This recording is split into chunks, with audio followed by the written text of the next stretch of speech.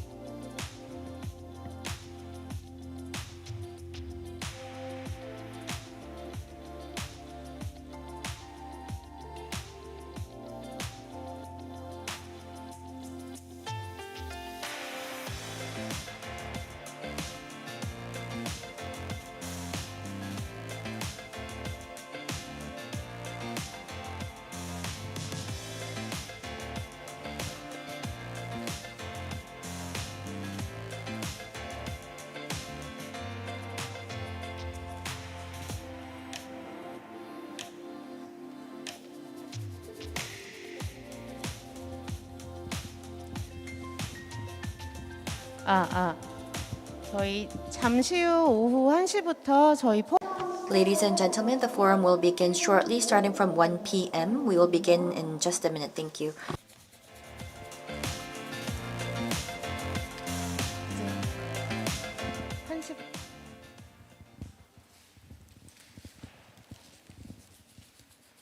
네, 안녕하세요.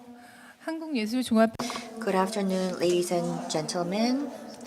I am Nam Hwa-yeon, Director of the Art Collider Lab of the Center for Art Convergence at K Arts. I would like to welcome you all.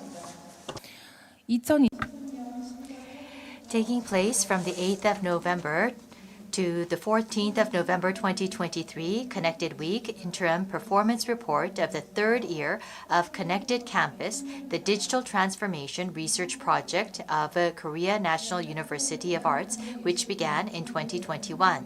Thank you for joining us as we look ahead and prepare for the future of arts education, as we have been leading the way in Korea for the past 30 years. Under the theme More Than Human World, Connected Week 2023 features a diverse program of opening forums, screenings, artist talks, workshops, and more. For information on the festival's program, please visit the Art Collider Lab website. And we are particularly grateful for the support and hospitality of Seoul Oil Tank Cultural Park for pushing the boundaries of on-campus events and opening up opportunities for sharing. In this three-section forum, we hope to bring together a number of distinguished speakers to explore the possibilities of connections and antagonisms, cohabitation and coexistence, and artistic creation with various ecological, social, and technological beings beyond humans. One of the main agendas that Art Collider Lab is focusing on is education and research. In addition to developing teaching methods and conducting art education programs that incorporate various technological media, we aim to maintain a reflective attitude on how art should accept and respond to the technology and environment of the times. Since the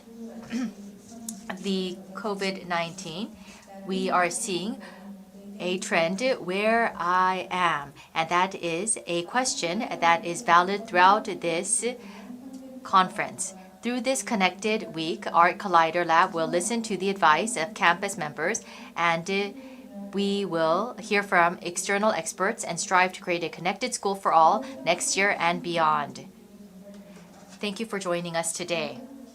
Next, we will be hearing from Ho Seok-kim. 박수. Please welcome him with a big round of applause. He's the director of Seoul Oil Tank Culture Park.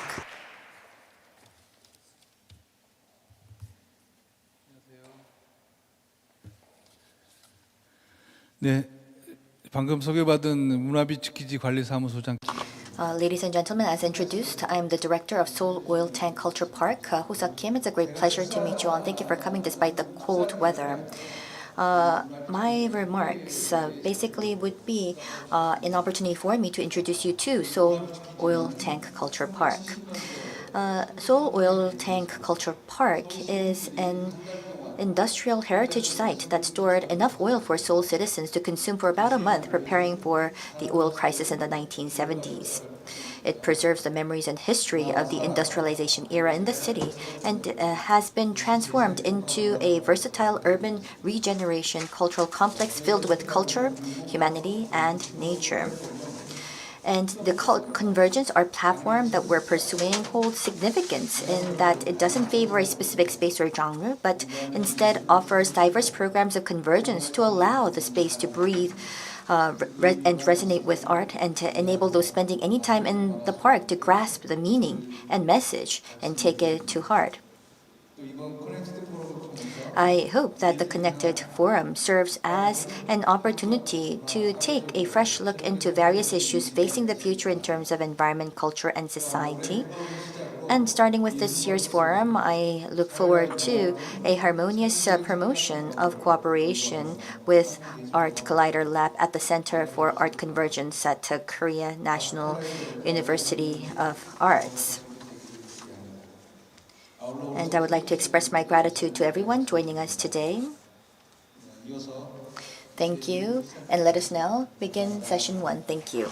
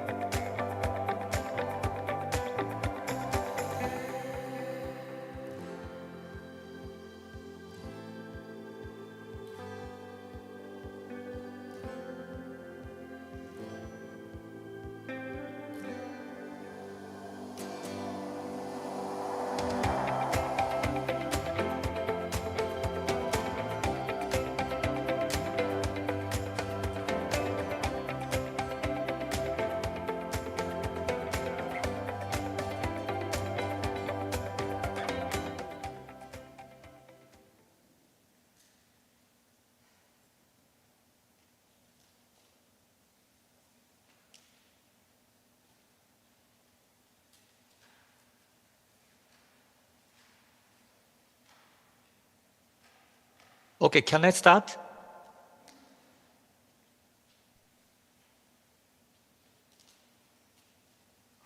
네, 바로 시작하시면 됩니다.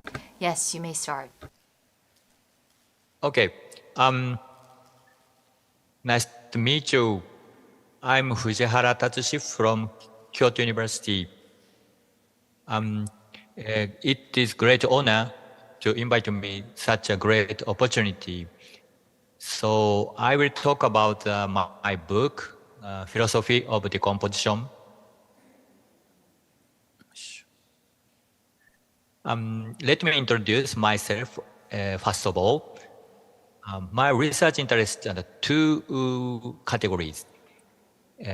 First, my research question is, what is modern history of food and agriculture?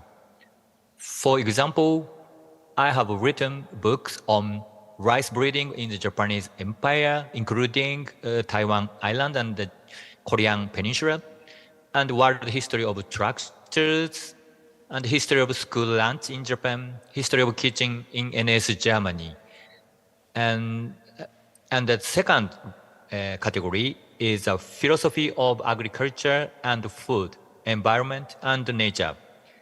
For example, philosophy of plants and what is food, such kind of theme interested to me, and I would like to integrate social science and the humanities and so natural sciences to understand what is food, what is agriculture, and what is environment on the earth. This is my edited book on Handbook of Environmental History in Japan. This book is included a lot of research themes such as pollution in Japanese history. For example, Minamata disease and Itai disease were very famous pollution disease. Such kind of experience in Japanese history helped us to understand what is environment on the earth. So I would like to connect the knowledge of history to the today's environmental problems. Okay, I will talk about philosophy of decomposition. As you know, this book is translated into Korean language. This yellow one is a Korean book. So this book is read by a lot of artists. For example, in Korea, the Eugene Jung read my book and visited my office, and Sakamoto Ryuichi and Goto Masafumi, such a musician, also read my books to understand what is music, what is composition. Because my book is my book's title is Decomposition. So, especially the Sakamoto Ryuichi-san, think about what is music from the viewpoint of the destroy and the deconstruction of music. So, thanks to publishing my book, so many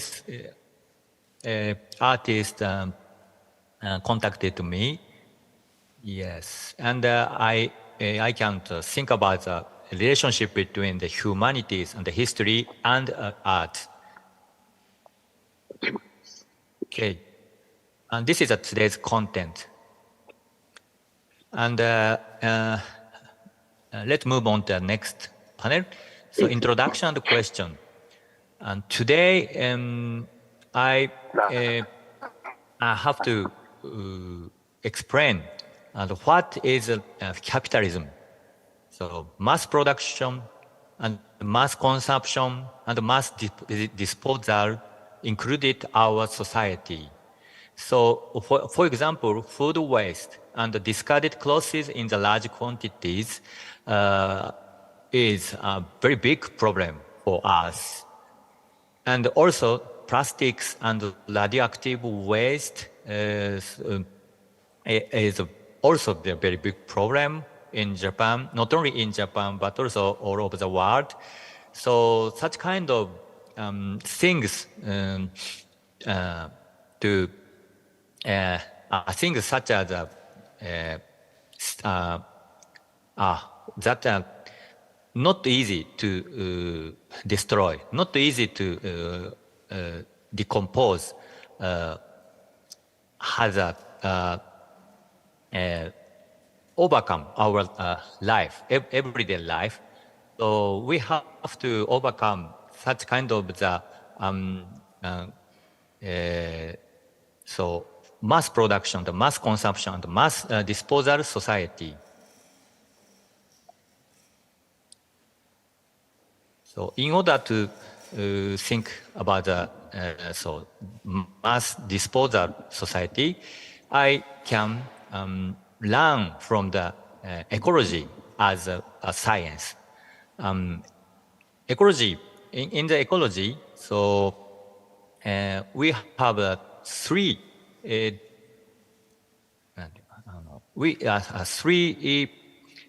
ideas, three categories of livings. First is a producer. A producer is a plant. Plants can photosynthesis and to make the starch for everyday livings. And the second is consumer. Consumer can eat producers. And the consumer also, the consumer which eat producers. And the third, it is the most important for us, decomposer. Decomposers eat producer and consumer, especially the death of producers and consumer. And then, so a lot of decomposers destroyed the death,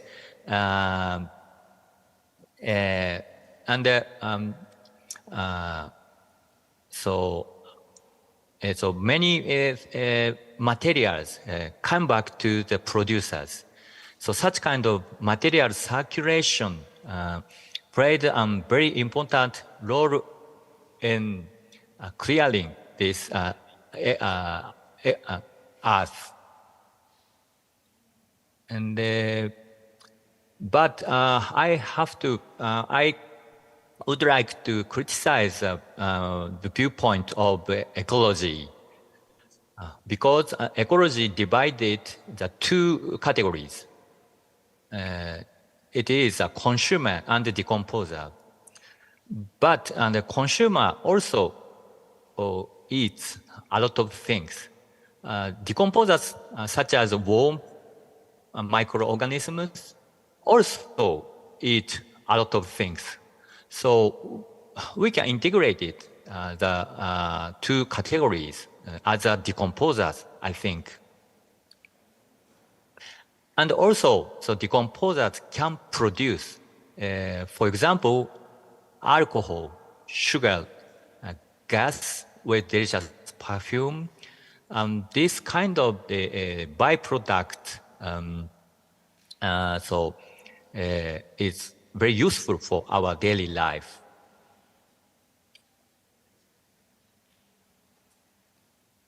And I would like to talk about decomposers in human society. Like ecological system, in the society, we have three categories: producers, consumers, and decomposers. For example, the rag pickers in Edo period, pre-modern period, so like these pictures, so they picked a lot of waste, paper waste, and bring them to the Sumida River, and out of the maker, a paper maker, can reproduce the toilet paper for people in Edo period. Such kind of the material circulation was very important also in pre-modern history. But we can easily forget this kind of the importance of the decomposers.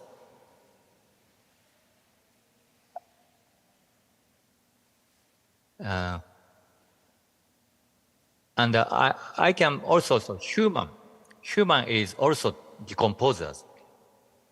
Because each day the humans drop to 50 million pieces of skin on the floor.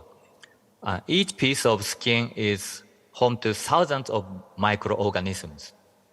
And in the human gut, as many as 50 trillion microorganisms live. And there is always soil in the human gut, I think. And the environment pervaded the human beings. The human beings penetrated by nature. So not only surrounded by the environment, but the human being so penetrated by nature is very important idea, I think. Decomposition is very important to think about after the Second World War in Japan.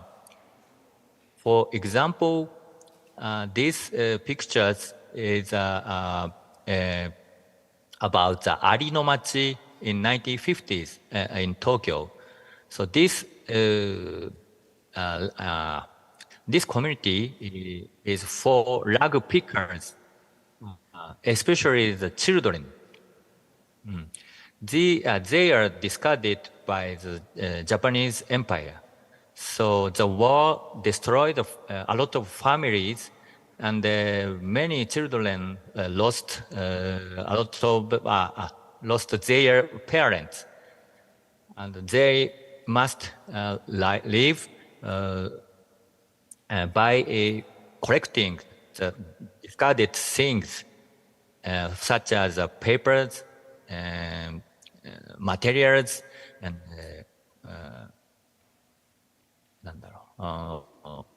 wood and something like that. And so many artists and many monks came to this community and to recover the human society, to teach the for example, the language and the mathematics and such kind of things. So this is to make a community is also important for think about the philosophy of decomposition. And I have to think about the relationship between the artist and the philosophy of decomposition.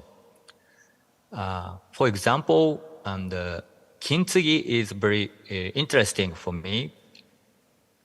Kintsugi is artisans. So, ちょっと待ってね。sorry. And in the pre-modern in Japan, so a lot of porcelain are destroyed on the sea. So this kind of pieces came to the ports in the Japanese archipelagos. But the Japanese people recover and to connect the pieces to the four to the terrace and the boards, and they can connect it and the pieces, and this is the joint line is and they call the joint lines as a landscape. I think it is very important because this is, it seems like not a landscape, but these lines is not negative, but positive for artisans. So I think the importance of lag and destroying what is so very, very beautiful for the artisans and the consumers in those days. And I can also think about the Dadaist movement in 1920s in Germany. And the Kurt Schwitters collected a lot of garbages around the city in Berlin. And Kurt Schwitters and make such kind of the installation to approach these pieces have a rebirth of the beauties. So I think this kind of the artist sense is very interesting for me because the Kurt Schwitters try to make the pieces to the like masterpieces. And also Picasso tried to saddle the handle of bicycles on the garbage. And the Picasso make the Tutu du Toro. This work was very, very interesting, very easy but very deep describing of the philosophy of decomposition, I think. And also in these days, the Maki Okojima and the Japanese painters' work is very, very interesting for me. She also read my book, Philosophy of Decomposition. I think her works describe a lot of livings. For example, the human, plants, and the animals. All of them are connected through the pipe. For example, blood vessels and the roots and branches. So a lot of things is the same. They're very similar. So this word describes a kind of the philosophy of decomposition. In summary, so we can connect the natural sciences such as ecology to art. For example, the Maki Okojima tried to as a word of the ecology to connect the painting like that. And also, this festival called "Give Me Vegetables" try to make the philosophy of decomposition, because we are humans also are decomposers like worms. This "Give Me Vegetable" festival entrance fee is vegetable. Once collected, the vegetables are gathered and dedicated to the gods, and they cooked the vegetables and provided the foods to give the food to everyone free of charge. This kind of the circulation and not including money is very interesting for me because as I said, we human beings also decompose us, and we always eat, and we always connected society, and we always connected natures and the earth. So such kind of the food festival also describes my philosophy. Yeah, that's all. So thank you very much.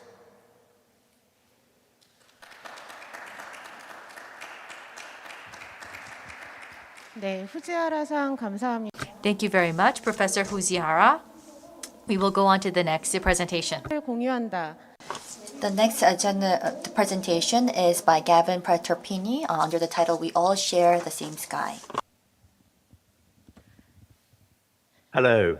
Yes, my name is Gavin Praterpini, and I am member number 1 of the Cloud Appreciation Society. The Cloud Appreciation Society is based in the UK, and it's something that I started many years back.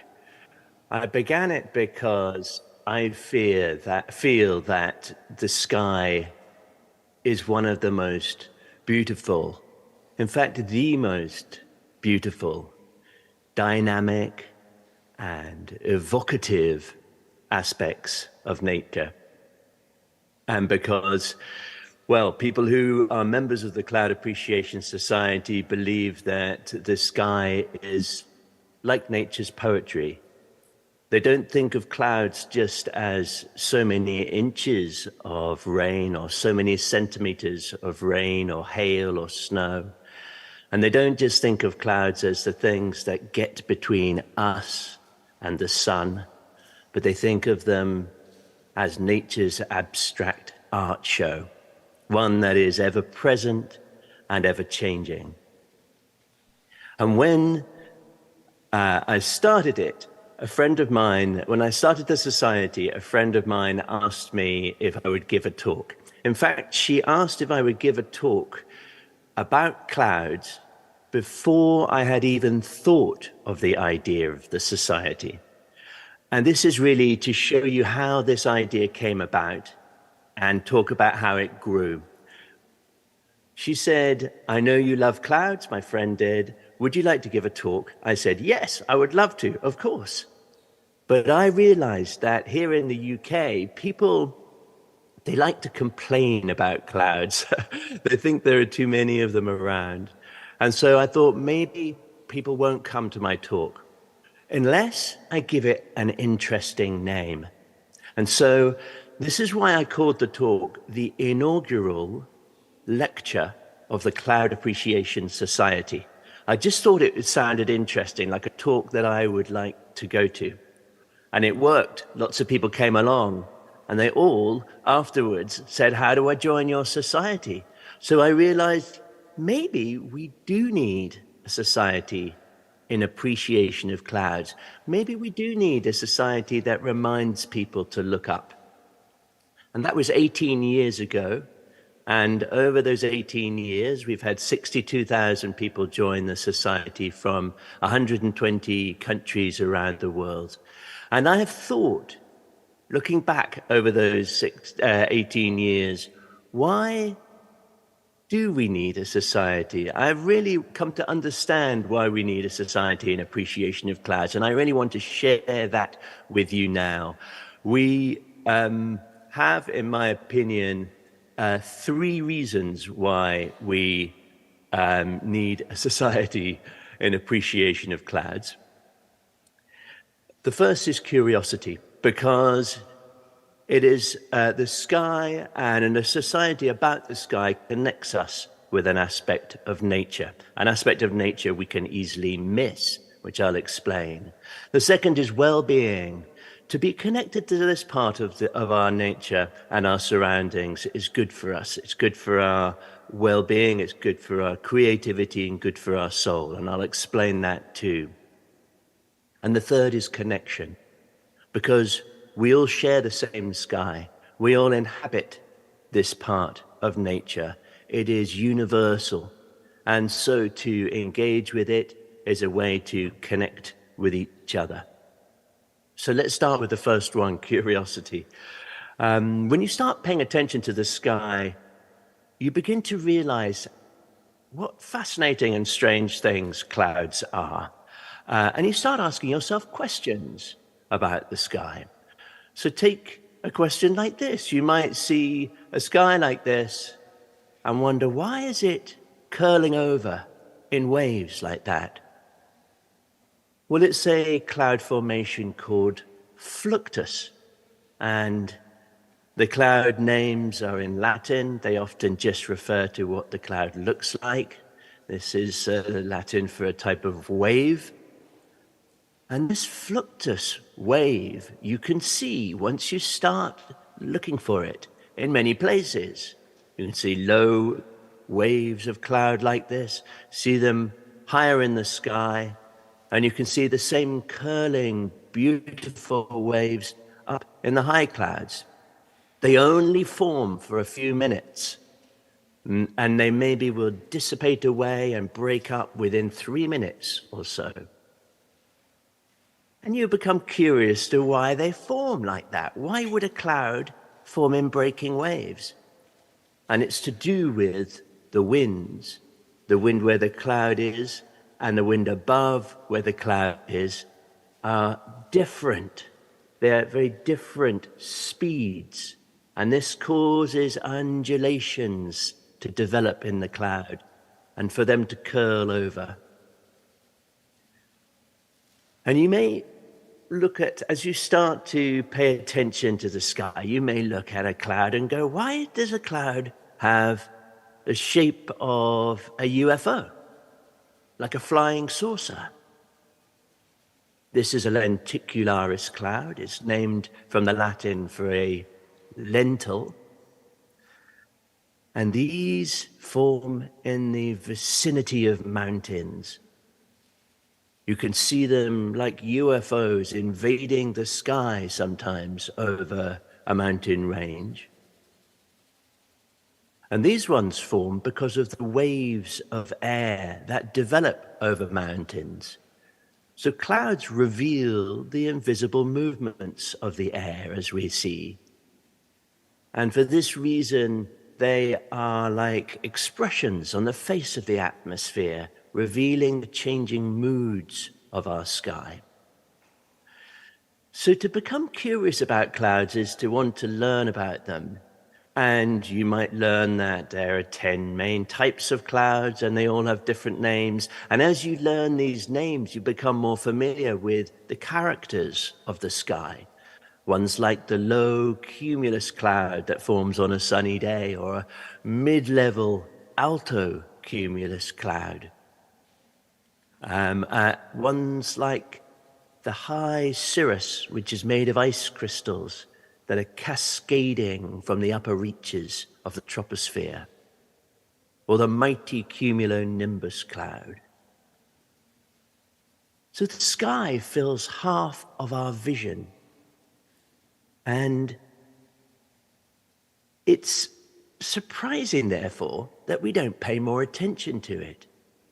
I guess because when something is always there, when something is always in your vision, and it's constantly changing, and yet constantly the same, it's easy to become blind to it because, well, the clouds are hiding in plain sight. So for us to talk about the sky, to engage people with the sky, is to reconnect them to an aspect of their surroundings. And like I say, we become aware of what strange things clouds are, the way they can appear and disappear just as if at will, the way that clouds seem to have no surface, because of course you can put your hand through a cloud and yet they feel so solid. Leonardo da Vinci called clouds bodies without surface. And that contradiction is part of the idea of a cloud. And I think this is why the metaphor of a cloud for the internet, the cloud, the digital cloud on the internet, why that is an enduring metaphor. Because just like clouds, the internet has no beginning and no edge.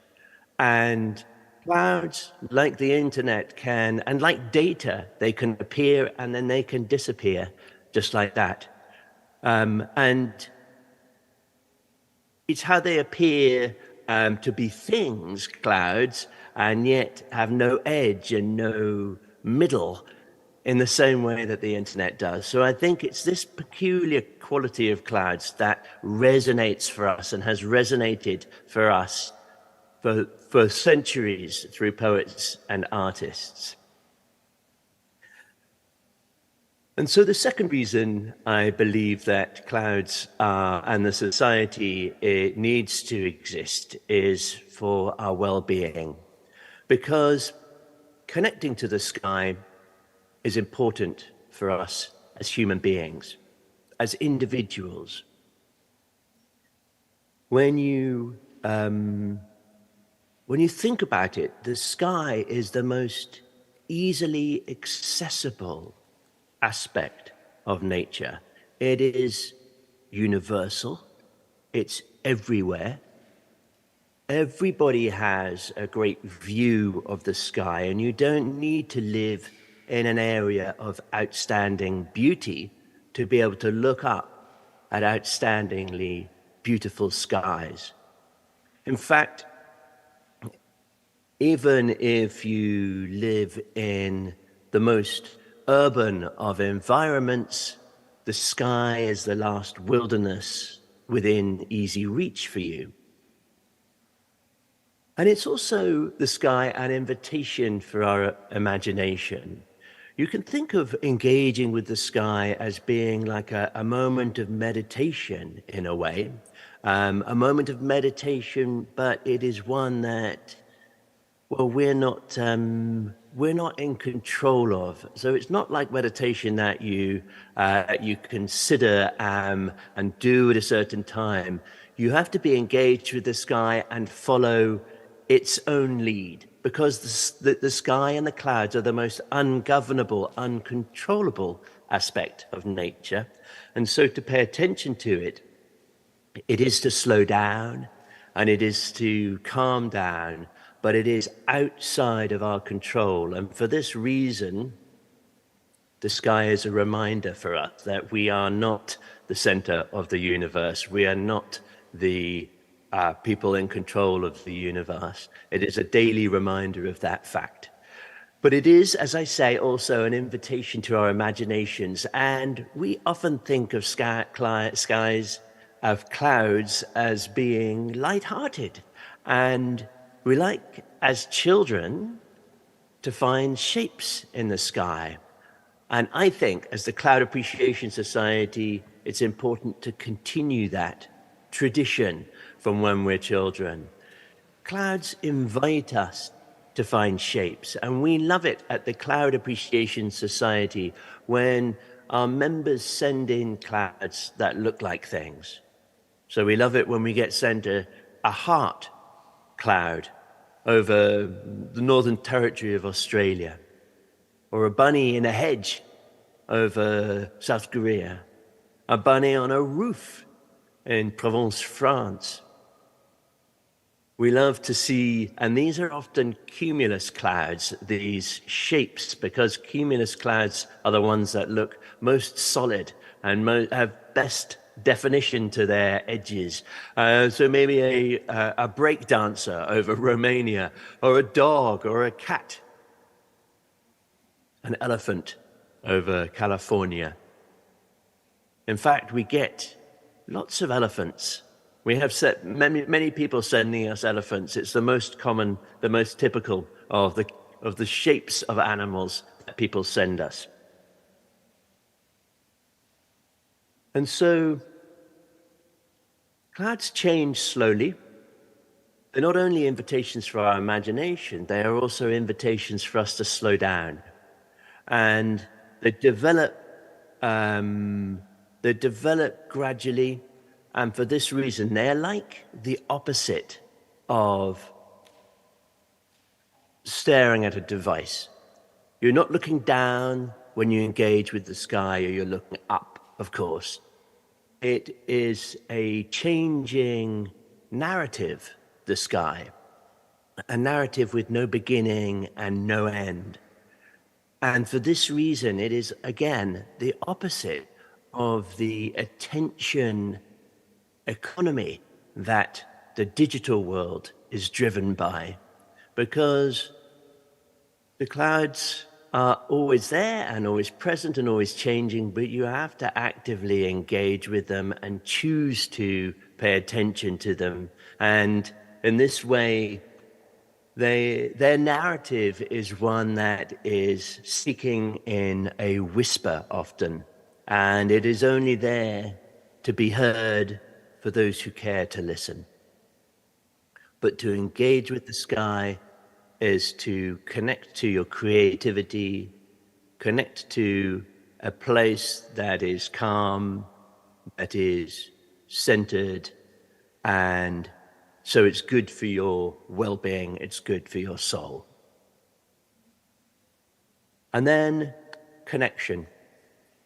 Connection is the third reason why I realized the Cloud Appreciation Society needs to exist. In a world that is increasingly divisive and divided by the digital realm, by digital discourses, the sky is one thing we can all agree on. Nobody has a big argument about whether a sunrise is beautiful. It's not a divisive subject. And we can all understand and appreciate the beauty of the sunlight shining through a cloud and here producing beautiful colors as the light is bent around the droplets of the cloud. And we can all appreciate that it's a beauty that is fleeting and passing, and a beauty that will not remain if we don't pay attention to it. Clouds and the sky are the most universal part of nature. The sky is something that we all share. We all live within the sky, not beneath the sky. And of course, clouds, they transcend political divides, and they pay no attention to geopolitical boundaries. The sky is a part of nature that nobody owns, but we all have a connection to, and we all live beneath it and beneath the same sky. And just as satellites in the 1960s introduced a new perspective on our atmosphere, one that allowed us to entirely develop our abilities to forecast the weather in a step change. So I think now the internet and smartphones are giving us a new perspective on the sky that is to do with everyone's view looking up, and this connected view. And that really is one thing I want to talk about next, because it's that collective view on the sky that is democratic across lots of people that helped the Cloud Appreciation Society argue for a new type of cloud, a new classification of cloud. A few years ago, we received a photograph of a sky over Cedar Rapids in Iowa in the US. People send us their photographs of the sky, and we always put them up on the photo gallery of the website. And we say what cloud it is, and we give it its name. But this one struck us as strange. And then someone else sent us a photograph of the sky at the same time. It seemed to us like this was like a wavy cloud, and there is a name for a cloud with lots of waves called undulatus. But this seemed different. And we weren't quite sure what name to give this cloud. And then once we noticed it, we started seeing more and more of them coming in. They looked like you were underneath the ocean, looking up at the surface of the ocean on a really rough, stormy day. like the waves were turbulent and chaotic. And each time we saw one come in from other places like Australia here, each time we saw one of these come in, we would go, there's another of these clouds that doesn't have a name. We felt it needed a name. We thought it should have a name. And so we argued that this cloud deserves a name because we had so many good images of it from around the world that were sent in by our members. Well, we proposed that the cloud should be called, in the end, the name of the cloud became Asperitas. Asperitas means roughness in Latin, and it's what the Romans used to talk about a rough sea. We argued that this should be a new type of cloud using the information that our members had sent in, and we asked our members all around the world to send us their photographs if they could spot a cloud like this. And then we took them to the World Meteorological Organization, a UN organization who are the people who decide on the naming of clouds, the official classifications. And some years later, in 2017, they invited me to talk at the UN in Geneva, the WMO, World Meteorological Organization, when they announced that the Asperitas cloud was going to be the first new classification of cloud since 1951. This came from a collaborative view on the sky. It is an example of citizen science that has resulted from the fact we all have smartphones, that we're all connected, and therefore when you're at the center of a network of sky-aware people like the Cloud Appreciation Society, you can spot patterns that maybe were not so easy to spot in the past. This collaborative citizen science endeavor has changed the classification system for clouds, which is constantly developing.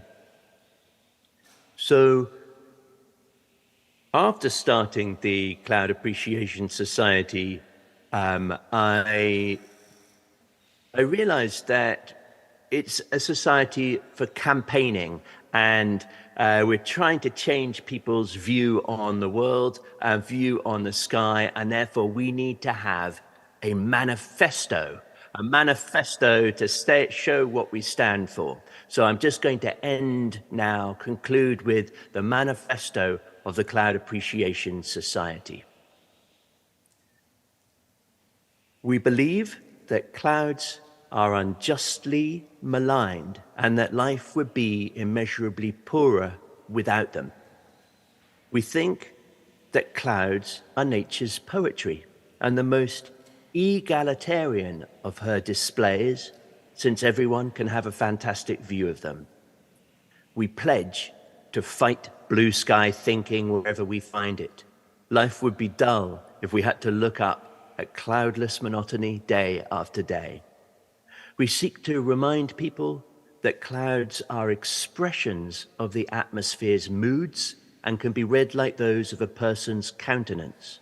We believe that clouds are for dreamers, and their contemplation benefits the soul. Indeed, all who consider the shapes they see in them will save money on psychoanalysis bills. And so we say to all who listen, look up, marvel at the ephemeral beauty, and always remember to live life with your head in the clouds. Thank you very much.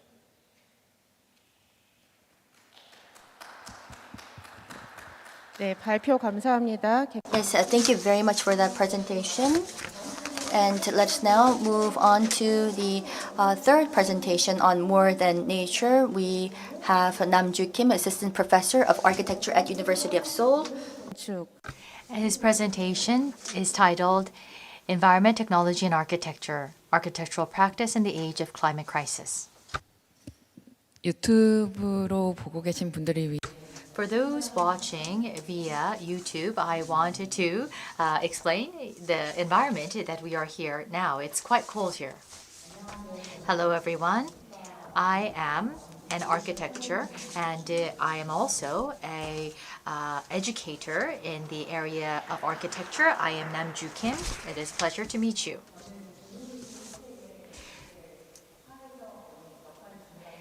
I believe in the social role of architecture in the times of climate change, and my work pushes the boundaries of architecture to shed new light on the relationship between environment, technology, and architecture under this theme of the environment, under this theme of expanding and going beyond the human. I wanted to give you an explanation on the relationship between architecture and the environment. And the first case that I want to introduce is the Holland Tunnel, the 2.5 kilometer long underwater tunnel for vehicles, opened in 1927 to connect Manhattan and Jersey City.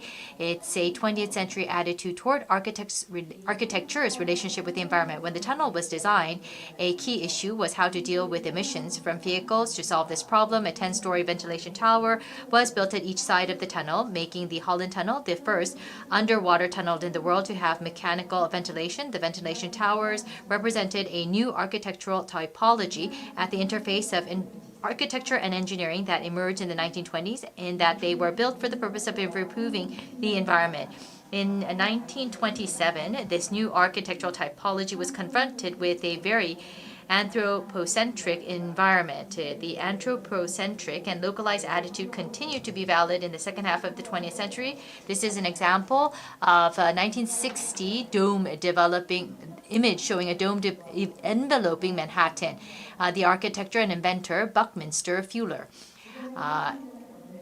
But if you think about it, the environmental problem these days, it's not just about a building, it's about a city, it goes beyond that into the entire world. But if we want to solve the current environmental problem, we will have to build something the size of Earth. In the era of climate crisis, we have attempted to look at the relationship between humans, the environment, and technology. And here are some examples. Ron Glacier, it's 11,500 years old, and it is one of the oldest glaciers in Switzerland. Scientists estimate that it will disappear within 100 years due to climate change.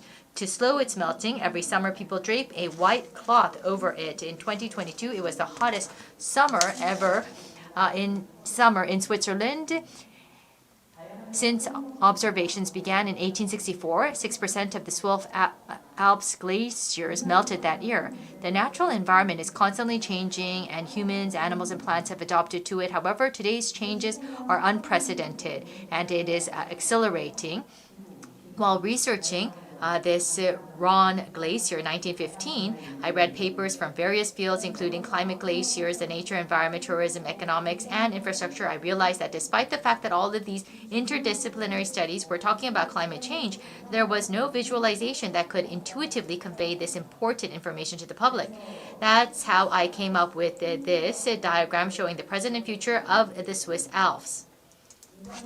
Not only humans are mapped, but also other non-human elements. The non-human elements include biodiversity representatives such as plants, topographical elements such as glaciers, and physical elements such as infrastructure. For example, scientists predicted that in the near future, climate change will cause alpine plants to gradually migrate to higher altitudes. For my master's thesis, I chose the Ron Glacier as a site to propose a hypothetical architectural device or intervention that responds to a more complex system rather than building for humans. This is a working diagram of an artificial moraine, part of the intervention. When a glacier melts and moves, it deposits the sediment it carried with it, called a moraine. These artificial moraines were initially designed to slow the retreat of glaciers. It's not very applicable in reality, but I wanted to show that these architectural interventions proposed need to think about the environment that it will be used. Next, this is about the Hotel Belvedere. In 2016, shortly after finishing my thesis, I came across an article about the Belvedere Hotel located at the foot of Rhone Glacier. It closed due to the decline of tourism. I thought it was an interesting example of a new relationship between nature and built environments.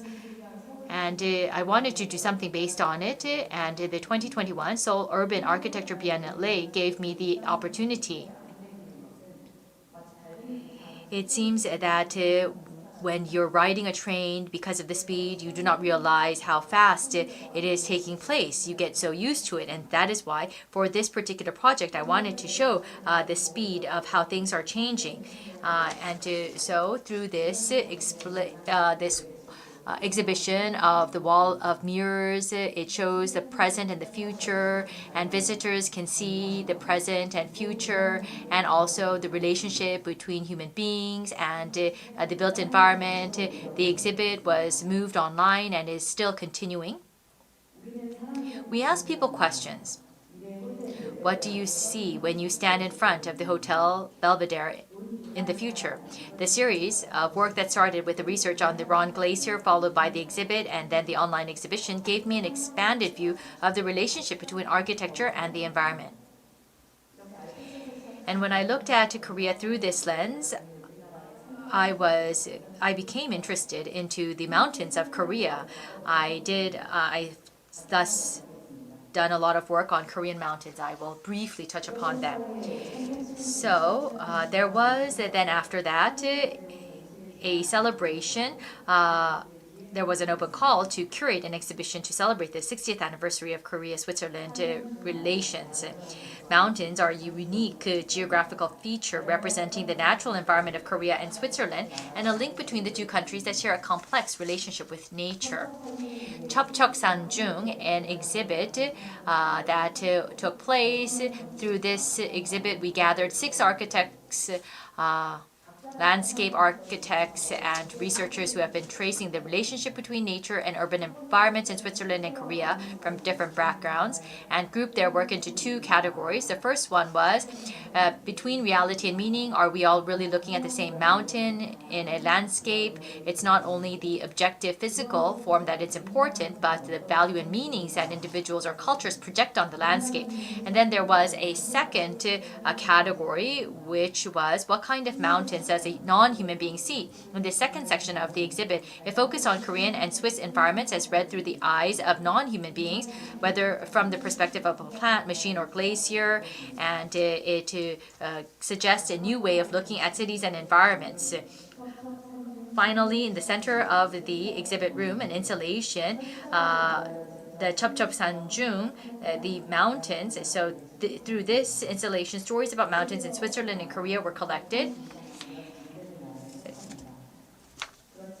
So through these drawings, we can see that for such mountains, there's a difference in how it was viewed traditionally of the two countries. So through the collected stories that were gathered, non-human beings from the collected stories were projected onto the new mountain landscape. Created by superimposing Swiss and Korean mountains, the exhibit was also designed to be reusable.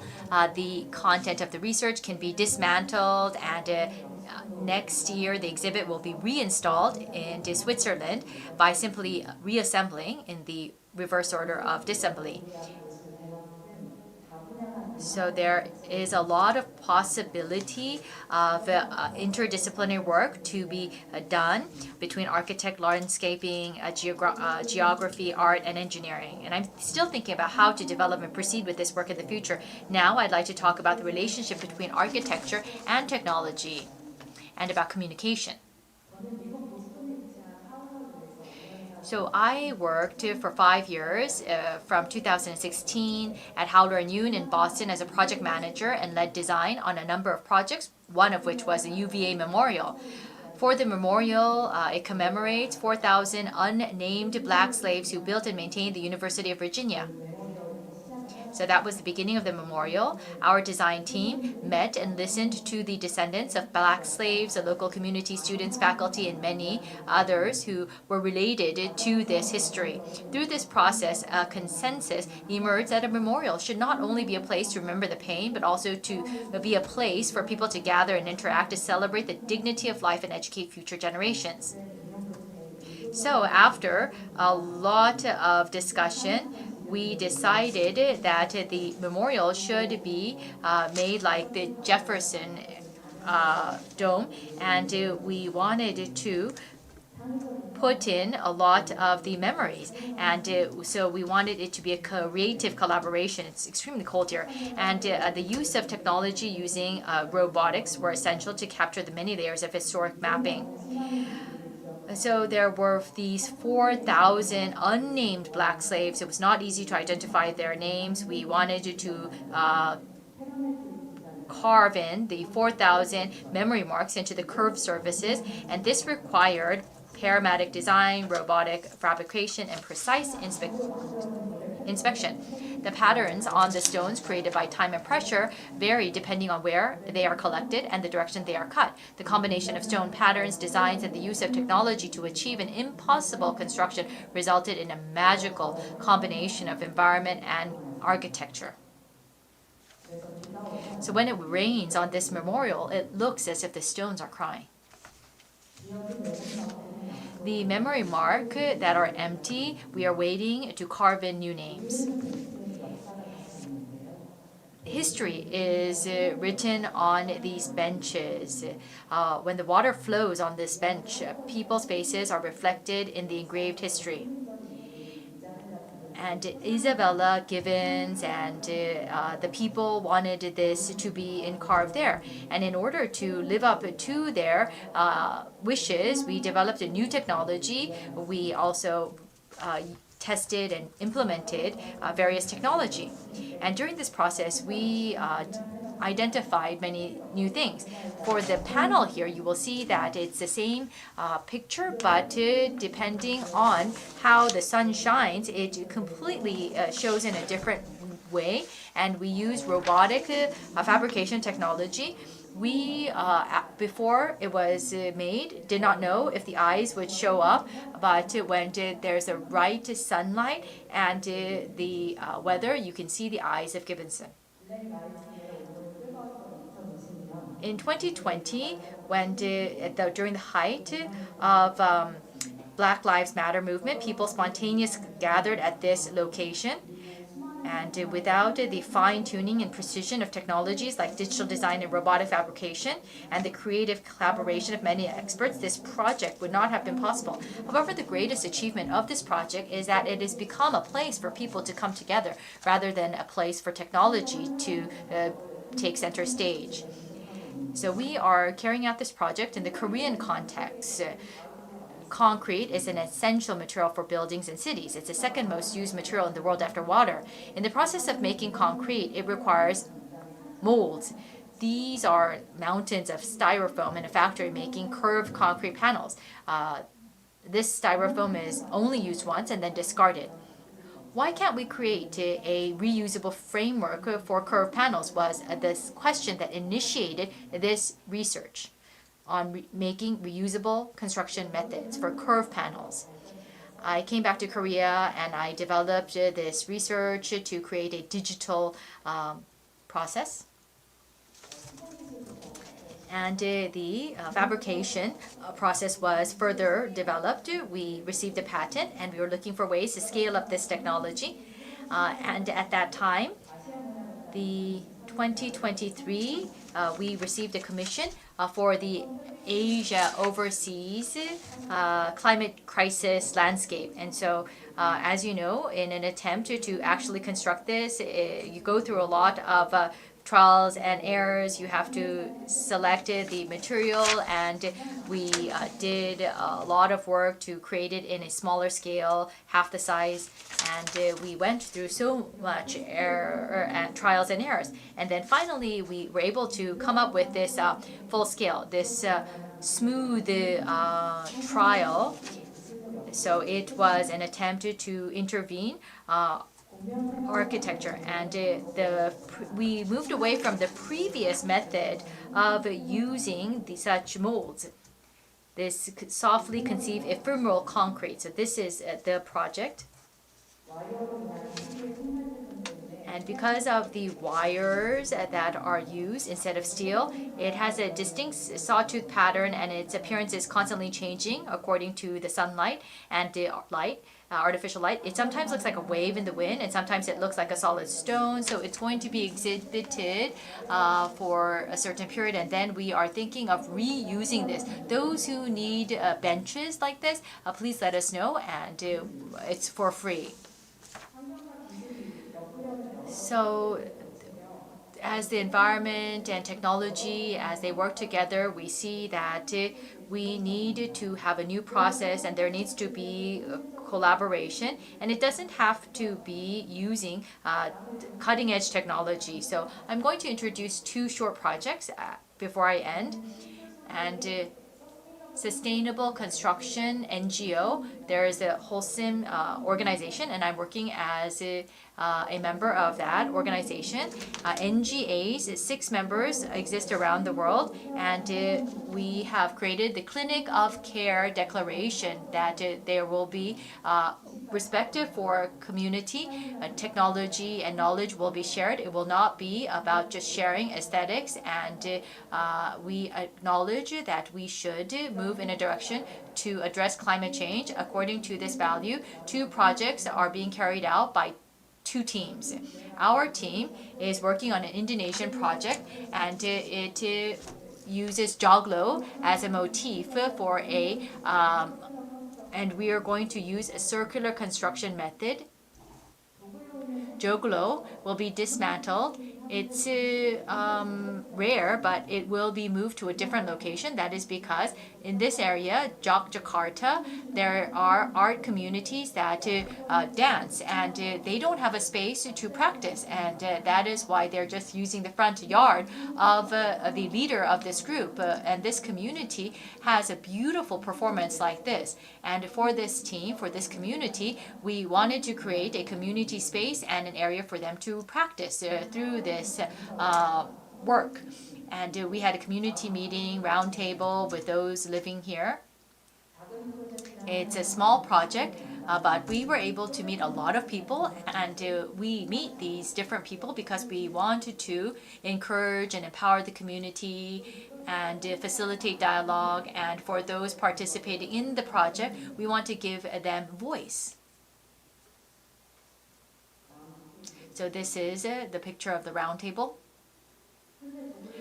At the moment, joglo has been dismantled, and last September, it was moved, and it is right now stored.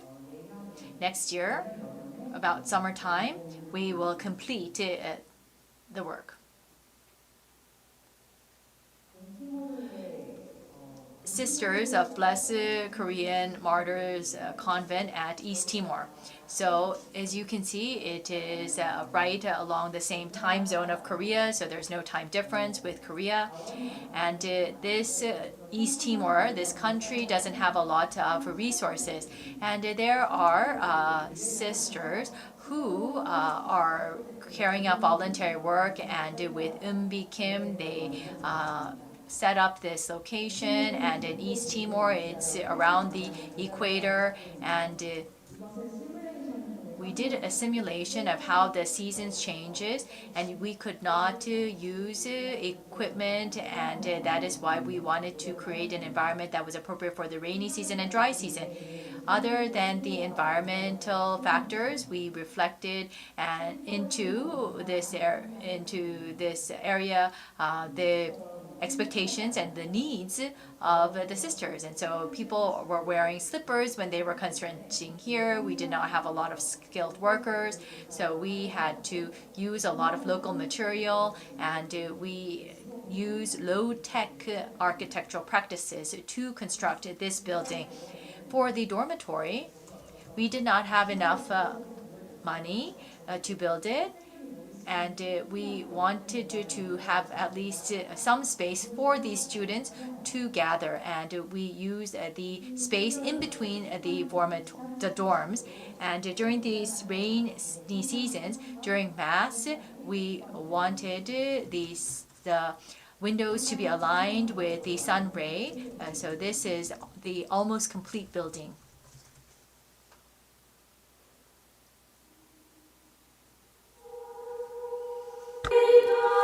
그 지금까지 프로젝트들을 보시면 Looking at the projects, instead of the architects just coming up with the architecture and designs on one's own, you will see that the community and many people participated. Just as the East Timor Sisters Convent, we need to reflect their ideas and their wishes so that it can be used after the construction.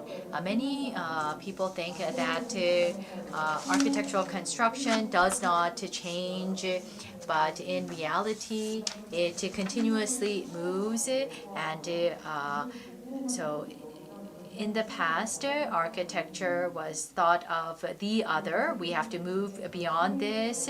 We have to think about the lifetime of the architecture, and it is very complicated, and this complex network that unfolds over the entire lifespan of this architecture in motion needs to be considered. In order to make this complex network visible, it seems that a deeper understanding and consideration of the wider environment is needed before creating physical spaces. I would like to conclude this lecture by conveying the architectural mindset that such considerations will ultimately enrich the human experience. Thank you.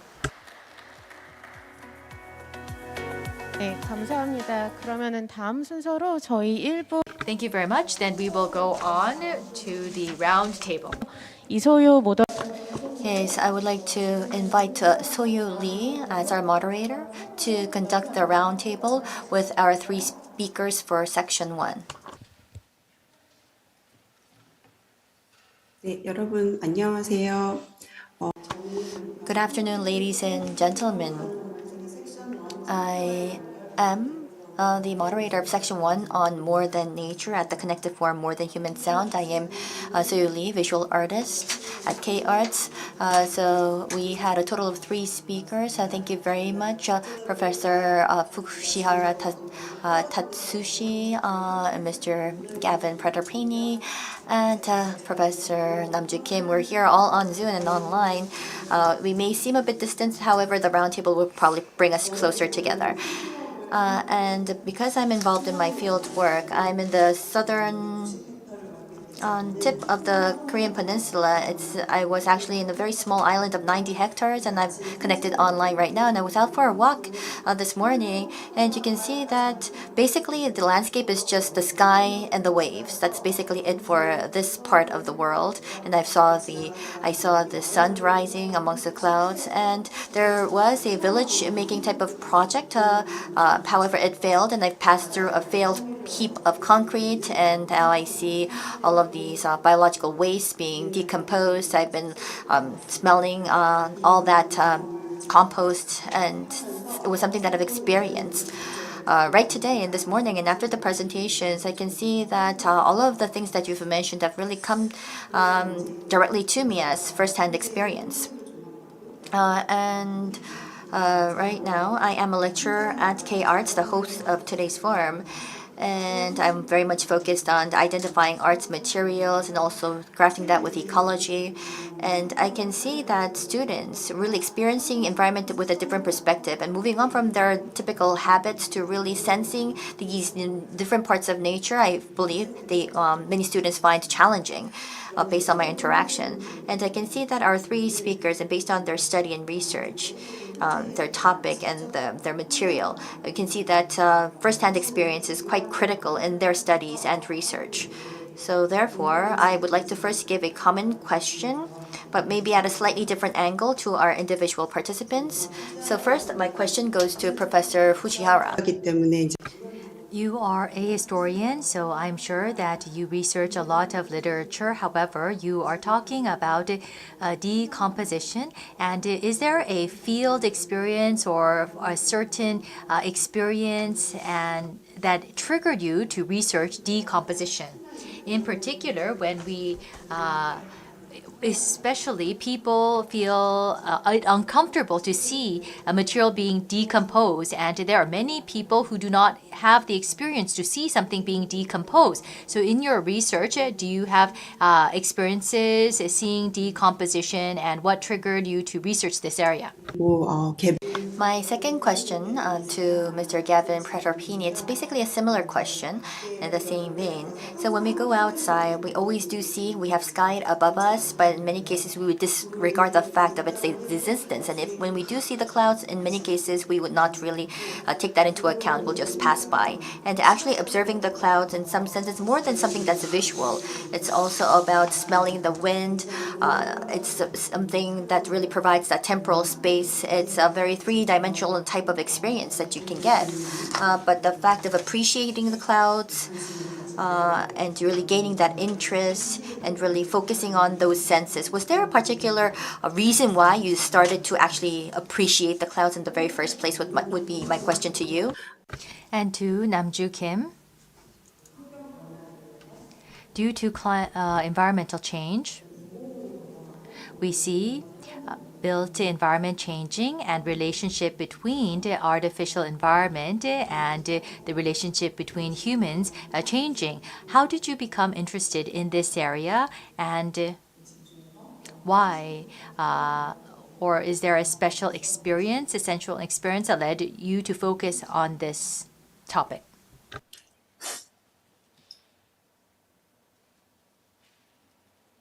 우선 후자라 선생님.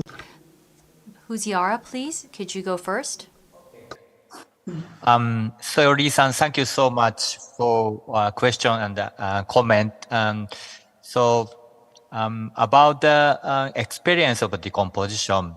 So in Japan, we have to pay attention to two experiences. So first is agriculture. So many citizens are interested in the agriculture around the cities. And they use not only chemical fertilizers, but also, as you know, the compost made in the city. They are also interested in such kind of world of decomposition from the viewpoint of the how to make fertilizers. So we can explain how the world of decomposition function from the viewpoint of to make the fertilizer. So both in countryside and in the city. And the second is as I said, the Kintsugi movement, especially after the earthquake in 2011 in the Tohoku district in Japan. Many people became to be interested in the kintsugi. Kintsugi is a method of joining broken plates and vessels using lacquer and applying gold to the joints. Many people they try to recover not only the plates and the vessels, but also their mind, or they can try to recover the trauma, internal trauma. So so now, as you said, so many people are not interested in the world of decomposition, but for example, from the two examples told me the possibility to understand the world of decomposition from the city people, city persons. Okay, thank you so much. And to answer your question to me, Soyo, I first remember a cloud when I was maybe 3 or 4 years old. I was being taken to school by my mother in London, and I remember looking out of the window and seeing a cloud in front of the sun, and it producing those rays of light that burst out sometimes from the sky behind a cloud. And I wondered what made the cloud stay up in the sky, what it was made of, and what it would be like to sit on it. And I think these questions have remained with me throughout my life. I became more interested as I grew older, that our relationship with this aspect of nature is not simple. We have a love-hate relationship almost with clouds because they don't behave in the way we want them to, but they are the embodiment of escape and the embodiment of the opposite of being stuck down here on the ground. And so we think of the sky with different modes, and any subject where people love it and hate it at the same time, I think is interesting. It occurred to me that it's fascinating that we talk about in English, when somebody is depressed or sad, we say they have a cloud hanging over them. Or when there is bad news in store, we say there's a cloud on the horizon. And yet if you ask anyone what they think about clouds, they go nostalgic and they go, well, I really like them. I think they're beautiful, because they connect to that time when they were young and they had time to look up and find shapes in the clouds and allow their imagination to drift. So that's really the reason why the interest in the sky developed for me.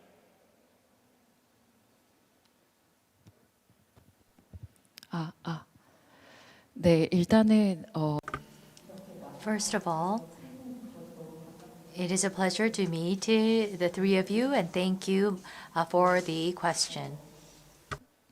건축은 교육 Architecture, when it is taught and the area itself, begins with imagination.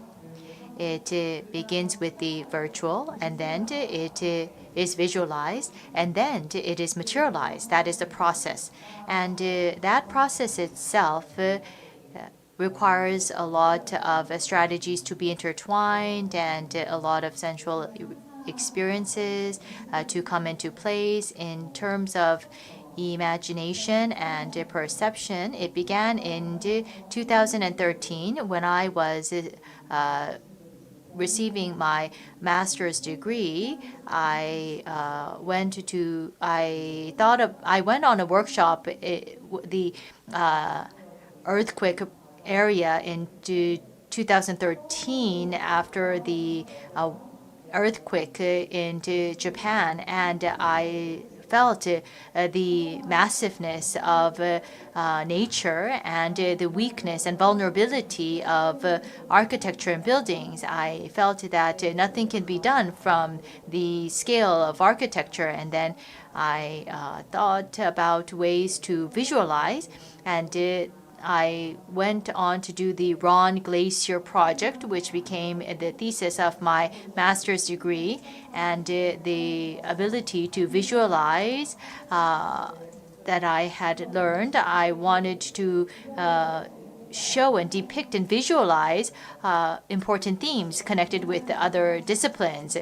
Convergence of interdisciplinary work in that area, I think visualization can be effective. And on the third process, it's materializing. And I thought about the sustainability of concrete during that phase, and during the actual work, applying new technology such as robotic fabrication, I felt how material can change. And through such processes, my existing norms and ideas of architecture expanded and changed. 네, 세 분 선생님 Yes, thank you very much, all three speakers, for your response. So the topic of this forum is more than human world, and I believe that in really order to understand and imagine that you need the senses, the physical properties that you harness, and actually go beyond that to understand what also exists beyond that and what the world is like beyond that human world. And I believe that a lot of creativity would be necessary in the process. And as I was listening to the three presentations, I can see that there are infinite possibilities. And I also believe that our participants were able to actually gain some insights on what can be possible. So once again, thank you all to all three speakers. Thank you very much.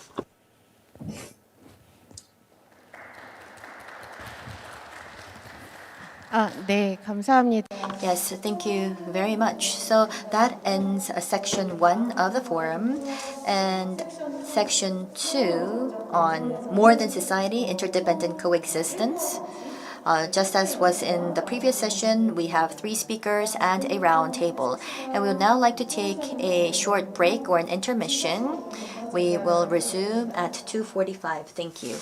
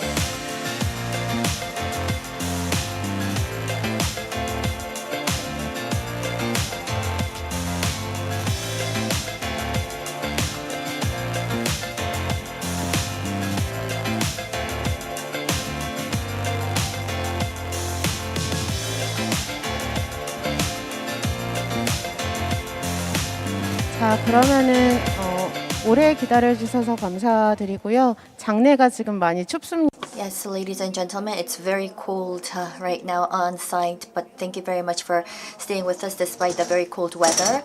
And let us now begin section 2. Section 2 is on more than society, and we would like to invite Yumi Choi to give us her presentation. Hello, everyone. 최유미입니다. Hello, everyone.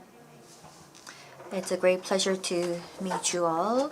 I would actually like to give you a presentation on that right relationship between the human and the non-human. And I would like to talk about how this can actually link to feminism and in this very failed Earth, in this planet. What can be possible. So that's what I would like to discuss with you based on Donna Haraway's feminism. So what are your thoughts on cyborgs?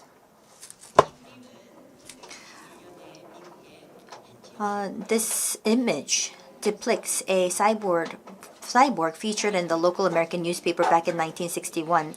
And a few weeks before this article, Yuri Gagarin of the Soviet Union successfully completed humanity's first manned spaceflight aboard Vostok 1, and meanwhile the US announced its plan to explore the moon. It was around this time that the term cyborg was coined.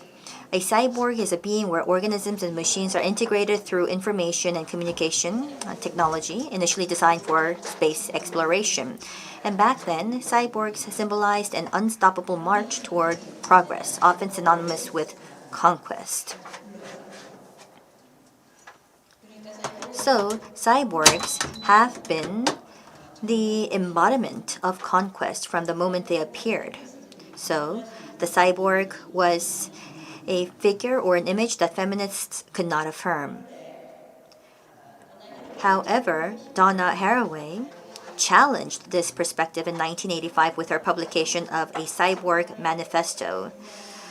This period coincided with heightened tensions in the arms development competition between the US and the Soviet Union, and it seemed like it was quite probable to actually see a nuclear war in that very time frame. However, nonetheless, Haraway finds hope in the concept of the cyborg. Why would that be the case? Well, it is because of the hybrid nature of the cyborg. You can, in this classic depiction on the left, can you see that hybridity? Well, it wasn't really emphasized back then. Instead, it was just accentuated masculinity. However, the cyborg was always a hybrid between the two. It wasn't the pure human. However, Haraway brings out the hybridity that was never highlighted in the cyborg. And the cyborg presented here is a hybrid of animal, machine, and women, and it was the time when baboon hearts were transplanted into humans, and the animal rights movement emerged, claiming that animals had the same rights as humans.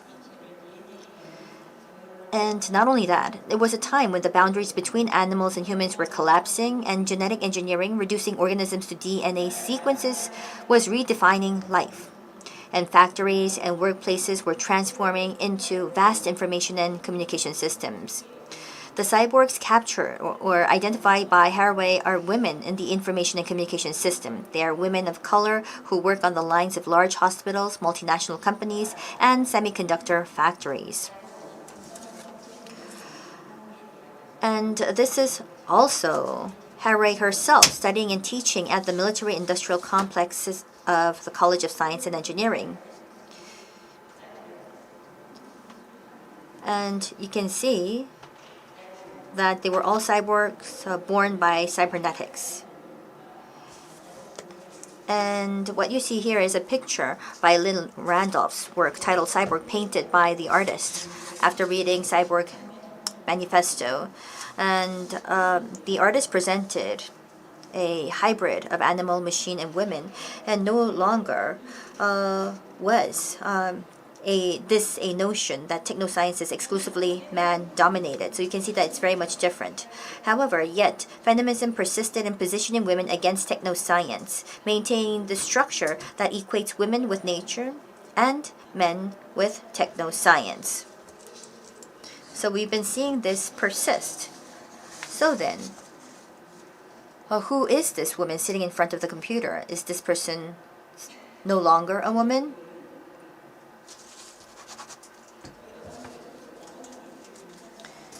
Are they the ones that are betraying Mother Earth?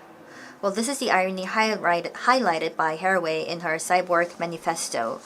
These women defy the classical identity of women.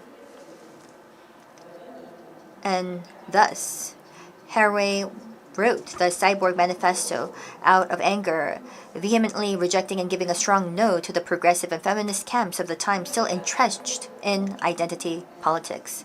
The potential of feminist cyborg fueled Haraway's hope in the hybridity of cyborgs.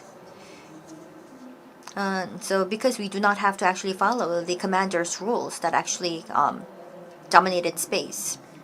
She envisioned a cyborg with political correctness and proficiency in technoscience as a force to prevent a so-called nuclear war. She found that that cyborg can actually prevent such a war from happening. However, in the new millennium, Haraway believes that the hybridity of cyborgs alone is insufficient for feminist and scientific research. And of course, we mentioned that the cyborg can become a feminist cyborg on the right because you can actually have that multiple perspective as a technical engineer, as an animal, as a machine, or as a woman, or as human. It's true that this cyborg can have many perspectives and a multifaceted perspective. But just because of that doesn't mean that we can guarantee political correctness.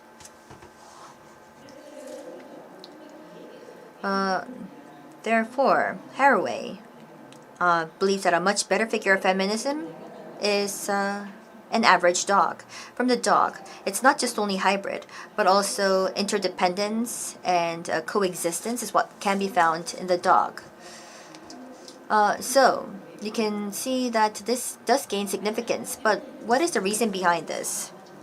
Why are interdependence and coexistence important to feminist research? Feminism fights against the power imbalance between women and men. However, just because there is an unequal power relationship does not mean that men created this world alone. We often tend to overestimate them. We do know that there are so many that have different sexuality, and without them, of course, this world would not be possible.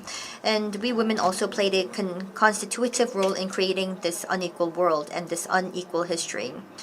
And I want to say that this was something that was made, but just to say that it was a single group called the man made the world would not be the right interpretation of what really happened. So I can say that because we have created such a world, we also have the power to change this world. So once again, interdependence and this co-historicity is actually the power behind feminism, and this feminism and this indicates that interdependence and this co-historicity is quite important. If we go back to Homo sapiens years, you can see that this type of opportunity has actually emphasized and expressed the importance of interdependence and coexistence or co-historicity.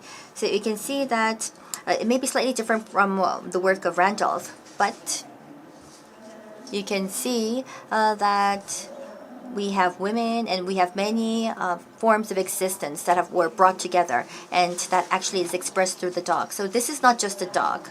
We can also talk of the dog as those that actually represent the alienated, the marginalized, those that are not mainstream. Therefore, rather than a political correct cyborg, the average dog may be more important, and that's why Harry decides to move from cyborg to the dog. And you see here cayenne pepper, and the photo captures Haraway engaging in agility with her dog, cayenne pepper. Cayenne is an Australian Shepherd, also known as Aussie, excelled as a sheep herding dog. It was a very small dog that made its way into the US during the gold rush. And in the 20th century, we saw the breeder club come together. And Cayenne was a herding dog, as mentioned, and inherited physical agility. But even without sheep herding any not gaining much ground anymore, you can see that they are active athletes in agility sports. And we also see the Great Pyrenees, or we also call them Pire, herding dogs specialized in protecting livestock from coyotes and wolves. And the reason why we call them a Pire is because they've worked in the Pire mountainous regions. But in the Second World War and afterwards, it was no longer such an industry, and they became so-called unemployed. And back then, there were rich women. They decided to rescue these dogs and started breeding. And what you see here on the right was the early breeders of this pedigree. And if you look at the picture in the middle,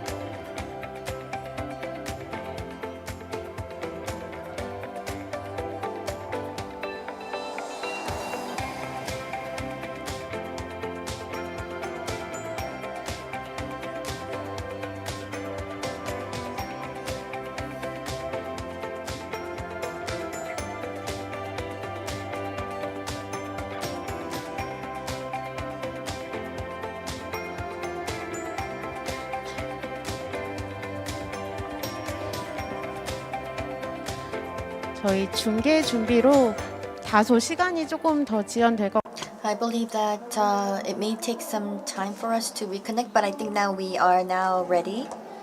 Let us now re-invite Yumi Choi. She was in her presentation, but there were some technical issues due to the harsh cold, and we had a power outage, a power cut, and I believe that this also has to do with the impact of climate change that has led to this extreme weather. So yes, this does gives us that warning that we're in a very difficult situation. But at any rate, let us resume with the presentation. 두 번째 섹션이 상호 의존. Yes, so this section is on our interdependence. It's about interdependent coexistence. It also means that we're very much dependent on electricity, on power, and that this actually has major impact and repercussions. So back to my presentation, you can see that we do have the Pyrenees, the Pyrrhe, a very young Pyrenees dog that's taught by its parent, and you can see that it sits amongst the sheep, and it even helps sheep give birth. But what's interesting is that the Pyrenees dog is a carnivorous dog that has the wolf as its ancestors, but you can see that there is this collaboration between the two, and this goes beyond merely challenging one's identity.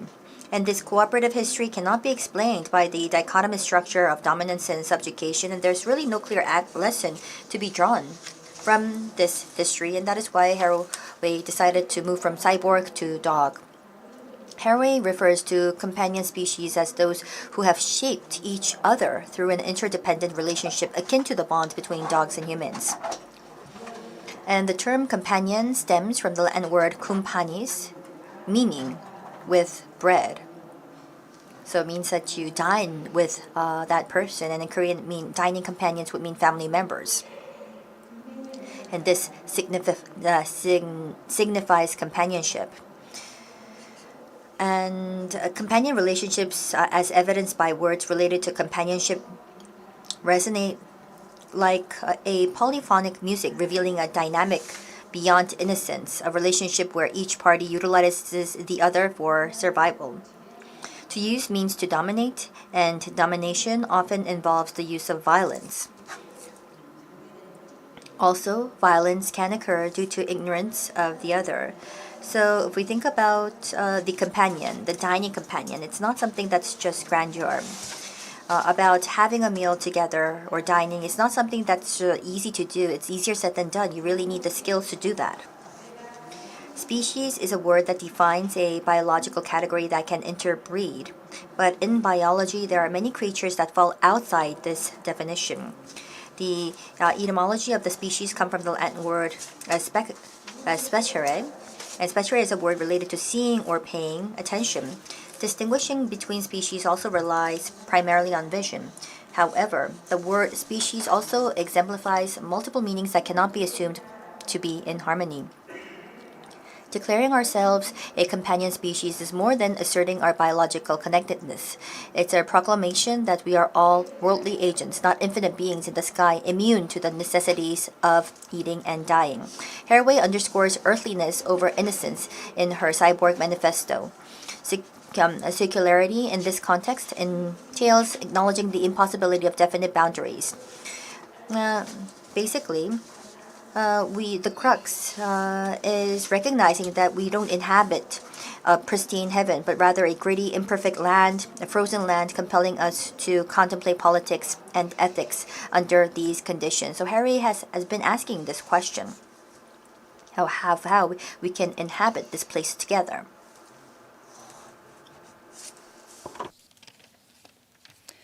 그런데 반려종 선언에 와서 However, with the declaration of companion species, the reason for secularity appeared to become clearer and more concrete. Terminology also shifts from earthliness to worldliness. Living on Earth as a mortal creature entails coexisting with many elements. The image on the right is a cartoon parodying Da Vinci's Vitruvian Man, a flawless shape with perfect proportions, a fantastical form that doesn't exist in reality but served as a standard or model.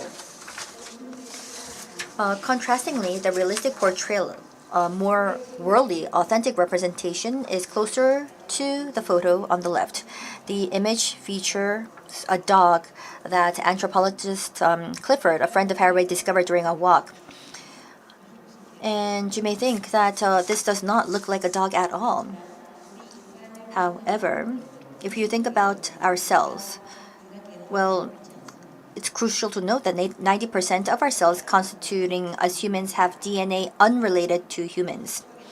You can see that Jim's dog, situated on a burnt Metiscoia tree trunk adorned with lichens, fallen leaves, and ferns, remarkably resembles a real dog in many aspects. This tree likely fell victim to urban development in California, eventually growing in a space preserved as a park due to environmentalist conservation efforts, and because it avoided the real estate frenzy due to its weak ground conditions, it's come to its being. And as we've seen from the Pire dog, you can see that the pastimes, the cultural aspects have been brought together in coexistence. And this form endured only 6 months. Even the mortal body mirrors its transient nature.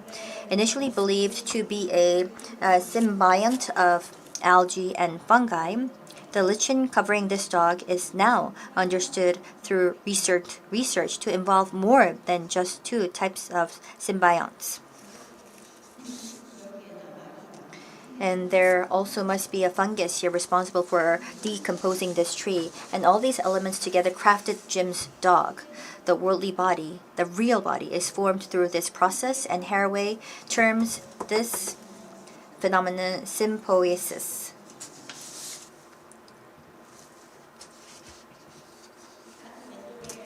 And this cartoon that you see here, the human handler in the realm of agility sports schools, the canine athlete, emphasizing the imperative of functioning as a team, and whether the dog will retain this admonition remains uncertain. What is evident, however, is the necessity for these two genuinely to genuinely collaborate as a team to attain success in agility. What exactly does it mean to be a team? Can the human partner truly foster a sense of teamwork by reprimanding the dog and luring him with treats? Agility being a game demanding exceptional dexterity and concentration mandates effective teamwork. The human partner aspires to triumph while the dog anticipates a reward or an armful of treats. Regardless of the human partner's fervent desire to win, success becomes elusive if the dog lacks the motivation to run. Similarly, even if the dog is eager to run, success hinges on the guidance provided by its human partner. And crafting a future, a history together means coming together as one team. And you can see that the dog had a different history, unlike humans. There are many elements coming together, inheriting a particular history, and they're all very much different. And having them living together is something that is necessary, that is critical, and creating the perfect, peaceful world, of course, would not be possible. It's impossible. Men and women, I think, is in the same vein. Actually, men and women and major sexuality, I've just identified these 2 sexualities, but I do ask for your forgiveness because there are so many sexualities out there. We must never disregard that fact. We have those different people coming together with different bodies, but we have to live in coexistence. But this is something that's very difficult to do. However, we do need that joint future for all.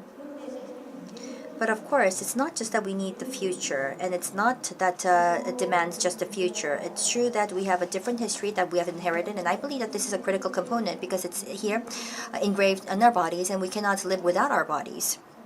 Therefore, we have a different history, but a joint future, and we need to bring this together, and we need to bring and introduce a fact of life that would enable all of this.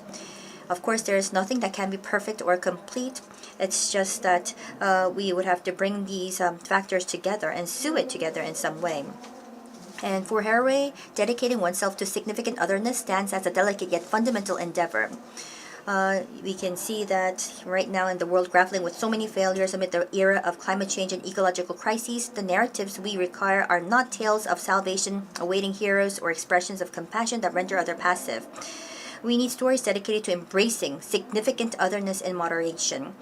It's something may not be as grandeur, but for those, the otherness, and for those with different sexualities to really come together in a co-constructive and also looking into a common future is something that is most necessary. Once again, it's not about expressions of compassion rendering the others passive. It's about stories on embracing significant otherness, and given the unavoidable need to piece these narratives together, they become tales that demand continuous repair and reconstruction each time. And I believe that this is symbiosis, as mentioned by Haraway. For those that have to live in this broken world, if there is any hope, it's about having many people coming together, understanding, crafting narratives regarding significant otherness. And that is all for my presentation. Thank you very much for your attention. 감사합니다. Thank you very much. Thank you very much for that, Ms. Jimmy Choi. And let us now move on to Professor Neil White on the Towards a Symbiotic Future.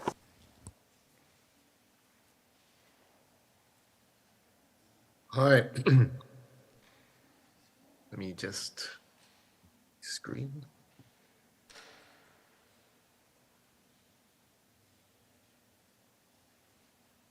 Let's be.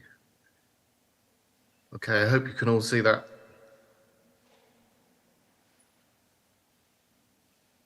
Hi, I'm assuming everybody can see and hear my presentation.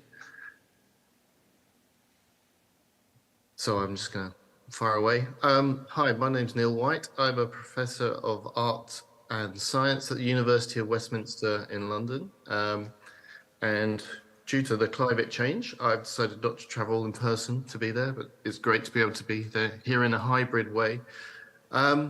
Today, I'm going to introduce first, because I was asked to just talk a little bit about the context in which I work, because I run a research center with a number of colleagues, around 46, but I'm actually also part of an organization called Ecological Futurisms. Now, apologies about all the text, but this is just to help give you an idea of our brief. So we're a group of mainly, we're led by faculty staff, but also PhD students and others. And we have a focus on thinking through environment from a decentered perspective. So working in London, we're looking at how ecology and environment is perceived in relationship to different views and different forms of knowledge. And we have a number of different emphases across the Caribbean, North America, Europe, and Southeast Asia at the moment, although we're also working with colleagues in India. So it's an international endeavor, and what we're trying to do is to look at what global climate change means in terms of how it's linked to historical inequality. But we're also looking at the question of science and technology, so we're sharing and bringing those things together. Just to give you a quick idea of the kind of work that's going on, my colleague, Professor May Ingranij, she's a professor of cinematic arts. She leads projects looking across Southeast Asia, mainly based in Thailand, Malaysia, and across that region, looking at the concept of animism in particular that's the legacy of her work. You may be familiar with it. So, and I know she's been in Korea the last week in Seoul with you guys. Other colleagues include former PhD student who's now a member of staff called George Clark, who is working with an Indonesian group called Mother Bank with Jatiwangi Art Factory.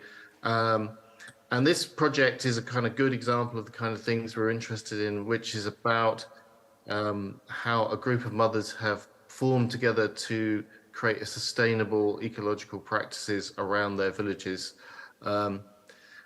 And it's a kind of international cooperation across different countries. So it's a really good example of the kind of things we're doing. But we also have people working in the Caribbean. So my colleague, Professor Rashini Kempadu, is working around this concept of global extraction and matters of extraction, and taking this from different perspectives with different practitioners in the UK. And lastly, so this is the area I work in, which is called, we've called the deep field. And I've been working over the last few years with a couple of PhD students, Joel Toms and Diane Bauer.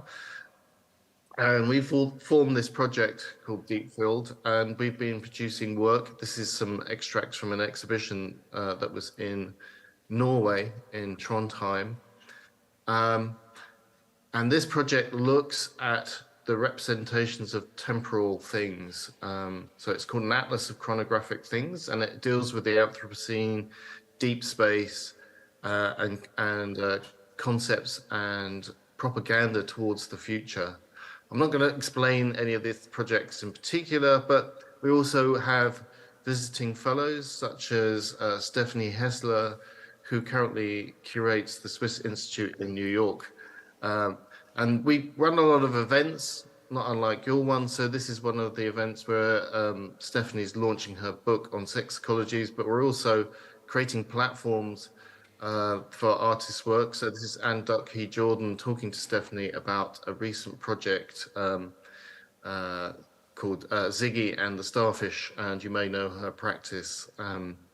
So we've kind of got a range of events and people working on projects. This is Joel Tom's radio station that's submerged in the Pacific Ocean off Canada.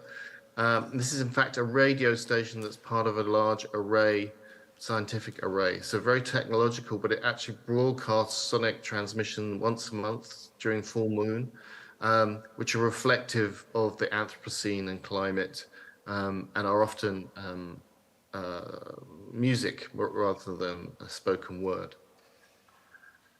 So that's just to give you a little bit of context where I come from. I'm going to, because it's very early in the morning here, I prepared a script, but I'm going to talk to a visual essay that I've done recently, and I work closely with my partner, who's an artist from Ireland. I'm also an artist. I'm not a scholar professor so much as an artist researcher. And that's the common thing that unifies everybody in the research center that I'm at, CREAM, that I direct with May Ingwenige. That is, we are nearly all practitioner researchers. So we're making art, and we're using art as a way to uncover knowledge. So I'm just going to talk to this project, which is called, it's actually called a multi-species red light district for Amsterdam, and it was produced last year, or in early 2022, as part of an exhibition called Perfect Nature in an area called Amstel Park, part of a test site residency. So we curated an exhibition, and then we were undertaking research in the park. What we're doing is we're exploring light as pollution in this project. And we're moving towards something that we've called, away from something that's called anthropogenic noise towards what we're calling a propositional image. So it involves practice, but it also involves theory. So I'm just going to read and switch and break in and out of the script that I have. The warm sulfurous phosphorescence associated with suburban lighting is increasingly being replaced by the new snaking pathways of bright white LED light that illuminates roads across our cities and that thread across our rural landscapes at night. The human need for artificial light that is entangled with the challenge of low impact energy use actually saturates other worlds with a form of visual pollution. While some forms of anthropogenic noise, such as auditory pollution that we can hear, are evident in terrestrial and aquatic settings, light is a pollutant particularly prevalent in areas of intensive human populations. And our research is focused on Northern Europe, and it's linking with research by scientists on biodiversity collapse. Now, given the lack of action or coordinated action by government agencies to deal with widespread increase of anthropogenic noise, that is human pollution, as concerned citizens and artists, we felt we were equipped already with acute visual capacities and that we can engage with this issue directly. So what you can see here is this is just a light map, a nighttime light map of Northern Europe, where we're focusing the research.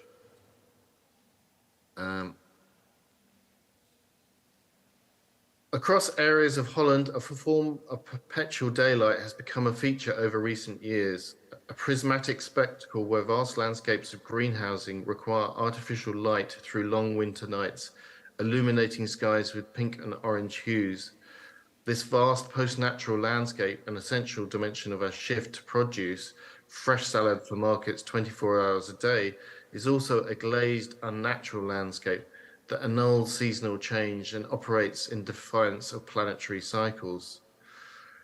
Whilst this post-natural landscape has become increasingly regulated, in the urban sprawl of cities, further saturation of nocturnal light intrudes upon the senses of resident life forms. As the scientist A.E.D.H. Boys observes, based on the visual sensitivities of many taxa, including nocturnal insects, white broad spectrum LEDs have significant potential for ecosystem disruption. So white LED lights are the kind of low energy, high brightness lighting that you see around cities, certainly across Northern Europe. So we're interested in what the impact of this light pollution is, because we know that this kind of form of noise is really impacting biodiversity in many ways, as you can see from this quote. And we're using the idea of a propositional image, which I will explain and talk about in a Haraway quote I'm not quite ready for yet. Our research integrates the idea of both operational images and embodied vision to create propositional images.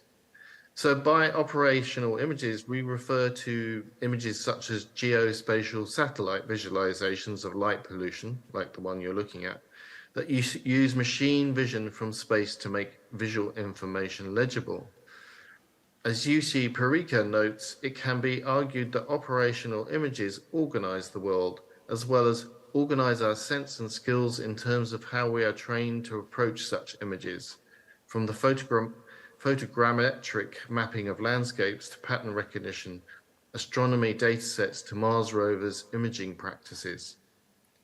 In our practice, an operational image can only be one part of a critical artistic method. It presents to us a scientific mirror that is part of a vast instrument that is both techno-scientific and part of a military-industrial complex. But what we were interested was thinking with Donna Haraway, so I'm pleased to say there's a tie-up with the previous speaker. We wanted to contrast the operational image with what Haraway's assertion was about reclaiming the nature of all vision as embodied.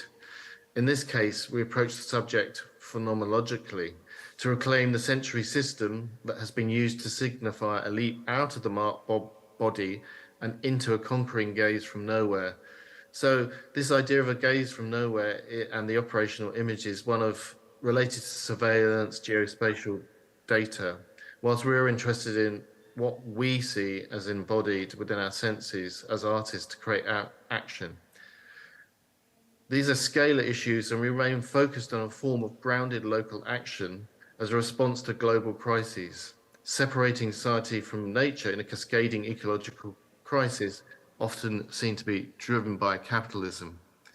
So this is the kind of area of the focus of our research. That's London in the small red circle, and then you can see the hook of Holland and other parts of Northern Europe that we were researching within, and the nighttime light pollution. And in this slide, this is actually the park in which we were working. This park is called Amstel Park, and we were working on an exhibition called Truth to Nature, and it was in this glass vitrine gallery. So at night, it also illuminated the surrounding context.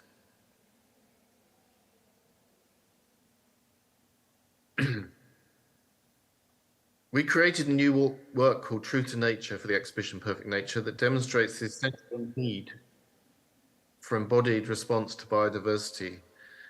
This starts with the use of scientific literature dealing with the impact of anthropogenic noise on nocturnal insects, moths in particular, whose populations have declined enormously across Northern Europe. In terms of butterflies alone, the last century of data in around Holland reveals that there's been an 80% decline. And this is kind of a catastrophic decline when you think about how insects connect and relate to everything else. Our grounded approach to nocturnal landscape is to use a technique of light painting and drawn images of moths using a tufting gun and neon wool to place disappearing moths back into the park. We selected species using scientific sources that indicate decline in Northern Europe, such as the viper's bugloss, the conformist, and beautiful arches, amongst others. In addition, we included moths linked to polar migration, heading north to avoid the heating climate of the Mediterranean, such as the hummingbird hawk moth. So these are some of the images that we created within the park using this technique, became part of the film. We used something called a pixel stick. It's a tool that sort of magically produces images temporarily in the camera's open shutter, whilst remaining a simple set of lights flashing on and off if you see it for the human eye. So this was part of a larger installation that included sound and light that was in the gallery, and the immersive light element generated from field recordings was used alongside echolocation sound of bats which were hunting the moths. So just give an idea of the film. I'll skip ahead a bit to make sure I don't fall behind on time. The following photographs in this section were made as a result of us taking elements of our studio practice that we used to make the film out into the park.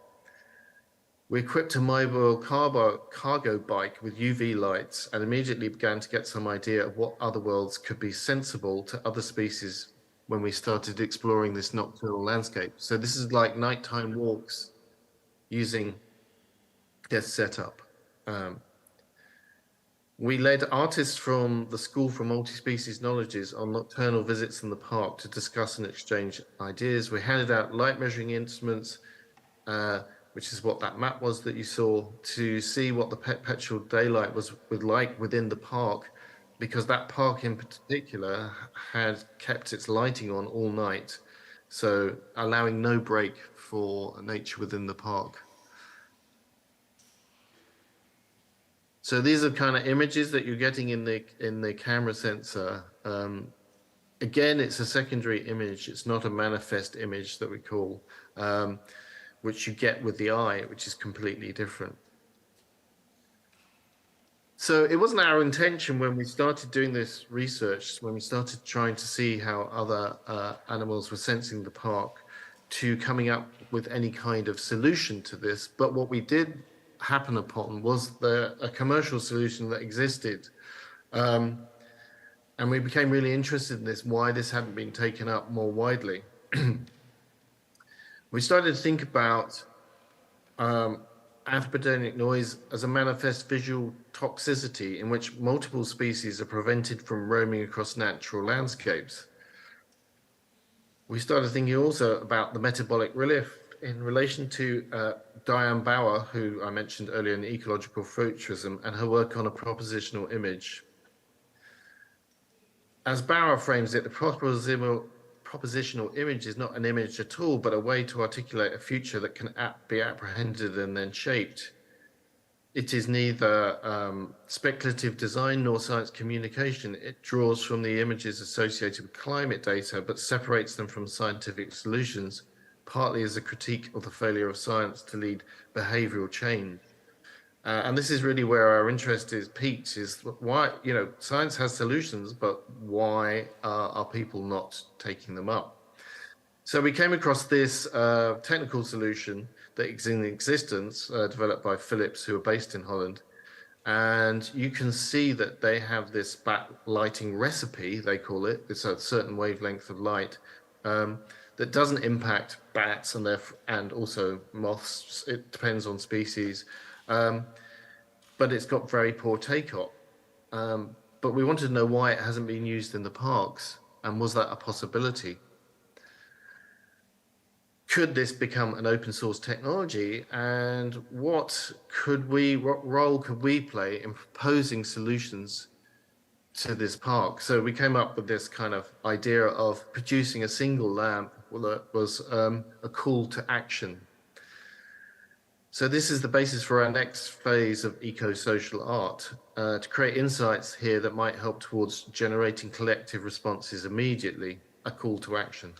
So this just gets onto the final part of what I wanted to talk about, which also picks up from the previous talk. And that is how to move towards symbiotic futures, or symbiosis. In advanced economies, our assumptions are that there is no capitalist logic that trumps cost energy savings of replacing phosphorescent lights with new LED systems. The applications may be there for other LED recipes, but there appears to be slow behavioral change. We experience in conversations and dialogue with park keepers, conservationists, and the public engaged with ecology in Amstel Park, a general lack of widespread awareness of the impact of white LED on other species and our own ecological futures. In terms of our project that focused on biodiversity and anthropogenic noise, we felt that that means there is an alternative to move forward to embrace solutions, technological or collectively, that positively engage symbiotic futures. As artists, we observed the impact of light as both a toxin on the nocturnal landscape, but also an immaterial present that gave us an insight of how to achieve a sensible propositional image that can lead to direct action for all species.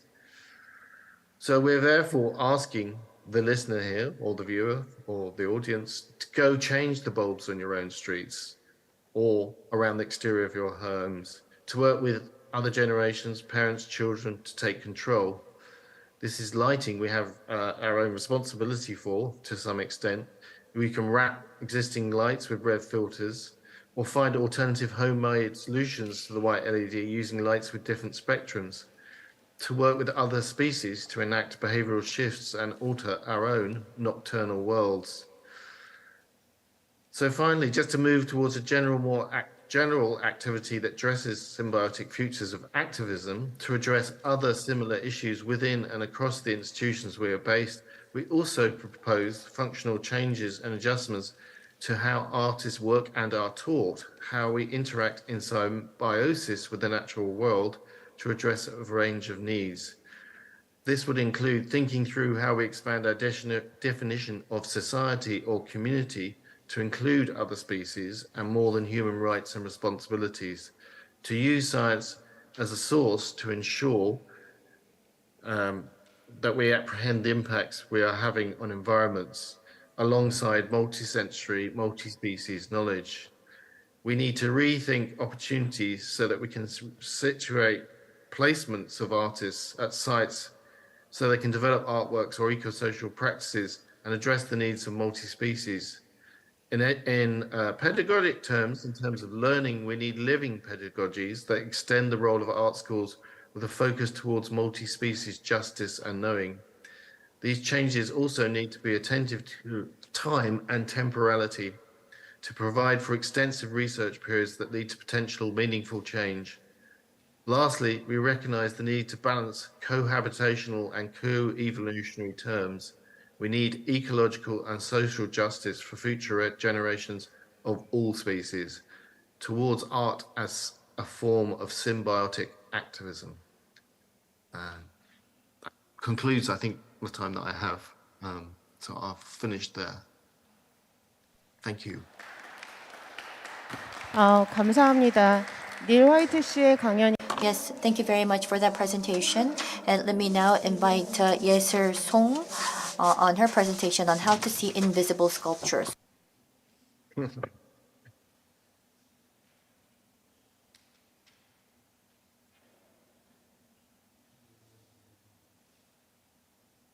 잘 보이시나요?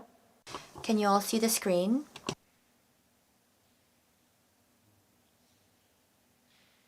안녕하세요. 저는 Good afternoon, ladies and gentlemen. I am Yeser Song, a media artist. I was born in Busan, grew in Busan, but now I live in New York. And it's currently 2 a.m. here in this part of the world. And my presentation will be on how to see invisible sculptures.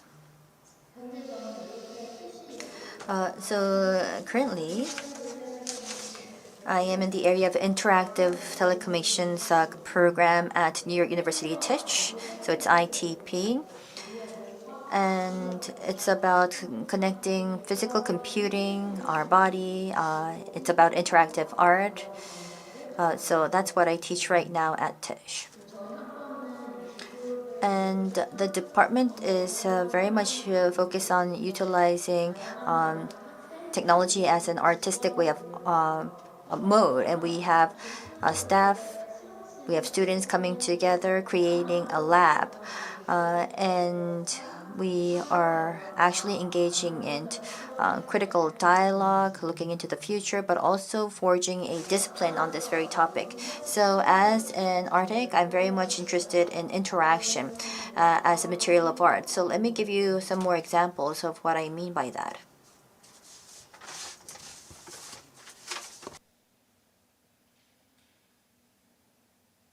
illuminated path. So illuminated path. You can see that this bulb follows you around. So we have our daily typical object, and there's an interaction added to that, which makes this a very artistic and a creative experience.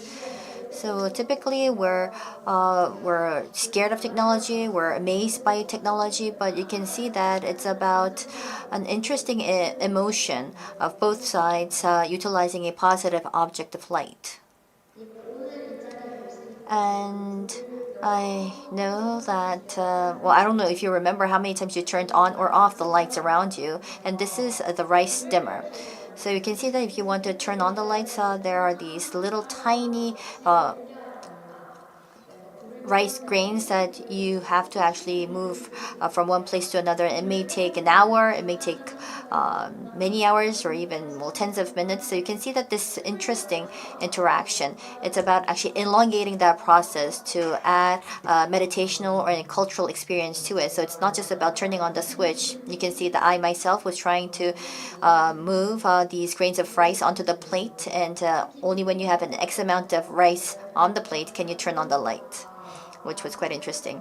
The US is a melting pot. Therefore, when you do something, there are cases when discrimination does happen due to the different cultural background.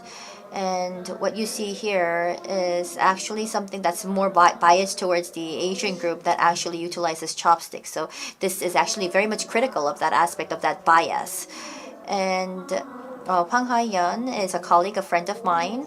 And depending on your body movement, you can see that the light may follow you around, and the size of the light also changes. Sometimes it becomes the moon, and if you wait, you can see that soon enough this is going to turn into a ball. So if you move slowly, and when we do see some dynamic movements of the body, you can see that this becomes a ball where you can actually play around with. So this is a outside light installation that was introduced in many parts in this space, but you can see that this is just a light, but sometimes we would actually add a physical property to this and work as if they can actually touch this object. So through this project we were able to gain interest in the perception of the human being. And here I'm on Zoom, so I cannot see you in person, but I did see you in picture on site. But what I would like to actually advise you, I've heard that it's very cold outside, so if you actually raise your hand, maybe move it around a bit, maybe wave your arms, that may help you with the cold weather. So what does this feel like? if you wave your hand in the air, I'm pretty sure that you can sense. Well, you can see we have Wi-Fi signals, radio signals. I'm not sure whether you can actually feel these signals surrounding us. It's not something that you can actually feel via the skin, but the space that you're here in, there are so many spectrums that surround me as well as you there on site. And this is a poster on the electromagnetic radiation spectrum. So it means that everything in the universe is surrounded by such light, such spectrum. And when I was working a lot with light back then, I've seen this very interesting but beautiful picture on the electromagnetic radiation spectrum that surrounds us all. And what we can see out of this magnetic spectrum, only a very small part is what is visual by the eyes. And if you actually query Google's MIDI art, there's many interesting fancy artwork that you can see. And in Team Lab of Japan, you can see that we have mirrors, lights filling the space. And we also have something that looks like this. So once you enter the space, you are amazed. So we have these major significant projections. And also in Gangnam, I'm sure that you may have seen this work titled Wave, and I was very much surprised and astonished by this attempt. You can see that there's no way to actually look away from this amazing view. So it all starts off with this very small light spectrum in the eyes, and I felt that maybe what we're experiencing is very much confined to that, but there is actually much more to it. And we typically just focus on the screen, and maybe this is what the people of the modern world looks like. You can see that we have a finger and an eye, and as for all of the other parts of the body, the organs seem to just disappear if we look at what we do on an everyday basis. So I wanted to focus on how we can actually encompass the non-visual sensories. And this is durian, and for those of you that have smelled this fruit, they say that it's actually both sides. It's either heaven or hell. So sometimes it could be just stinky, just like a raw onion, and it may sometimes really paralyze the smell. And in Singapore, I know that this is forbidden in public space. And it was 2018, and at my apartment, I've actually opened up a well-ripe durian, and my roommate was not happy about that situation. And then you can see that with these pieces of fruit, well, what happened was we took this to the Grand Central Station with so many people. And you can see that I went at the center of this center of history. And because of the smell of the durian, you can see that, well, we've been seeing people sometimes astonished, somebody trying to escape the venue as quickly as possible. Some people were whispering, really giving me the evil eye. And sometimes people would pretend as if nothing happened, but just decided to pass by. And what remained after was the particles of the smell of durian in empty space and the boundary with the other people. And I've actually noted this as smell sculptures, and this actually was the starting point of the invisible sculpture exhibition. So this was what I've envisioned in my head. So if there could be an object, and we have these pillars where you can actually have objects on it or exhibitions, but you can see that there's nothing on top of this structure or this fixture. It's not something that you can see with the eye, but it's just sound, heat, cool air, and smell. We have these invisible structures on these fixtures. And in 2018, what I've drawn here actually was put together into a project here. In 2021. This was at the Clay Art Museum, so you can see that on the fixtures there's nothing on top, there's no object. And it's the same case for the second space. You can see that we just have these empty fixtures, and some people have asked, is this work in progress? So many people were wondering what's happening.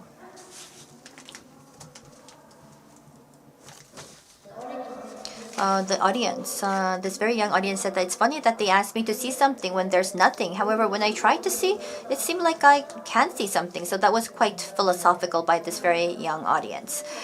So let's look into some invisible sculptures. In order to really see, you need to open up your mind, your body, and you need to integrate all of the senses.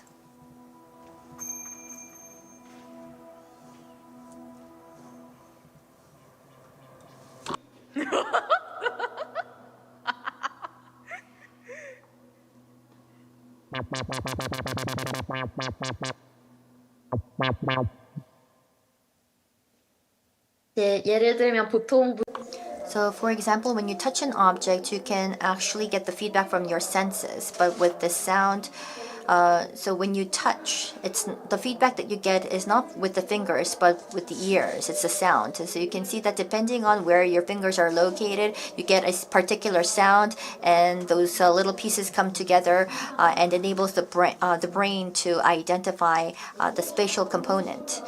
And then what you see here is the warmth sculpture. So if we do swim in the river or in the oceans, you can actually sense a different type of wave or current that's warm and cold. So here, this is also what we call a warmth sculpture, where you can actually sense the boundary between the warmth and the cold type of wave to identify this sculpture. And typically, in these typical galleries, you would just go through and think whether it fits me well or not. So what you see just with the eyes, there's a lot of information that can be processed, and you may think that you've actually consumed and digested everything that was out there. However, in this invisible sculptures, there's nothing that you can see. So what happens is everybody would really take their time, really consume the time to really try to see what cannot be seen. Because it's invisible, you really cannot be mistaken that you've seen everything. So even without different expertise or knowledge, I've been able to see people closing their eyes. So I think they've now understood that their eyes would only be an interruption, and they probably wanted to close their eyes to concentrate on the remaining senses. And also in the air, we do have these pixels of vibration, the sound and vibration. So you can see that as you try to touch, you can actually understand and feel a type of form, and the eyes really does not do anything here. So here, the visually impaired and those that are not impaired would basically feel the same. It would be just the same, because your visual capabilities would not make a different impact. So if you can see a visually impaired visitor seeing the so-called seeing, what we call an air sculpture, and this is the thought sculpture.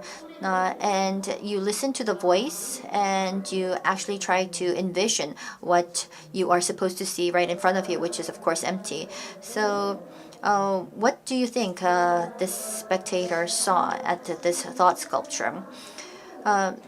You can see that they actually bring this, what they've envisioned in their minds, and they put this into clay, a sculpture, and we have them actually exhibit what they've seen in their minds into this very small scale sculpture. So this is a group, a collective perception of invisible sculptures. And typically, if we see something from the eye, we may understand that something is A, not B. So there can be an argument.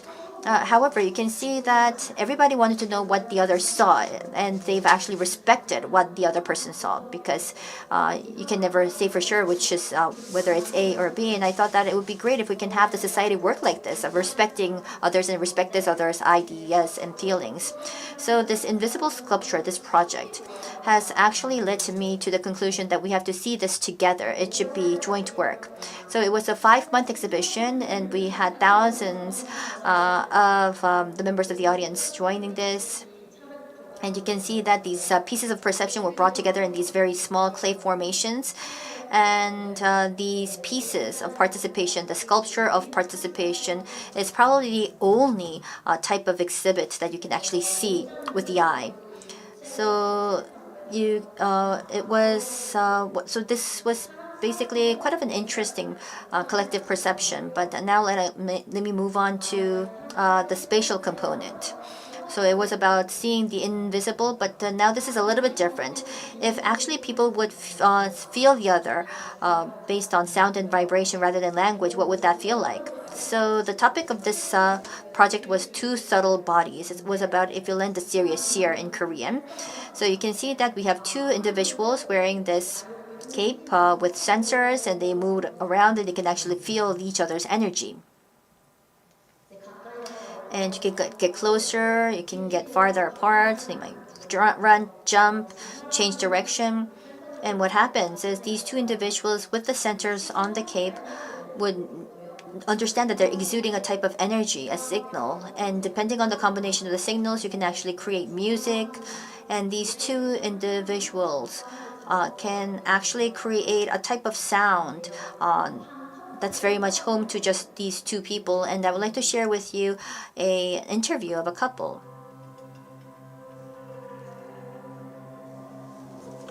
Doing whatever the weird things was we were doing, it exploded. It was like, oh my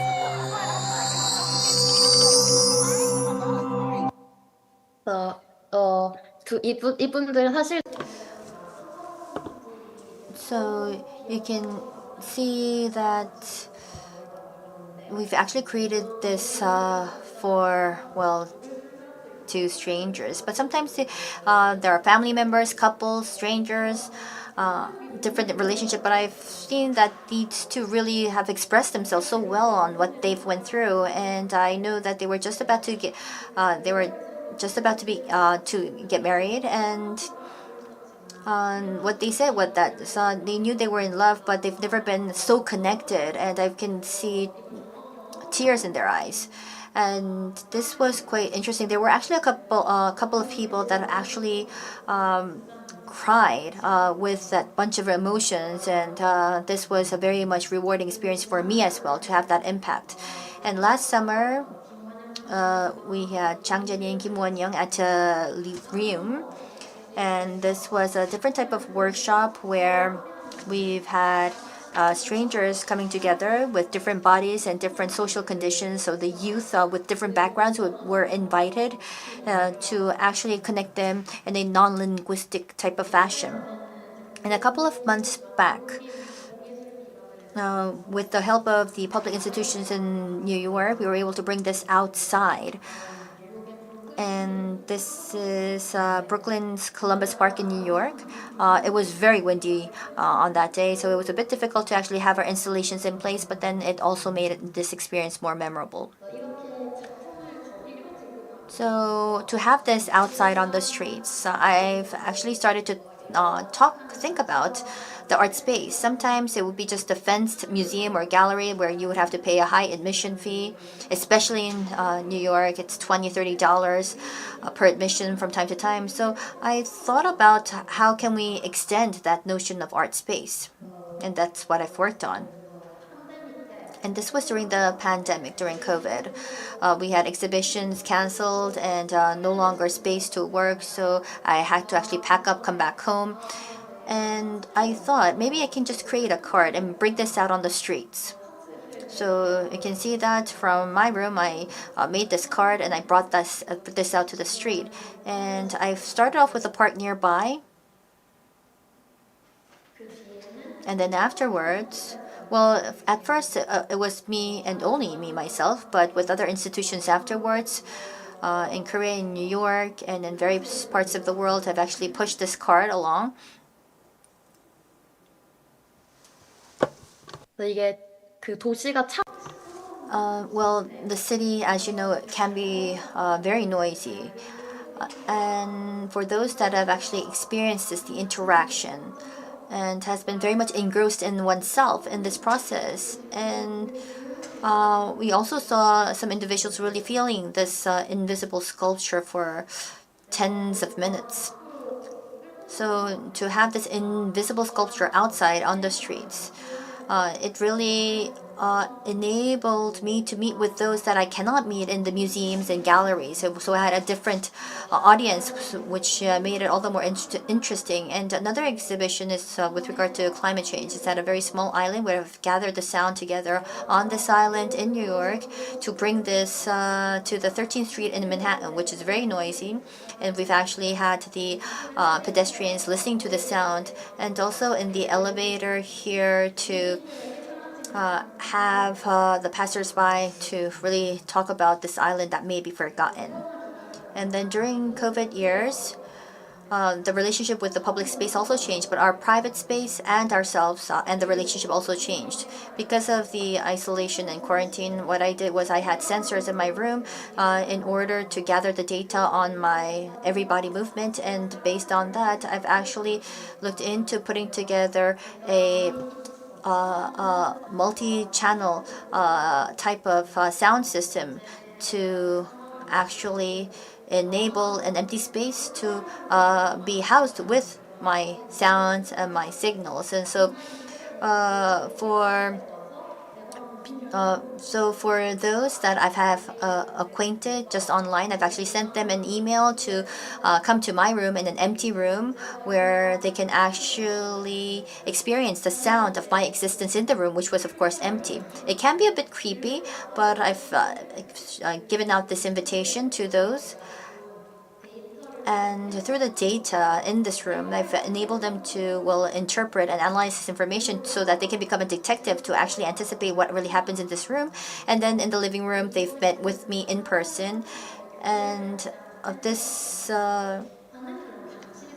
was an interesting and extreme type of surveillance system that I wanted to really criticize using these sensors. So it was about a very private space where we actually utilized this as a lab for artistic reasons, and also a way to raise my voice on a societal issue.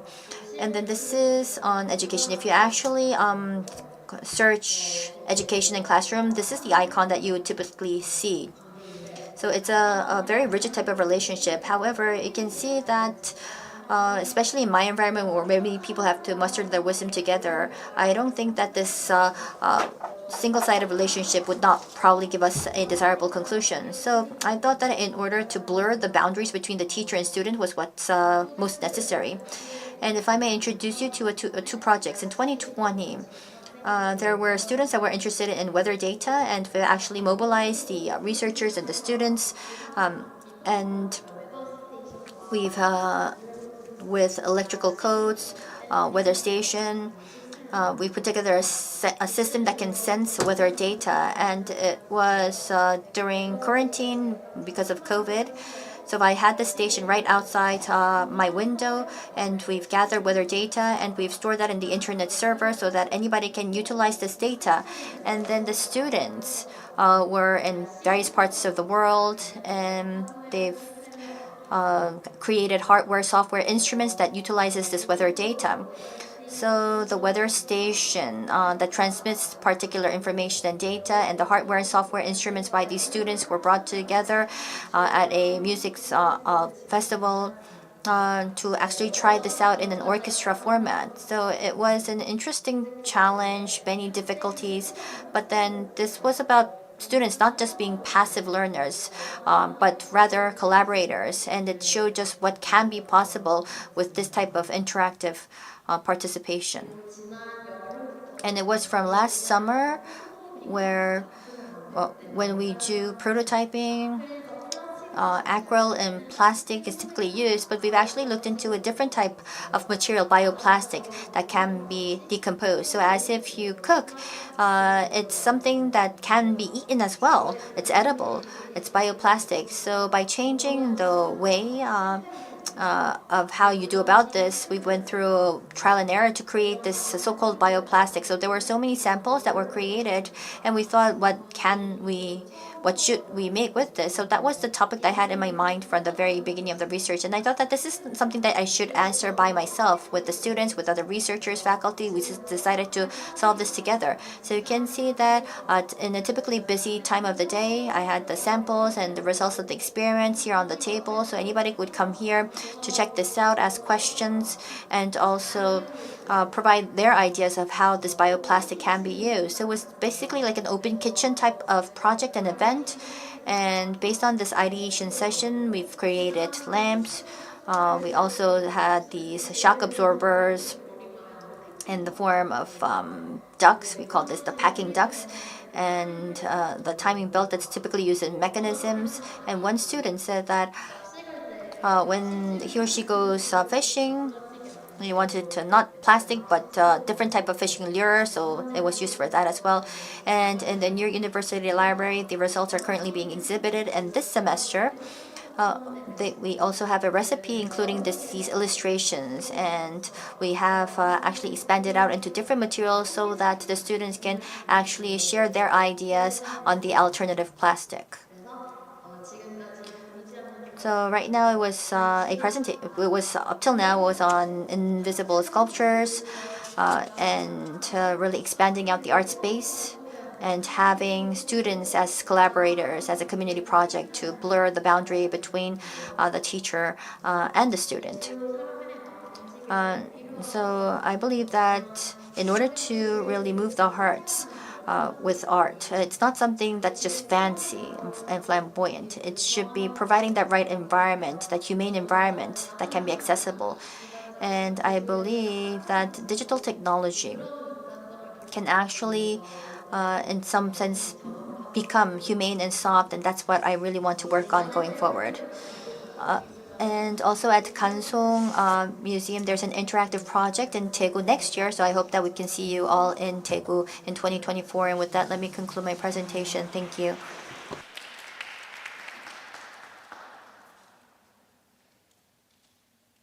네, Thank you very much, Yesil Song, for the wonderful presentation. We will now go on with the round table with the three presenters, and Miche will be coming here at the venue and will be sitting down at the front, and Hwa Young Kim, artist and co-director of the Women's Tech Lab, will be moderating this session. Hello everyone, I am Hwa Young Kim. As was introduced, I'm an artist and a director. Miche, Neil White, and Yesil Song, thank you very much for your presentations. The presentations inspired me and gave me a lot to learn from. We are behind schedule, but I would like to thank the Art Collider Lab of Korea National University of Arts for inviting us. I am participating as an artist residency at Hanoi. I think that it's very cold over there.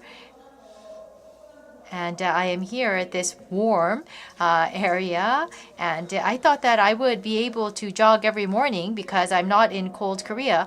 Once I arrived here, I realized that the air pollution is one of the severest in the world, and there are so many motorcycles on the road that it's not even easy to take a walk. Before I had left, the imagination that I had was that I would like to invite a physically challenged friend of mine to come here to live with me, but I realized that was really unrealistic. But the problem of society is not just found here.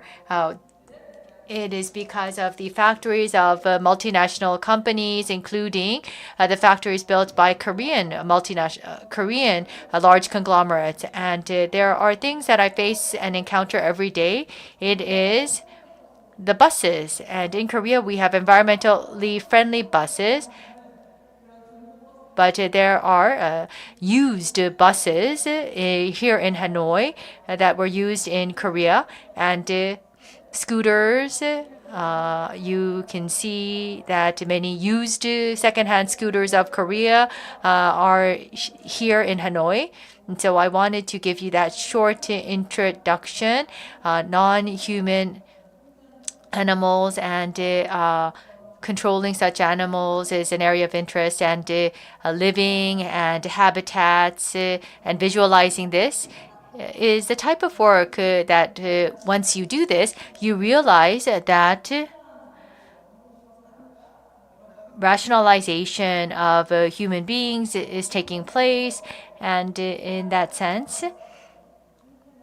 ecosystems and non-human animals that cannot give their own voice we have to think about where we can learn about them and reference from their perspective. It can be from those on the outer boundaries in society, the vulnerable, and in the intersections of these communities and people we can learn. And regarding 예술송's presentation, while listening to her presentation, I thought about the authority of art and disability, and I think this is connected. And for those with disabilities, of how they're being treated and really campaigning for, well, their rights, I think it really resonates with me. And the reason why I've raised this is to ask a question. Well, first on cyborgs. When we think about cyborgs, it's true that there were cases where we actually think about the body with a disability. Recently in Korean, I know that it's been translated and has been released. So it was about disability visibility, probably, in terms of the original title of the book. And in that book, it talks about, by the author, to have the persons with disabilities to actually be identified as a cyborg and vice versa is something that can be dreadful. So when you think about the cyborg, so the talk was that the concern here was that really talking about the cyborg and trying to induce more interest in the persons with disabilities, and just a sexy way to do about that is a very concerning type of approach. So when we think about cyborg and how it's presented, sometimes it's portrayed as a superhero, and sometimes it may look like a woman, but then what happens is they are indicated as somebody has just infinite power rather than the disabilities that it may have. So the cyborg, in some sense, may come out from the fantasy of the persons without disabilities. It could be a type of, well, public type of image in the minds of those without disabilities. So in that aspect, there are those that have to live like cyborgs, but the concept of such, how should this be interpreted in reality, and how can this be interpreted in the political sphere? So I wanted to really ask Yumi Choi and pick your brain on what's your take on this type of approach. And I'm pretty sure that many people would be interested in this type of topic. So there are a number of questions that I would like to pose, and you may answer the questions as they go by. And then moving on to Professor Neil White. The thoughts that came to mind was coexistence. The word coexistence in the Korean language, it might be due to that limitation or non-existence of that word. And when speaking about disability, we talk about those with disability. It's not possible to imagine self-reliance and autonomy. You have to coexist with others. And Neil White talked about pollution and plastics. We are afraid of such pollutants. However, if you look into them, there is decomposition, and there's a change and coexistence of these materials that can live together. And I think you can learn from the coexistence. And you are dealing with pollutants and toxic materials, so I wanted to ask you about the coexistence of this, because heterogeneity is something that exists in nature, and they are not afraid of the unfamiliar. I think that human beings are the ones who are apprehensive and afraid of what they are unfamiliar with, and that I want to hear your thoughts on that. And to Yeser's song, the media art and how we can actually utilize those skills and techniques. Well, you've given me a lot of many sources of reference, but of course media art is something about really bringing what's happening out there closer to the audience. However, recently, with high-tech we've been seeing these fancy expressions of work. And then how it's portrayed, these disasters and catastrophes, sometimes may just seem very much sci-fi. So you've mentioned that outside the museum and gallery in the public space, and meeting these installations, of course, brings the entry barrier lower, which is desirable. However, when you cannot go to the gallery museum, especially during the COVID years, we did see a lot of these artwork in public space. But then sometimes this is a bit too sci-fi, and we would think, sometimes it seems like there's a bigger gap between our everyday life and what we're seeing in front of us in that public space in these exhibitions. So I wanted to ask you, what are you trying to do to actually close this gap? So because you've actually given us some good examples, I just wanted to ask what kind of attempts are being made to close this gap between the real and something that may be quite distant from reality. So that's basically my 3 questions, and you're free to respond. I think I should go first as the first speaker for this section. So cyborg and disability and the relationship. I believe that it's a very complex relationship. So for example, you are assisted by a machine, and your handicapped body to somehow normalize that. The body with disability, for instance, could be one way to put it, depending on who you're talking about. And or that disability, if we believe that we call the so-called the body without disability, a body with disability may be a deficiency. But then can we really put it as such? In other words, there could be more senses, mobility that would be added to the picture with the cyborg.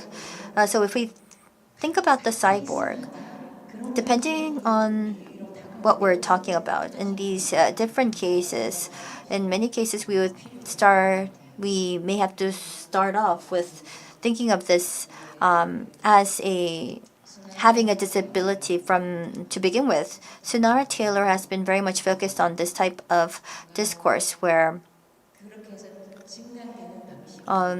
there can be cases. I don't exactly remember who, but there could be an augmentation that can be possible. I know that there was a sports athlete that was in a fashion magazine with prostates, but a prosthetic leg.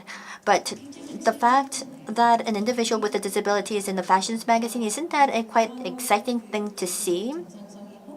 In other words, it seems like no longer do we see what we so-called being normal having an impact. And I thought if this person did not have the so-called beautiful body in the minds of people in current times, if she had that, would she be able to be in that fashion magazine? So that was a very complex thought process. So it's complex, and to really see this uncomfortable feeling always lingering and asking the questions, I think is what we should do. I think that's the role of us in this field. And only then can we actually try to see new ideas spring up. 대답이 됐을까요? I hope that answered the question. 닐라이트 선생님. Neil White? Yes. Yeah, thanks for the question and all the other presenters. That was really interesting panel to come together. There was so many overlaps. I mean, just to say that I'm doing some research with specialists who look at visual impairment in museums and the relationship to visitor experiences, and we've been talking a lot by using some of the research I'm doing at the concept of they call in psychology disability gain, and the visually impaired or blind people that they work with call the non-blind visually dependent, which I think is a really interesting reversal of this idea of how much power we place in the visual over other senses. So that links to what I was wanted to talk about and your question, I think. So we're particularly interested in the idea of cohabitation. I think coexistence is a complex, as you say, term. The idea of cohabitation, particularly in the areas we're looking at in Northern Europe, is impacted by a pollution that we cannot see. Obviously, we can't detect airborne pollution easily, but we have a lot more focus on it because it impacts human health. What we tend not to do is think about the non-human health. So who is vulnerable in the environment? And so that's what this research does, really. It's trying to think about how we might sense other forms of pollution, not as to us as humans, but to the biodiverse and the vulnerable who live in that biodiverse landscape. In my case, I'm particularly interested in insects, moths, because they form part, not just moths, but insects, form part of the ecology. I mean, everything lives with insects, feeds off them, they control pests, they are pests, but they represent biodiversity. And what we're seeing is a big collapse. So the question is, how do you kind of move towards understanding that?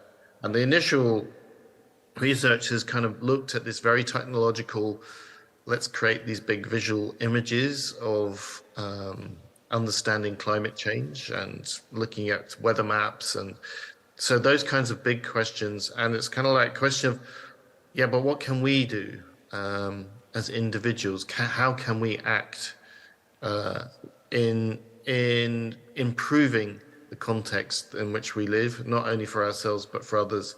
And of course, people do have gardens.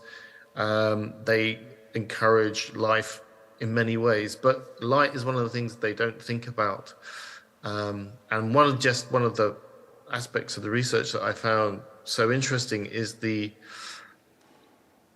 fact that we basically, we're sleeping half the time that we're alive, and all other life comes out during that time because it's quieter. And now we're polluting that with light. So it's just one of these questions, like it's like going to the invisible sculpture. It's like, what do we see? What are we seeing?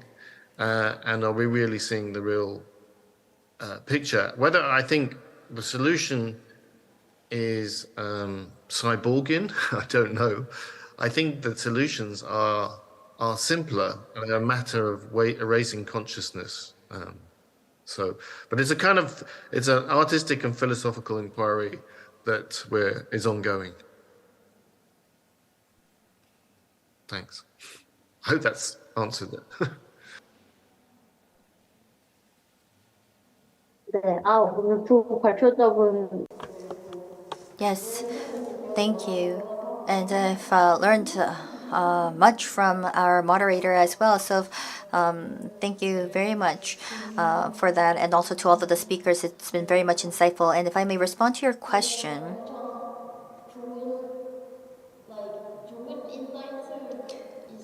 I think that what you've mentioned, that it's quite insightful about the gaps that exist. So as a person, as an artist, with regard to the gap between the real world and these disasters, and I've really wasn't really into the gap between the two, but it was more of just being as candid as possible in my expression. So it was more about working on what's raw. So whether it be the weatherland and actually bringing the cart outside to the streets during COVID. So I thought that we're not seeing the space, the opportunity. So I thought that maybe we should do something about this. So my very raw initial response would be that. And I wanted to hear from others of what their response was, what their ideas were. So I think that it comes out from my personality. But then I really do not believe that I have answers to the many questions that I have. I may have some insight, but then we have others with more insight. So it was about bringing it together into like a so-called cake. So that's the type of perspective that I have. And when I've shared with my response, my ideas, I think that maybe that could be translated as a way to, close the gap that may exist. So I think it was just what I do. It was just about wanting to be heard, wanting to share. It was all of these little type of gestures that I had. But if we listen to all of these individuals and really help out with the interactions of these individuals and engaging in such communication, really helping that individual one by one, I think that what happened was rather than trying to think of this situation as quite abstract, something that can be just resolved by a single person, I think it's more about responding to the realistic challenges of all of these individuals. And I think that that actually provides a positive feedback to my work. To make it more relevant. And if you think about the buildings full of LED projections, something that really may seem very much distant from reality, that was quite interesting of how you put it. But of course, in the past, I was in pursuit of such installations of something that can be very much distant from reality, with a lot of these fixtures and technology. But then sometimes, if there is that huge gap in the way of expression, I thought that maybe it could be not as well received. There could be that resistance, and then you would think of what the essence would be behind this type of artwork. And it was true that I didn't really understand why this was the case. Is it because it's like a mannerism type of thing where I've been less sensitive to this because I've been doing this for such a long time? But then, as how you put it, it could be maybe to make this more exclusive. Maybe it's like a top-down type of approach where we provide this, we try to arouse a type of emotion. We are maybe too confident to actually impact someone as we've intended to do. So maybe that has led to that uncomfortable feeling. But at any rate, thank you very much for that response and insight. Thank you. Yes, thank you. I think that the questions that I've posed to all of our speakers may have been a bit difficult to answer. Something that maybe does not have a clear-cut answer, but still there were so many insights. But I'm, of course, apologetic for those complex questions. But then again, thank you very much for those insightful responses. So if we may bring this all together, Yeser Song has mentioned that technology is something that amazes us, but then something that also fears us, makes us scared as well. And I think that's the same case for art. It's in both extremes, and in many cases there is no middle ground between the two.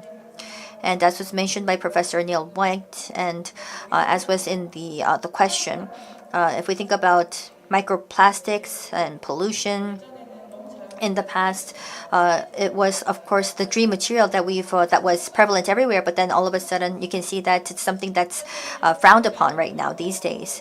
And here, the reason why we're having this conversation at different parts of the world is probably because we want to find a way to voice out that void. So in an artistic way, you do create, you express, and I think that you are the ones that can actually put a voice to that gap, that middle ground, or that void. And I believe that that could be also another way of cohabitation or coexistence. Thank you very much for all of your insights. Thank you.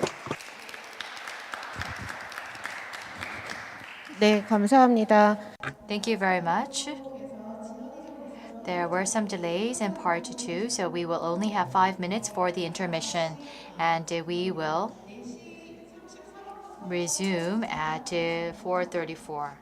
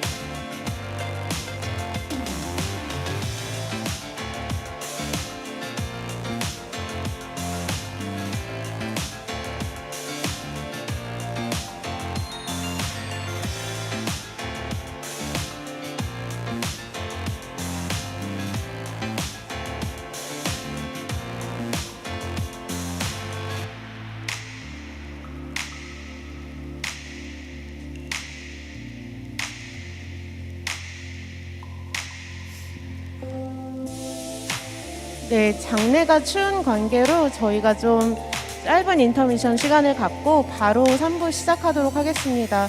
추운 날씨에도 현장을 찾아주신 관객 여러분께 다시 한번 감사의 말씀 드리고요. 그러면 저희 3부 We will now begin the third part, which is more than technology, and we will hear the first presentation to be delivered by Youngjin Oh. 네, 반갑습니다. 오영진입니다. Hello everyone, I'm Youngjin Oh. 좀 기다리고.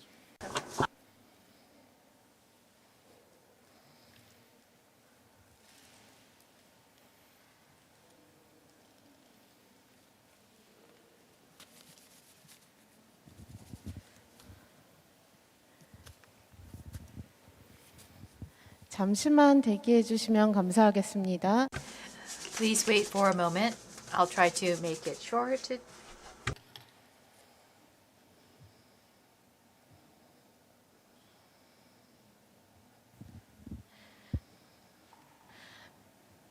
네, 거의 영하의 날씨인데요.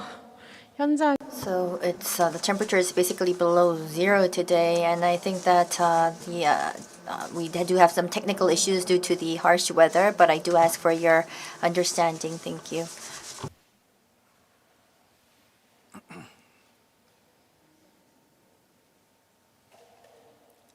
네, 반갑습니다. Hello everyone, it is a pleasure to meet you. I am Youngjin Oh.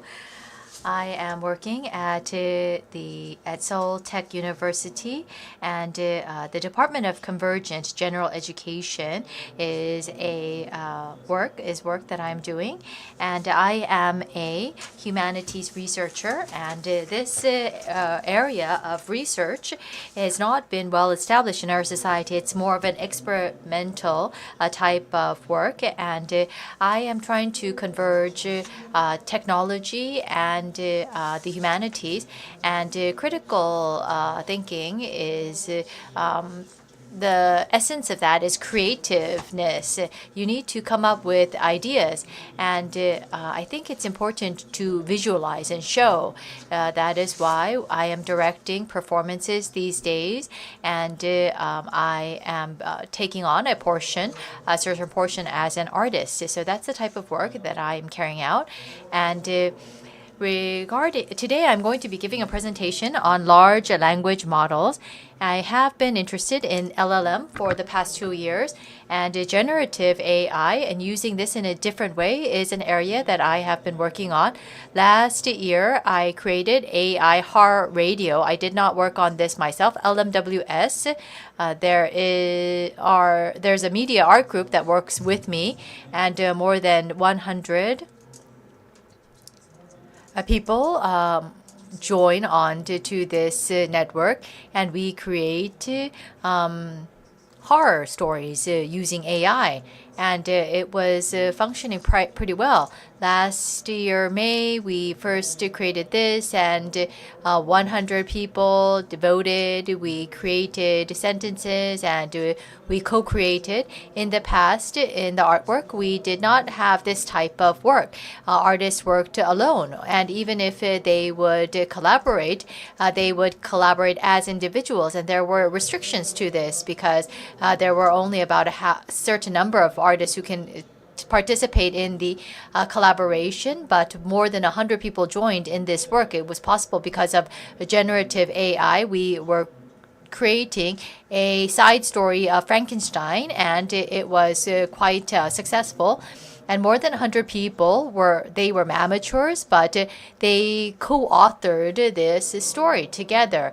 And as we worked on this horror radio, I could see the promising aspect of AI, and we also worked on ChatGPT War this year. It was a event, and during part of the event was a performance. So it was unlike the AI horror story. It was for those who joined via Zoom. However, in this case, there were 120 participants in the audience, and it was like a live performance, a play. So it was a new type of performance that we tried out, and during this time it was quite successful as well. 120 participants actively participated. It's quite unique. There are 3 prompters, and the rest are actual participants and audience. And it was an experimental work, and we created a cyber punk story made. And so we did not decide anything beforehand. 120 people co-created this play. It was futuristic, and while I was working on this, I thought that this was type of a play that existed in the past in Korea, where the audience could participate live in the play. And such LLM, large language models, can be used to create a performance. And while working on this, a concern or a thought that I had was data has pattern. And as we core work and coordinate with the audience, and as the prompter, as I lead, how can we generate creativity that goes beyond boundaries, and can it go beyond the artistic data that exists, or are we just extracting patterns and repeating them from past artwork? And 2 perspectives were contemplated. And this is not something that I am concerned about. This is a concern and a area of contemplation from LLM. ChatGPT, it uses natural language. It sounds very natural, but the information generated by such a generative AI, can it go beyond the scope of the data that it trained from? If it cannot go beyond that data, then it's just a very active and smart search engine. It's just a similar version of a search engine. When we are using the large language model, sometimes you think that it's very creative and that it's intuitive and that it is generating something new. So this is a controversy at the moment. Large language models, is it just showing the world as it is, or can it go beyond the existing world? And large language models, is it just copying and identifying previous patterns, or can it lead to experiences that go beyond? If I am asked to answer, I don't think I can answer this question because I've experienced both sides. Sometimes it's very typical images and typical language that's generated, but sometimes you are surprised with the uniqueness and the creativeness of certain parts that come out. So I will go aside from my introduction and work. I would now like to talk about the metaphor that is applied to large language models. That's quite negative, that it is just a it's a parrot that uses probability. And some say that no, it's not even like that. It's like a chameleon. Or some say that it is just like a narrator, an empty narrator. Should I stop for a moment?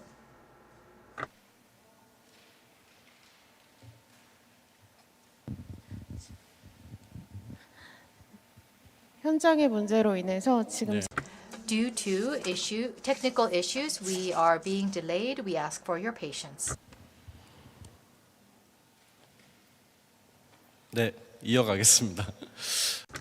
Yes, I will continue. I was talking about the negative aspects, and I see that the machine is not helping us.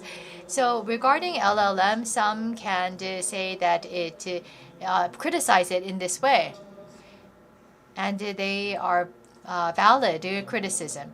So if we go beyond this, though, but it seems that it does understand what it's not been taught or trained. It seems to understand, and it learns from things that it is not trained on. And I think this is like origami. origami can function as an actual object, and origami artisans are different.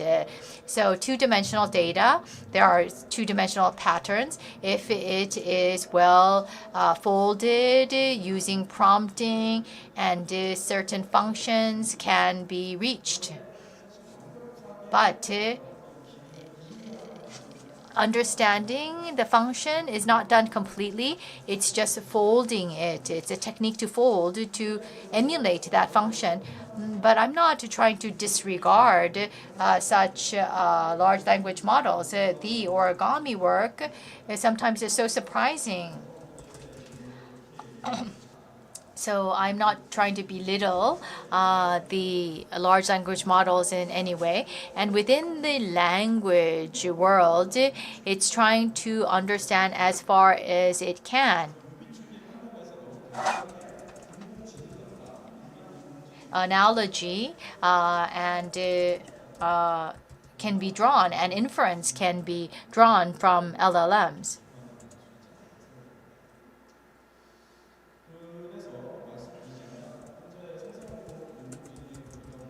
So the result of generative AI is like probability distribution. But this is something that I experienced. I participated in a book cafe, and in real time we used this LLM. It was before ChatGPT had come out. 해봤었는데 시청자도 굉장히 즐거워했었어요. We experimented with GPT-3, but the viewers were really really enjoyed it because it's the first time for them to experience this, because it was before ChatGPT 4. At the end, we decided to give a hard time to the machine. We thought that it would be difficult for the machine to create a hard story with these word selections.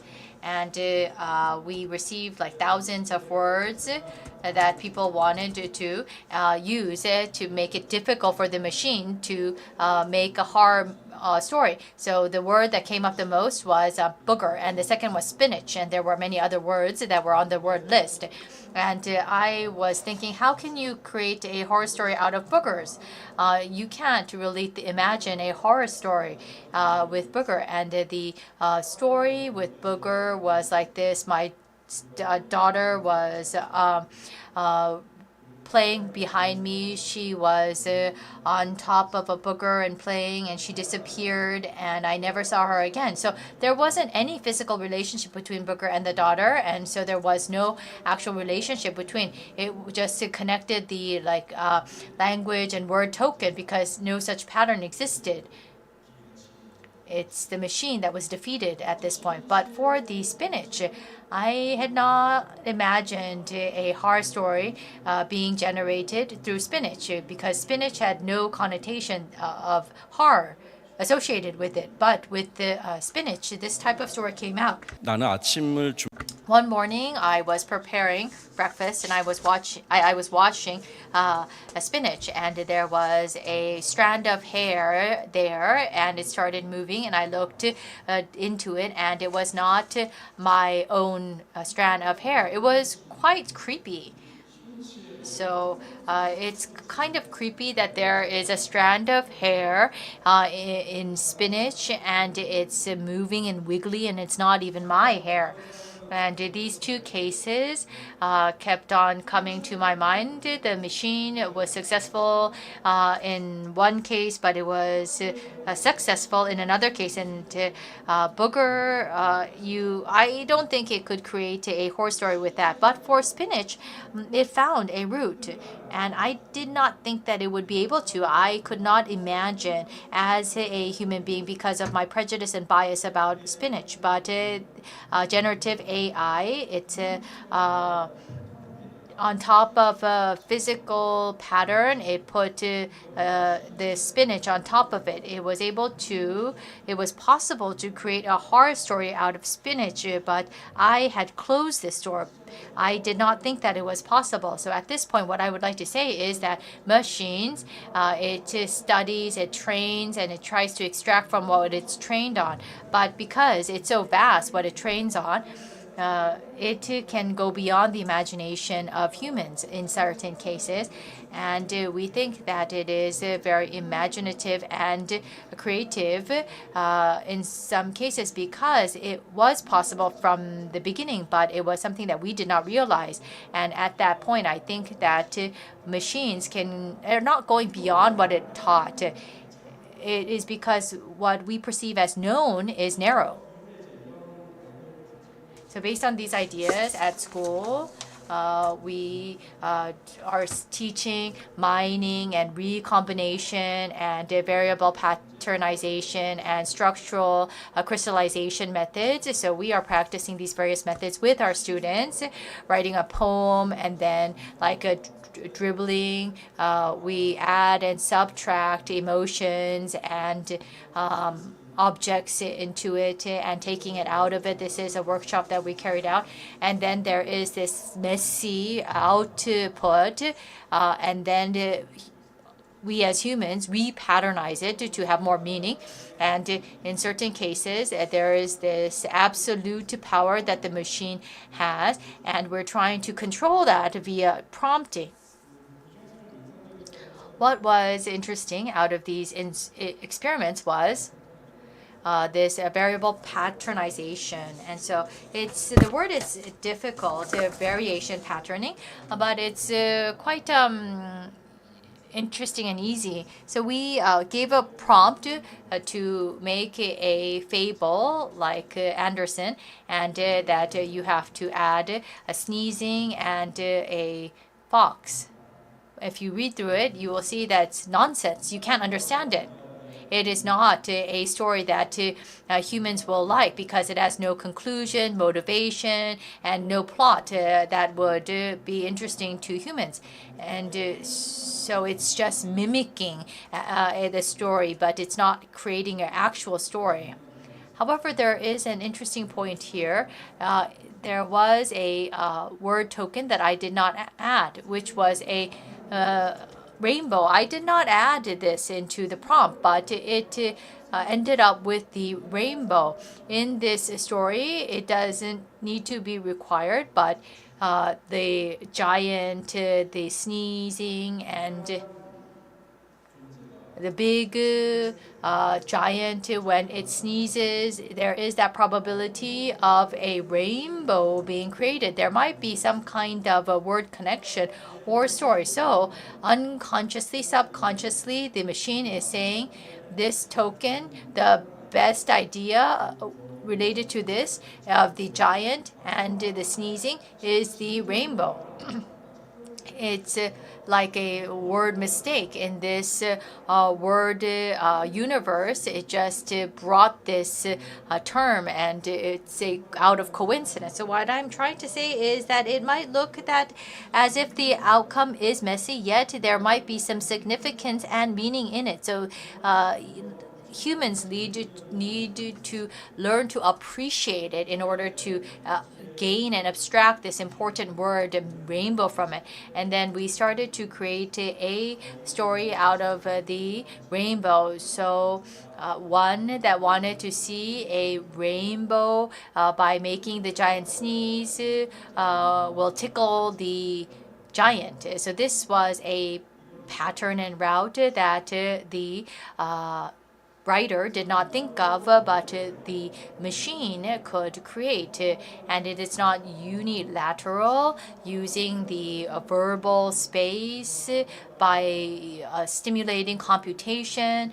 We can use generative AI as an actor, and we have been using generative AI for the past year, and this is the type of conclusion that they reach. It's a co-pilot, is not and 것들을 추천해주고 word connections that I had not realized. it is triggered by the generative AI. It can be a companion of your artistic work, and they might make sense sometimes. Sometimes it might sound like nonsense, yet some insights can be drawn even from such nonsense. And in the first half of this year, I feel that these two are the most important images. One is on the left, which was the image of Pentagon that was attacked, and the right-hand side is the zebra's harrow. So the Pentagon image was posted in May, and the right-hand image was posted in March. Both are subreal. Pentagon being attacked, it was fake. So generative AI had generated this image. And somebody uploaded this on Twitter that Pentagon had been attacked. And because of this image, it was retweeted and it led to a drop in the stock price of 0.3%.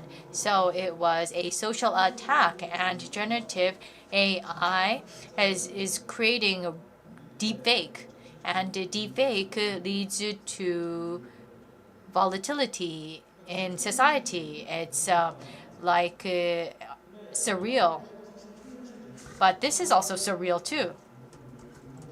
Why is a zebra in the back streets of Korea? But this was not surreal. It was not something that could not exist. This was it was suppressed by our common sense. So it's not, when you say it's subreal, surreal, you are creating a fake world, but all of the possibilities in the world should be viewed. And so the second surreal image of Sero is more appropriate for our context. We are living in this second surreal world. With generative AI, you can generate deepfake, and at the same time, you can feel the reality with all of its possibilities. What is ironic is that many people were rooting for Sero. So this Sero, this zebra that had escaped from the zoo, many people kept on rooting and cheering for this zebra, and there were many images that were generated when in March Sero had escaped during this time, mid-journey. So many zebra images were generated. It was not a meme just enjoyed by Koreans. This image had stimulated many people around the world. Escape of a animal that sought freedom.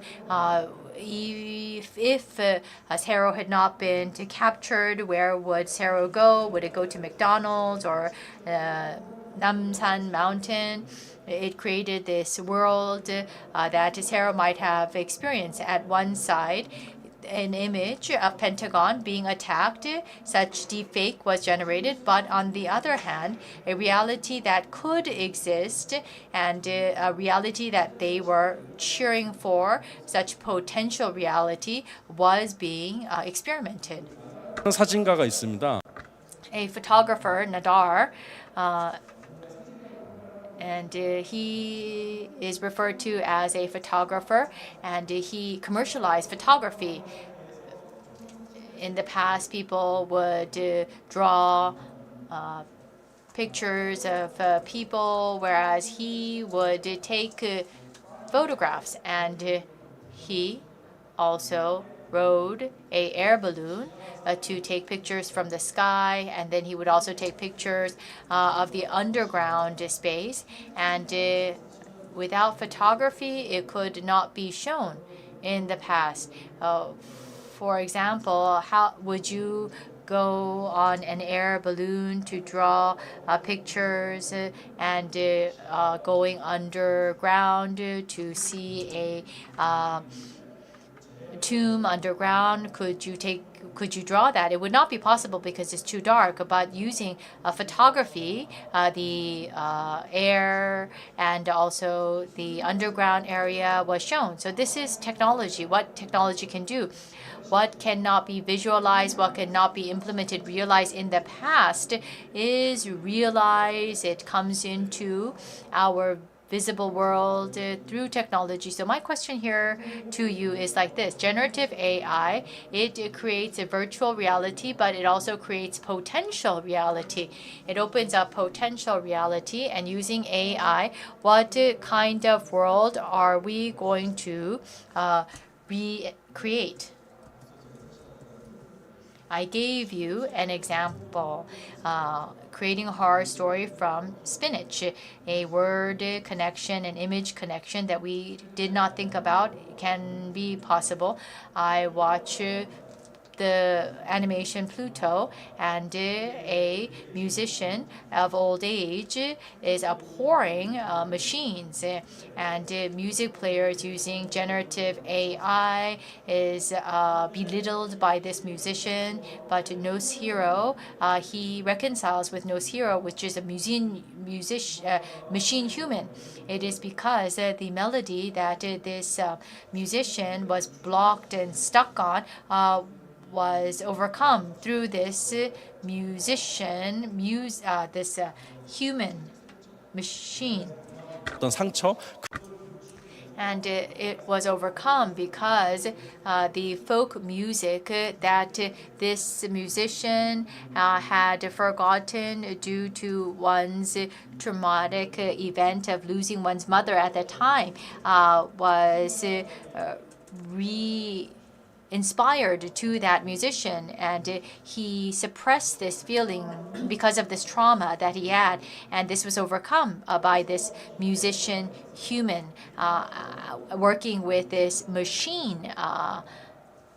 And so humans set up their own limitations, and the artistic limitations that were suppressed can be released and by the machine. So such relationship, I think, can be the relationship between machine artist and the human artist, and that can become the example case of the relationship of the two.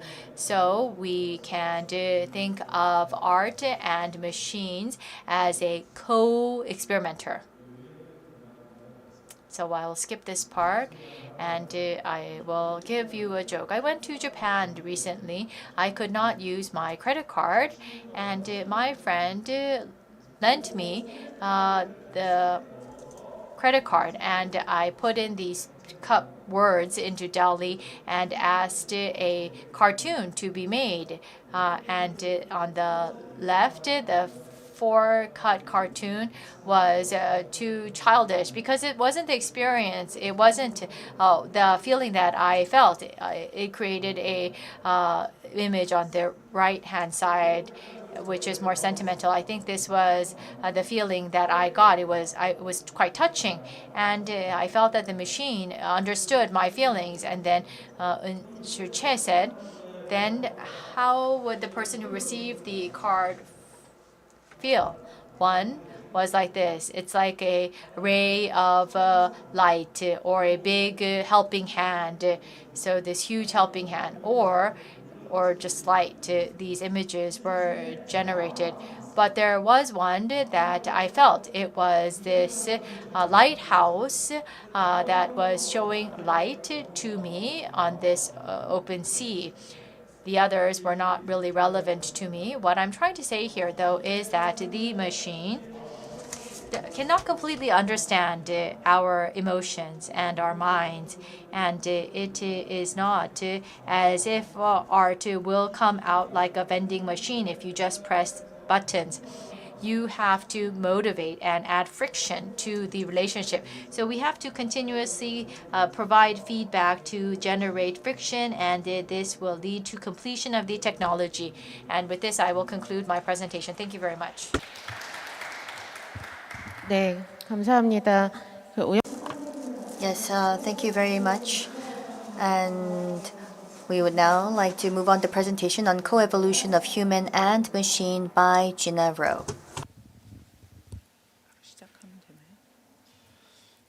바로 시작하면 되나요? May I begin?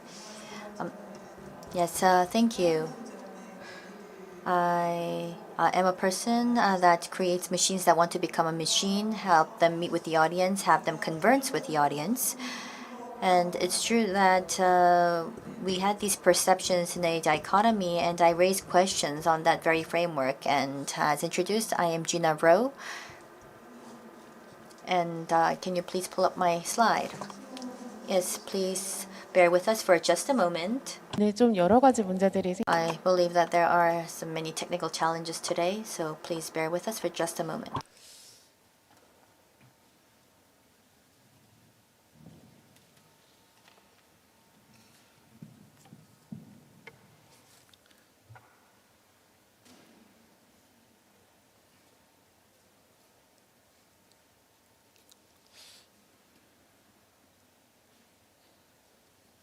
이게 작동이 되는 건가요? 아, 네.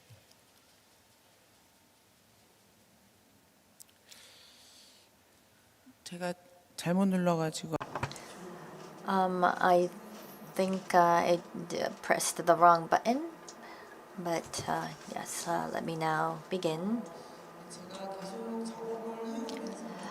So in my work, well, this was back in 2005, so it's been close to 20 years now. So I've been creating these machines that aspire to become human. And this very artwork has to do with life. That was when I was pregnant, and I really had that question of what life was all about. So we do have life and things that are defined as life. And I was thinking, what is life, and why am I pregnant like this with the baby? But then why do we have different forms of nature that would proliferate by itself in a different way? So that was the question that I had. And I did have a couple of such work and installations. We know that there are specific different types of forms of inanimate creatures, but then again, we may be able to see these non-humans along with the installations with video. And if we actually run this on microscope, we can actually see these changes, these moderations. So this was something that has connected all that. And if you see this in person, it may seem a bit grotesque. But you can see that it looks like a human being, but then there are these different variations, and naturally it can become quite uncanny. So my question at the end of the day was on the standard or the criteria of life. Just because this was engineered by us, in many cases we may just say that this is not life, and we may think that this is something that we already know. So in many cases we may be a bit arrogant. But I think that these days we now understand the unknown. There are things that we do not know. It was 2017, my work back then, and this was titled Evolving God Gaia. And yes, it's true that it's a bit uncanny. It's larger than the typical human being, the torso, and then you see in the bottom we do have these branches, just like blood vessels branching out from the bottom part of the body. And this, my intention was to really make this seem like an evolution. And then when the audience actually asks a question in the ears, this structure or sculpture will roll its eyes and answer the question. You cannot become a human being. No, I can be a human being. I also, like a child, can actually become a human being. If you just change your perspective, I can actually be recognized as a living person. But because of the distance between you and I, this gap is the only hurdle. So this very uncanny Gaia. Well, but still, it's very much well received by the audience. So this was a personal exhibition of mine, and you can see that the members of the audience would first go around and ask questions. And it was 2004 when I started this conversation with the participants. So I've been able to accumulate a lot of data, and that has led to some natural conversations between the audience and the robot. And the so-called non-humans, well, the premise was that they are those that want to become human beings at the end of the day. So that's the premise. And there are commonalities amongst all of these pieces of work, and there are some added characters to upgrade the response that can come from the audience. So I can actually see the conversation gaining on quality. And when the members of the audience actually converse with Gaia, and if you refer to their feedback in these notebooks, it seems as if they think of Gaia as a person. They write a letter to Gaia, they go draw pictures for Gaia. So once again, this uncanny non-human and the person, we're seeing an interaction that takes place between the two. And what's interesting is that there are also cases that of people where they would actually be in tears with their interaction. And I started to gain interest in the response of the audience.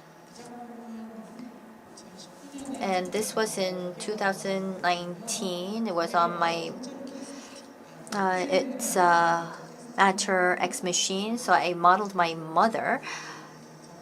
And you can see that this work actually mimics the expressions of the audience, can converse with the audience, and the conversations between would be a motherly conversation, basically of warmth, of really wanting to get along. And the audience and their emotional interaction, up to what extent would that be possible, was what I wanted to test it out in this piece of work. And what I found interesting was that as an artist, you can see that we have these motors, these artificial muscles that are connected together, and depending on the angle, sometimes this robot would frown with different facial expressions, but then at the end of the day, it reads the expressions of the audience and makes that judgment, and then it turns a particular motor. That's basically it. It's not about actually having these flow of emotions of happiness or sadness. It's not based on instincts. It's just purely based on a programmed algorithm.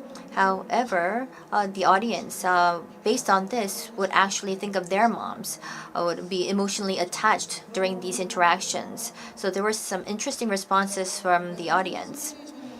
So when we do engage in a simulation of life, there are times when there is that moment of emotions.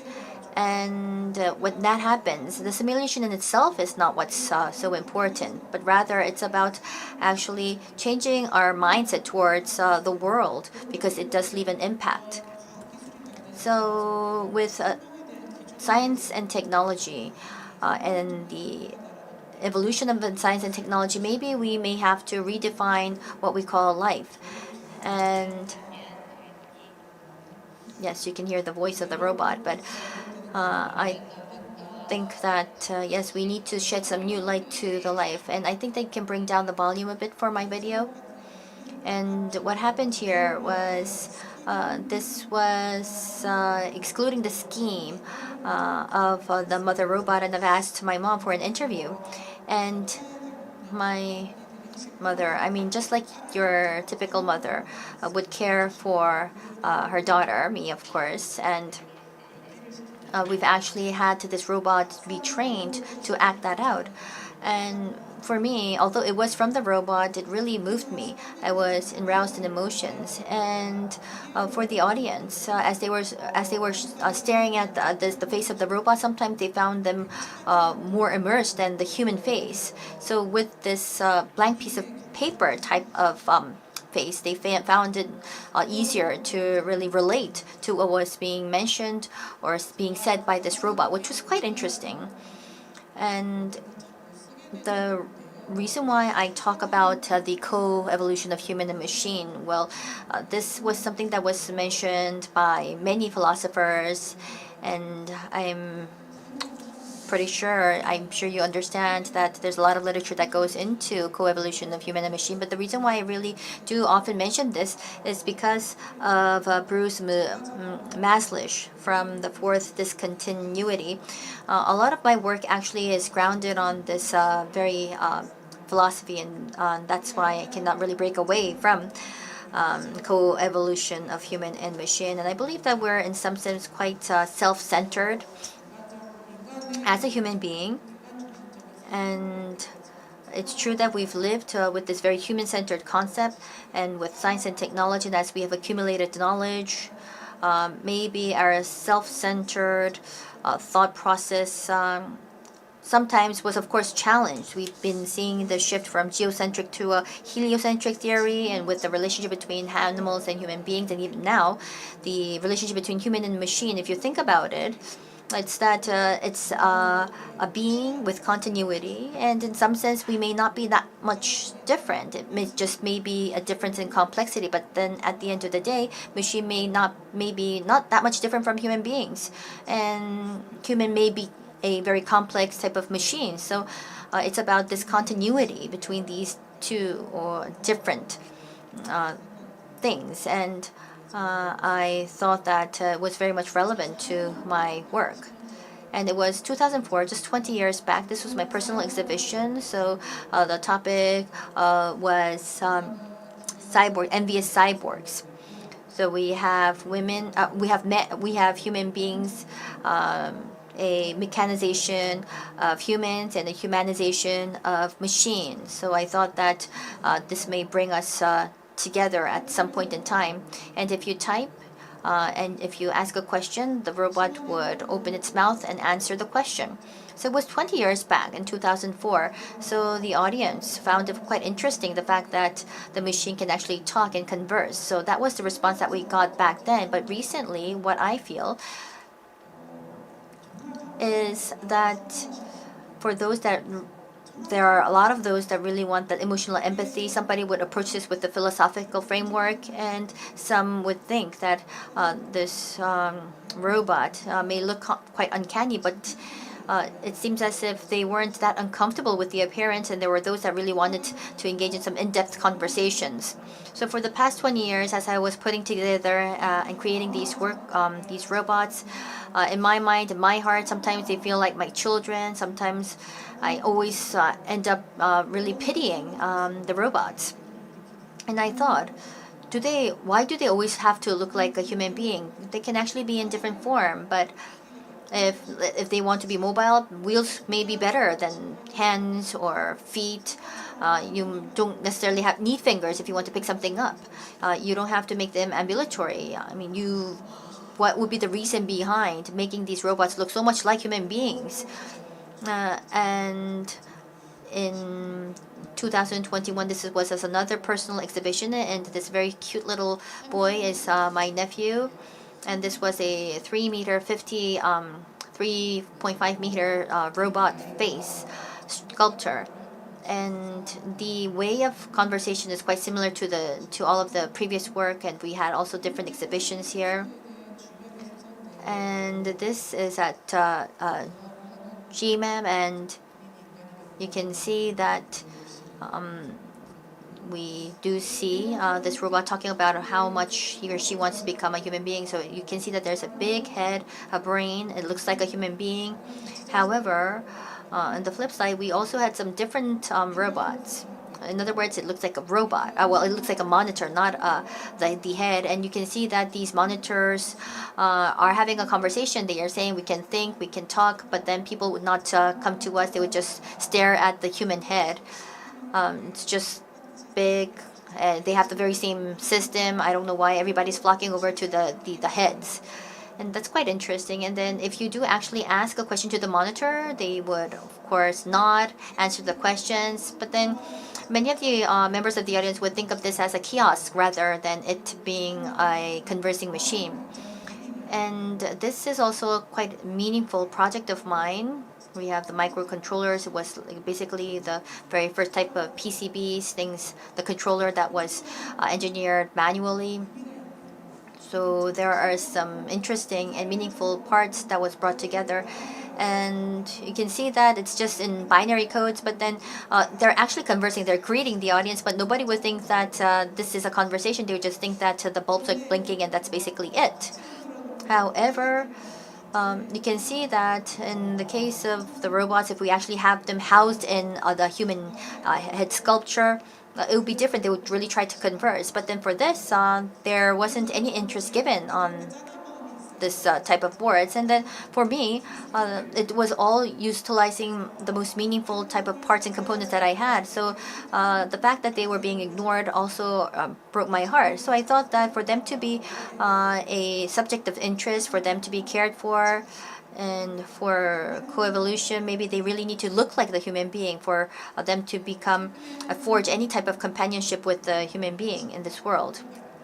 And it was this. I really thought that this place that we're sitting right now was where I had this exhibition. I really loved this space. And you see 6, but there were actually 7 heads. And for every exhibitions, I've actually changed the program of the heads so that they can actually have a dialogue amongst one another. And there are times when, 5 or 6 would all answer all together. So depending on the exhibition, the title will of course change.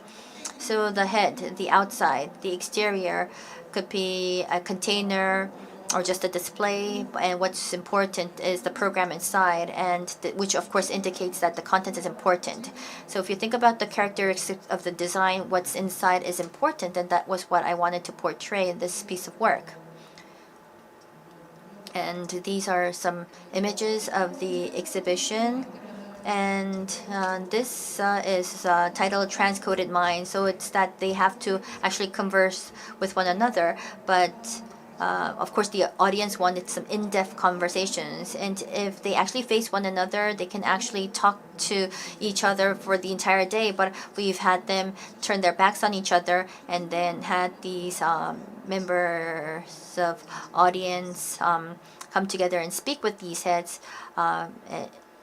Whisper to them so that they can stop their conversations amongst one another and then interact with the audience. And this is Replaced Mind. So I wanted to actively utilize ChatGPT for this exhibition.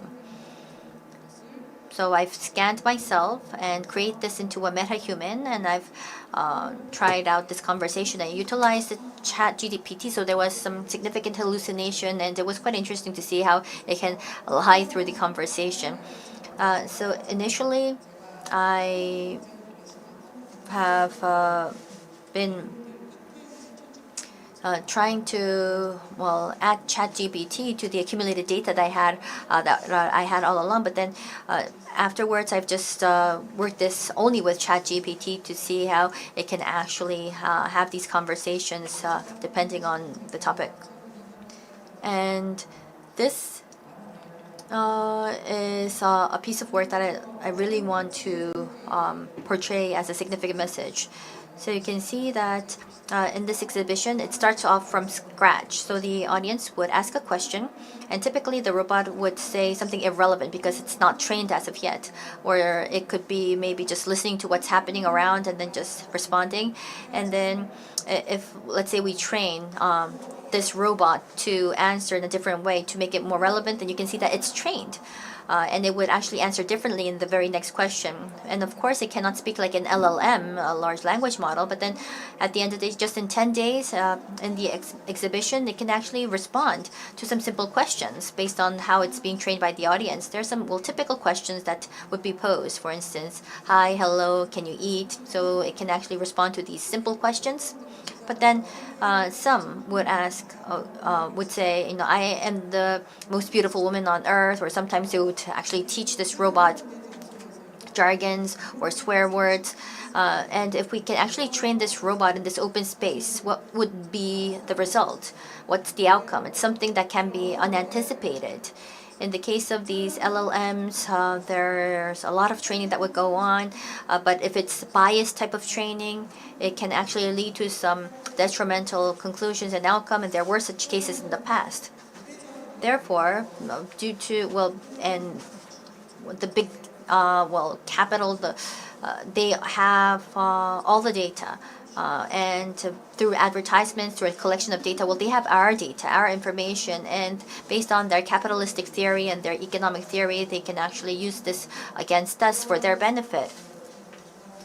So in some sense, in this very open but unstable model, and considering that the society is something like that, and without any consensus, really having this data out there impacting us is something that I really want to portray as a message. So we have these artificial life forms, those with AI. We have these, let's say, elements of existence, and it's only natural that we would have to coexist with them. So with what kind of mindset, and how can we actually forge that societal consensus? And without that type of consensus, and if we're just follow what's happening in front of our eyes, it can actually lead to great instability and concern. So that was the gist of my recent work. And with that, let me conclude my presentation. Thank you. 네, 노준하 작가님 발표 잘 들었. Thank you very much, Juna No, for your presentation. We will go on to ZR's presentation, and the presentation will be on the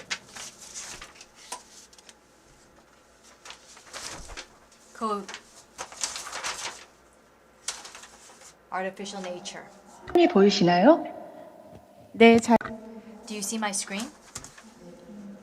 Yes, we can. Thank you. Then I will begin. Hello, everyone.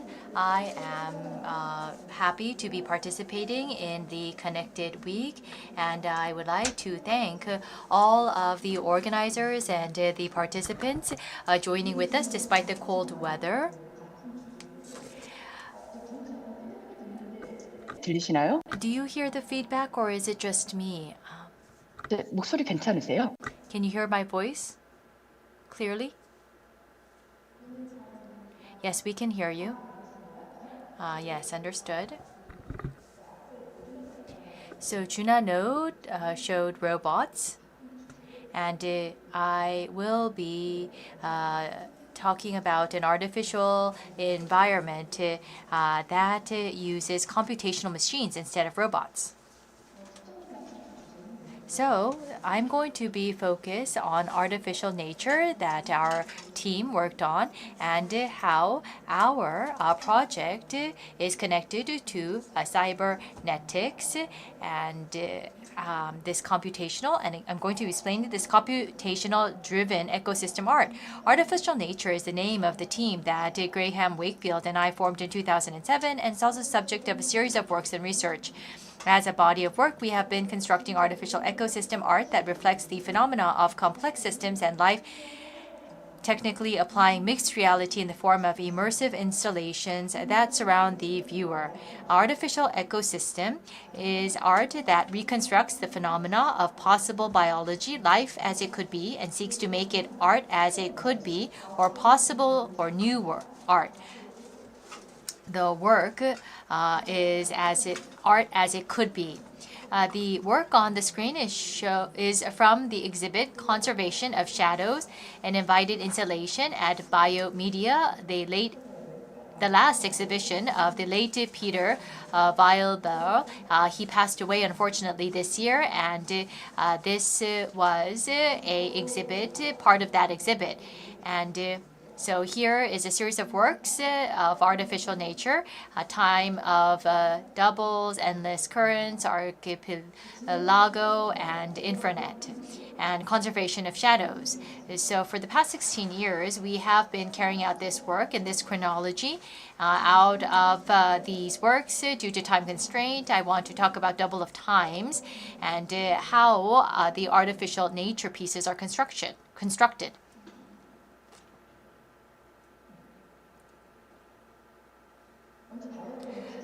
First, you can see the components of the pieces in the diagram. Energy, information, and behavior are interrelated and flow without beginning or end. In the interaction of this work, it's very important that the participant becomes part of the system. The artist and the viewer, the human subject, are not at the center of the work, but operate as part of the work. And alien worms and arthropod,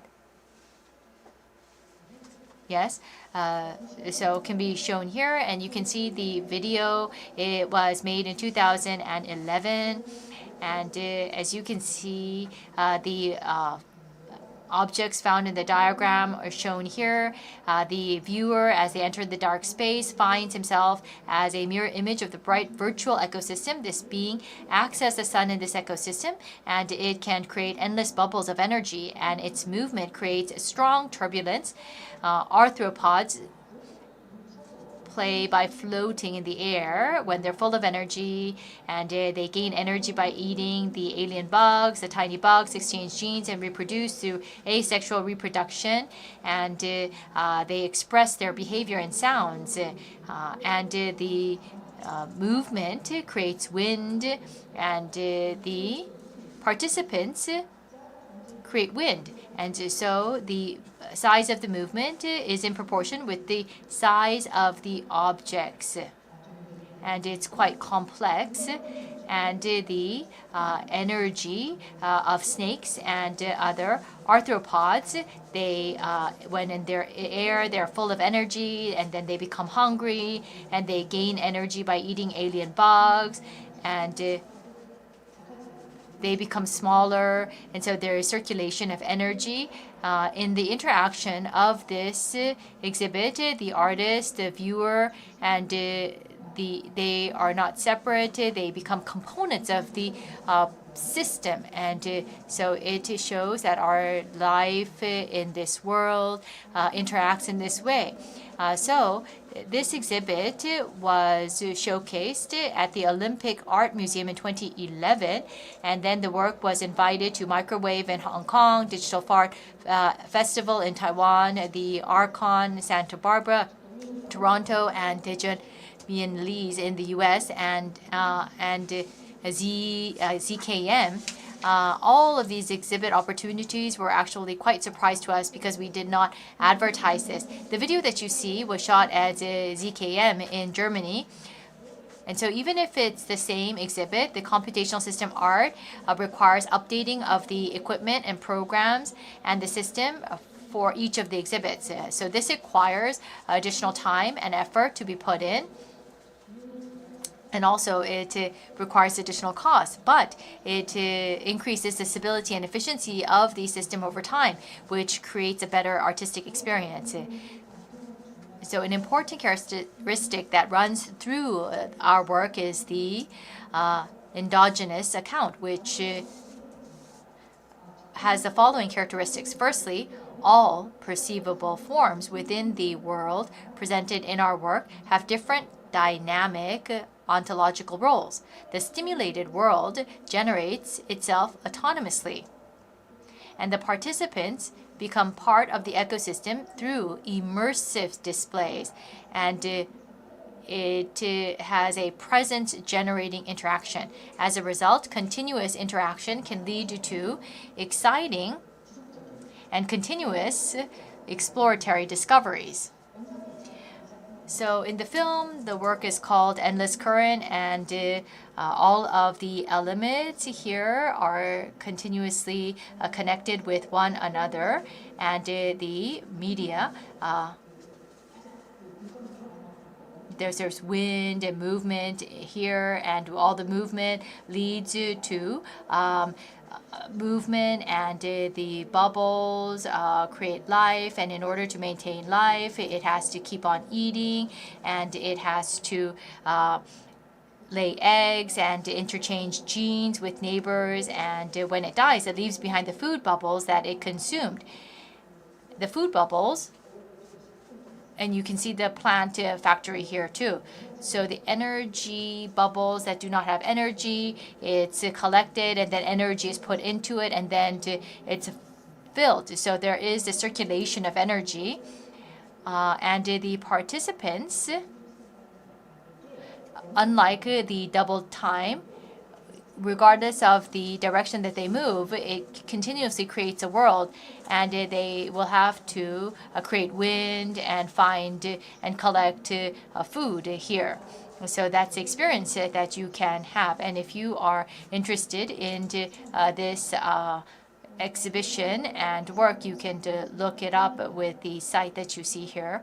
Our work is computationally driven ecological art, and we didn't start out with cybernetics, but looking back, we find that it has its roots in cybernetics. And I want to talk about this a little bit further. First, computation and approach to computers. What kind of tool is computers to you? So in the past, when an artist was using computers, you can understand what they're trying to say, but it's no longer the case with computers. We believe that computation is neither inherently utilitarian nor opposed to nature. Instead, we see it as a material means of further exploring what nature is, and computers help us find our place in it. This is the view that we expressed in our article in stream 4. So in our article, Computational Biotops express this. So here we use the term computational because a computer is not a object that is at rest, whereas computation is a process in action. When I first started working with computers, I was fascinated by the fact that this computer tool was very much different from the other tools. The brushes, paints, pencils, chisels was very much different. And so I was very much curious and attracted to the computer as a meta tool. And I think that has led me to come all the way. And that's probably what brought me here, because I was from the College of Art. So it was a very different type of tool. Christopher Langton, who established the field of artificial life, defines computers as second-order machines. It is a similar concept to Alan Turing's universal machine, because a computer is a machine that can do what all other machines do, but at the same time, it is a machine that cannot perform any function without a program. Instead, Langton thought of a computer that performs all different specific functions like a chameleon, which each program focusing on that function as an artificial universe capable of new intellectual exploration. Therefore, computer software is presented as a material to explore the universality of all life phenomena beyond life on Earth. And yes, you can see that, well, this is on cybernetics, and I think that I will actually consume a lot of time to really go into this concept. And I'm pretty sure that cybernetics may not be a very familiar term, but it is a study of control and communication in animals and machines. And there are several reasons why we who work on artificial nature find the roots of our theories in cybernetics. It actually brings us back to our roots, and this study actually has some key findings for the modern and contemporary world. Especially as an artist in this side of the world, I would like to share with you some of the lessons that we've learned. Well, one of a key finding is that the control and communication mechanisms are commonly applied to animals and machines. that is natural systems and artificial systems, meaning that this is a blurring of boundaries between animals and machines. And I believe that this uncertainty is one of the important criteria that divides modern times between those that had clear boundaries and those that did not. So once again, it's basically a key differentiating factor between the modern times and the contemporary times. And a second characteristic of cybernetics is that the environment in which this control and communication takes place is the real world. The real world is very much different from the controlled laboratories and research conditions of simplification and abstraction. It is basically a multisensory, multidimensional, and complex system of increasing complexity. And what you see here on the left is the sensor and controller, the first order cybernetics. It consists of other systems. It's the cybernetic loop. And what you see on the right is the second cybernetics, the feedback loop. So you can see that it's in a dual form, and we have the observer. The existence of the observer is included in the feedback loop. So for instance, if there is a fly and it's sat somewhere, so for the human being, well, we would know it flew and it's now sitting somewhere. But then in the case of the frog observer, it would be very much different. So it means that the fly was there, but now it's suddenly non-existent. So in other words, it means that we're looking into a different world depending on the perspective. So in terms of art and culture, I believe that this actually changes our typical perspective.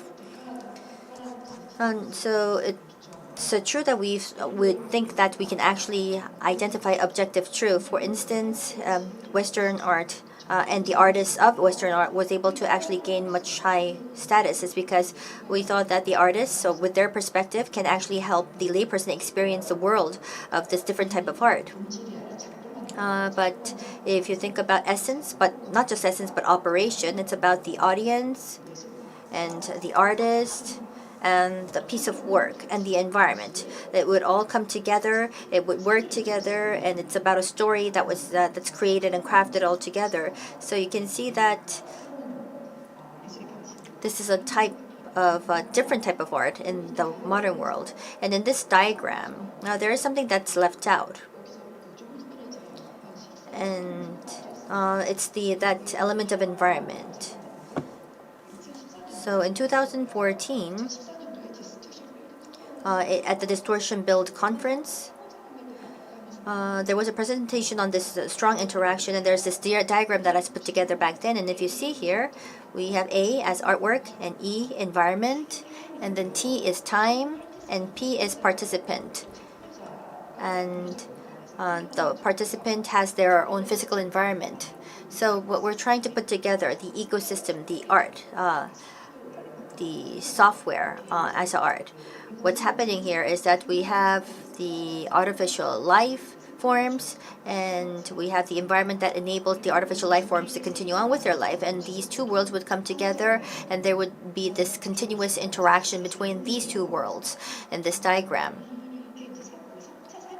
And this actually leads to the third cybernetics, and we've also talked about coevolution by our previous speaker. And we can see that the third cybernetics would be human beings, animals, machine, and cooperation amongst the three, or symbiosis. So that's how this third cybernetics can be defined. And cybernetics, without cybernetics, this is another way to put this. This is because autonomous vehicles, IoT, Gen AI, and various smart systems are being developed, and they're already utilizing cybernetics. But then cybernetics, the term cybernetics is not actually being used, and sometimes it's being forgotten. So in this study of cybernetics, sometimes we would think in art and culture and understanding the flow, and in creating that near future, we can see that cybernetics actually provides some key insights. And because of that, I wanted to really share that with you as this third order cybernetics. And you can see that here, this actually, the similarities between the mechanisms of artificial and nature living systems are quite significant. This shown on the left is the mechanical tortoise, by the cybernetic research Greywater of 1951. And on the right, you see our body cells and DNA operating mechanisms. And even now, as we speak, we do have the cells working for us in operation. And the tortoise is made up of sensors, controllers, and motors to recognize and avoid objects, move in response to light. And when they run out of energy, they return home and replenish their energy by themselves.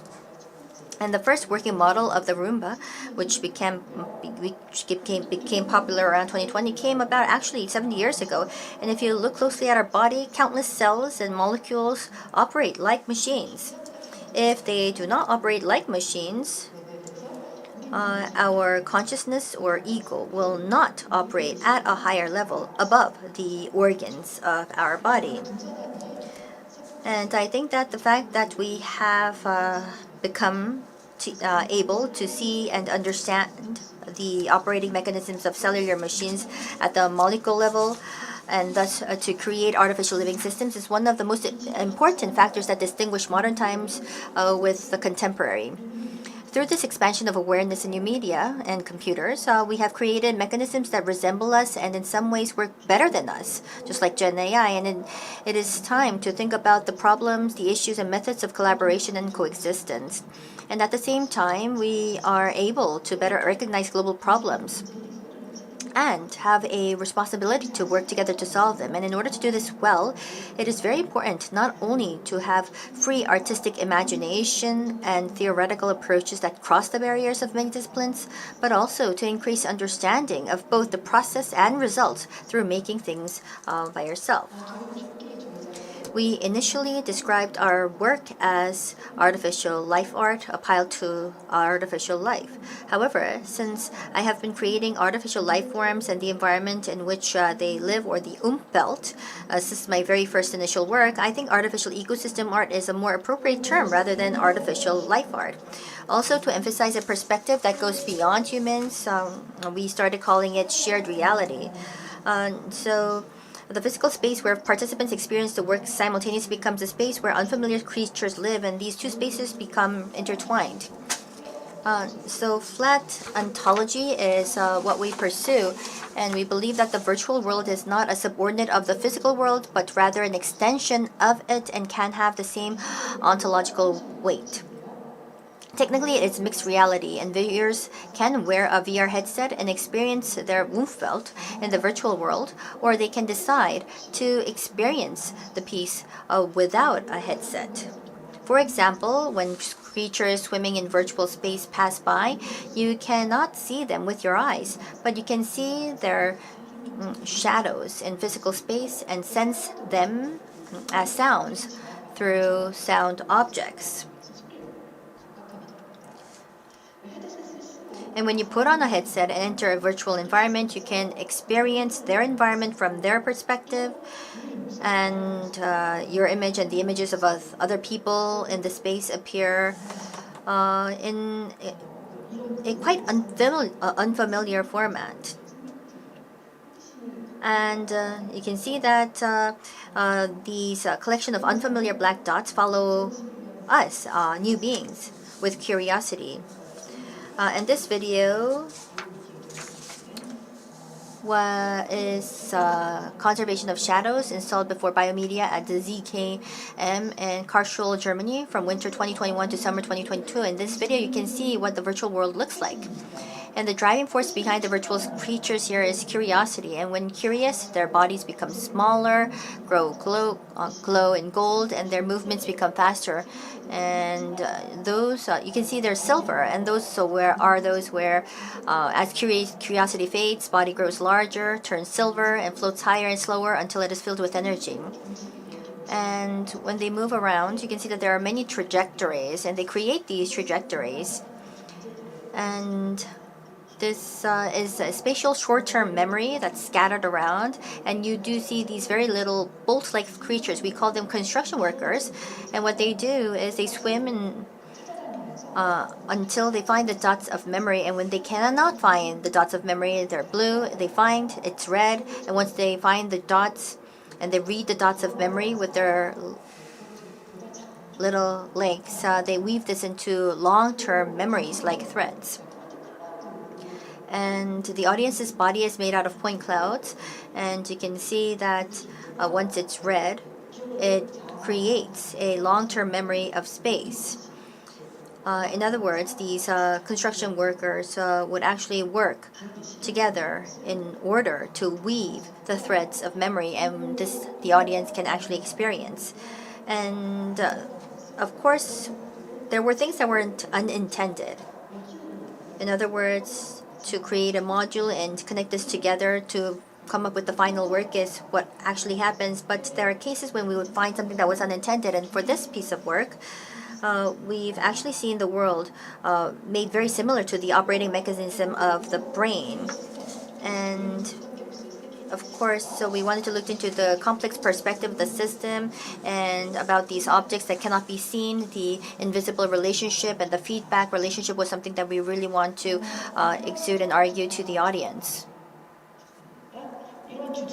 And based on that topic, there was a recent work under the name of entanglement, and this is a non-real-time task with no interaction due to the installation space conditions. But then once again, it's a system art that applies feedback, and I would like to show you how we've approached this. So entanglement is a interesting, multi-sensory, multi-dimensional, immersive environment in which the visible world of the forest and the invisible world of the ground are connected and intertwined with the motif of the mycelial network in the forest and the ground. So this work obtains continuous animation sequence images through Gen AI visualization, applying stable diffusion based on procedural modeling of forest growth, and then creates a dynamic system of mycelium and bacterial networks that form connections and communication between trees. Among these, the feedback process was applied and Gen AI visualization, mycelial and bacterial network dynamic systems come into play. It may sound unfamiliar that a feedback process is being used in generative visualization.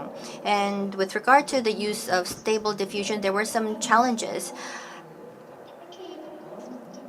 And one of the challenges was that we need a very high resolution. In other words, we needed especially long horizontal image resolution and the need for animations of over 10 minutes. To make this possible, we needed a continuous image sequence between outputs. And lastly, the image that we wanted to create was of root growing. So basically, there wasn't a lot of rich data on this, so stable diffusion was something that was not easily done. And additionally, there were some unexpected challenges that arose while working on this project, which was that stable diffusion found it very difficult to create empty space. So to solve the above task, we have actually used several methods, and one of them was not only using text prompts, but as I have already mentioned, it was the 3D procedural modeling to create a depth image or image sequence of trees and tree roots growing, using this as a guide through a control net, and thus creating the following image or the next image. And also for the next image, we used the depth image and the previous frame image as inputs to create the next image through text prompts and parameter adjustments. But this is where a new problem arose. The problem was that the generated image through feedback kept getting darker. Therefore, the process of working with Gen AI, that is, the overall process of controlling and creating images had to go through a feedback process of monitoring and continuous adjustment, monitoring and continuously adjusting parameters during creation, much like a performance. And this video is a condensed version of the finished video to less than 2 minutes. Another feedback process comes from the application of electrical signals from the intermediate and dynamic systems in which fungi and bacterial networks grow and find and connect with each other. And you can see the fungi system, and they actually grow, find connection, and the same data or image was used in the process of finding that image data, and there was that feedback process that was ongoing. And this work was invited as a main exhibition in the media art exhibition called Signals, hosted by the Vancouver International Film Festival, held in late September and early October this year. And we succeeded in evolving it into a one-channel, real-time interactive operation using a 4K LED measuring approximately 6 meters and 3.4 meters high, and with Intel LiDAR sensor. And the work Entanglement became We Are Entanglement. And if you enter into this space, you see at the center a mirror self that actually grows as a part of the fungi. So we see the trees, and we see a different fungi system. And then from the audience, we have a different type of fungi system that would actually connect and grow. And there is this dynamic changing process. And depending on the 11-12 second video sequence, you can actually see how the fungi system would change. And sometimes it would remain as watermarks or shadows in the water, or it could be an abstract fungi panel. And with the electronic signal, it may sometimes actually go through your body. And then you see these twinkles, and depending on the sunlight that would go in, would actually have an impact on the system, which will actually provide this very different interaction. Humans are at the center of a global crisis, and what is more worrying is that we are losing the power to dream of an optimistic future. We believe that art and imagination have the power to make us aware of the invisible and unknown. And I'm in the same vein with all of the participants here today, and our project Artificial Nature is an invitation to you to work together to create a future of healthy and old forests. And with that, let me conclude my presentation. Thank you. 네, 감사합니다. Thank you very much.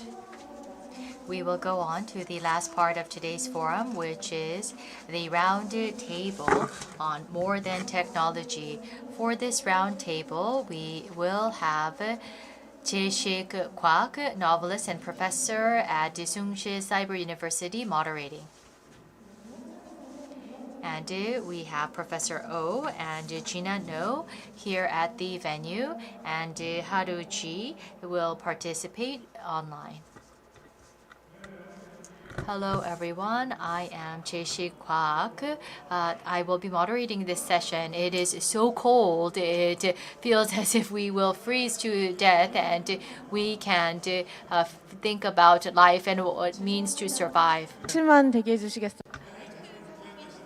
One moment, please. We have some issues with the microphone, so please bear with us for a moment. 저 오늘 여러 기술적 There are many technical issues that we are facing today. We ask for your understanding.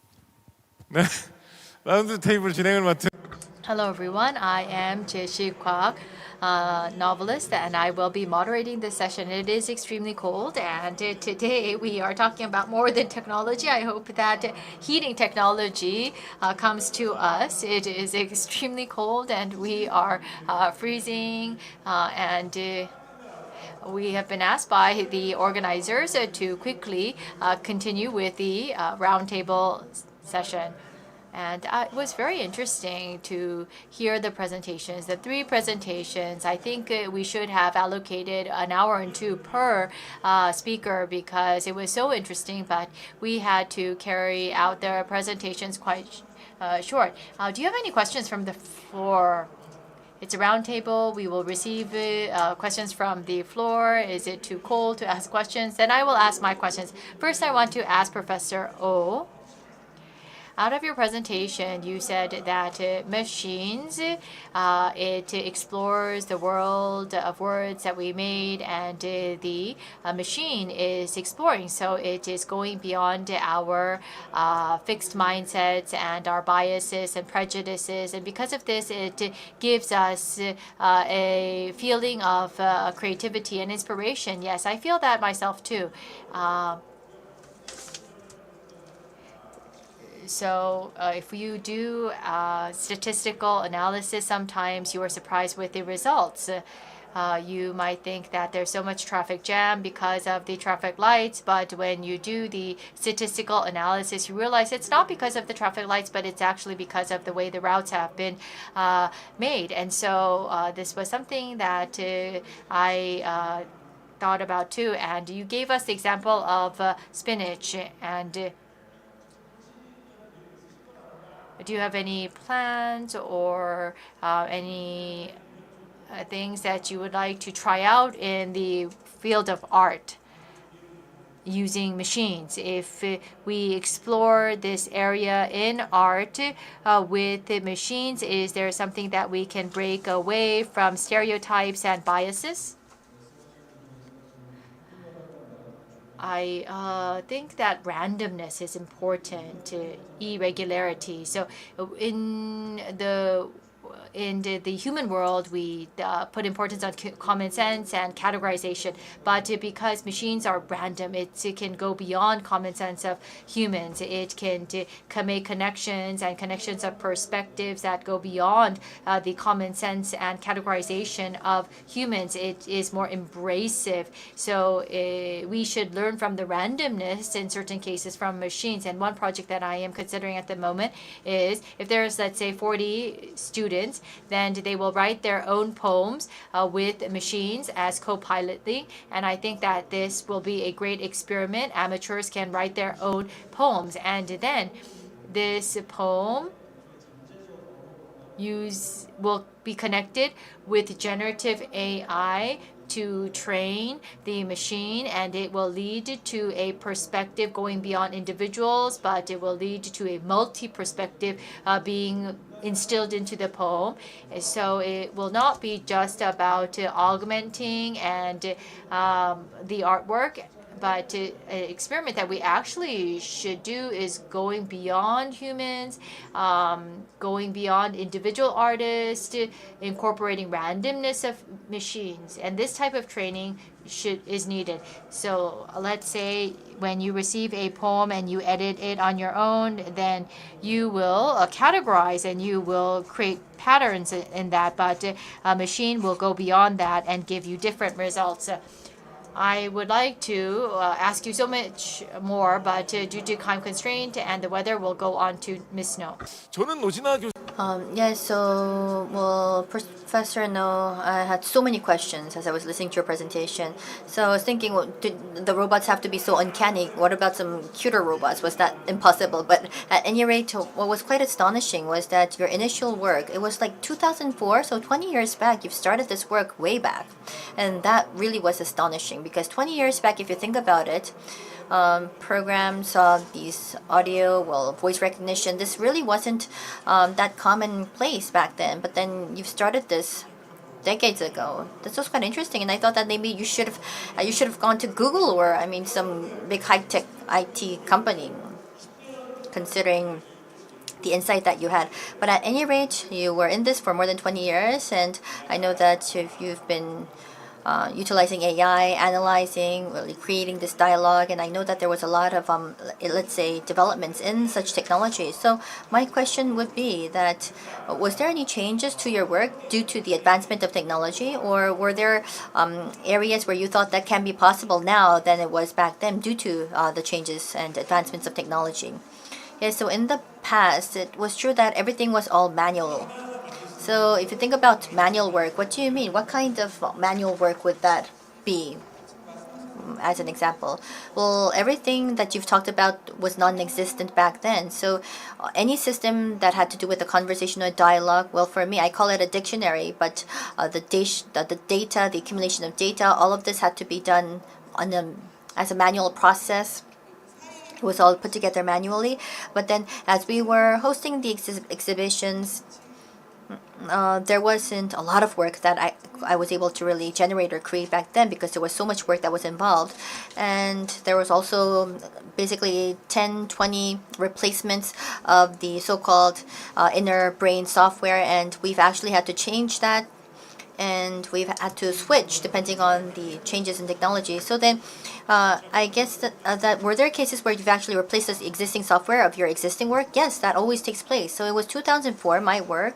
Of course, it's now long gone because it caught fire and it burnt up. But from 2009 and onwards, I have my work, and anything previous to that, it does not exist. But if you look at the work from 2009 and onwards, the conversation based on typing. And we've actually switched that to having this conversation using whispering into the ear. So on the outside it may seem the same, but inside it's been replaced more than 10 times. So I do want to mention that if you did see check out our work in the past, you really have to go on continuously check out our work, because she would be changing the software and replacing the software. And with ChatGPT right now, as you all know, there are areas that may not be as interesting, but of course there's hallucination, and there could be some caveats that would enable it to become more interesting, but of course it always works in an unintended fashion. And just like Professor O, it's about immediate response. It's not about continuous training.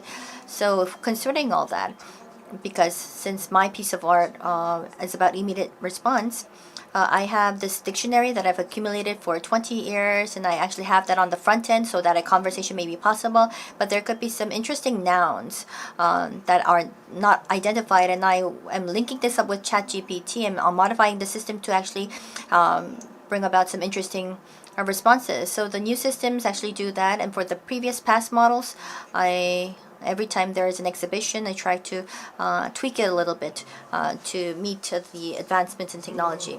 Yes, thank you. I would really like to go and see your exhibitions, and if you can actually maybe indicate any updates, that would be great, because that would really encourage the audience to go and see the exhibition. So once again, thank you very much for that encouraging comment. And my next question goes to Haruji. Artificial nature. While listening to the presentation, I thought it was so interesting. And as a novelist, I write sci-fi novels, and it was that. For that reason, even more interesting, and the composition and movement that we see in your exhibit, it is something that we can observe in real life, such as the movement of insects and schools of fish. It is very similar to what we observe in nature, yet it is fantastic and mesmerizing, which is unlike the real reality, and it seems as if they are alien forms and objects. So it is similar to what we see in nature, yet it is unlike it, which gives us this immersive experience. And so I was wondering if you have ecological observations and research into biology and microorganisms, for example, and out of those in your team, are there some researchers that study in depth in biology and in ecology, or is there something that you brought from ecology and biology that triggered your interest, which led you to bring that into your work of art? Was there a certain inspiration or idea that was brought from these other disciplines?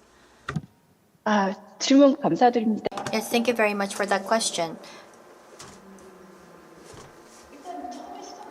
Well, when we first began this project, well, I've been taught at art school. It was a middle school of art, high school of art, and then MFA, and then I moved on to media art or computational art.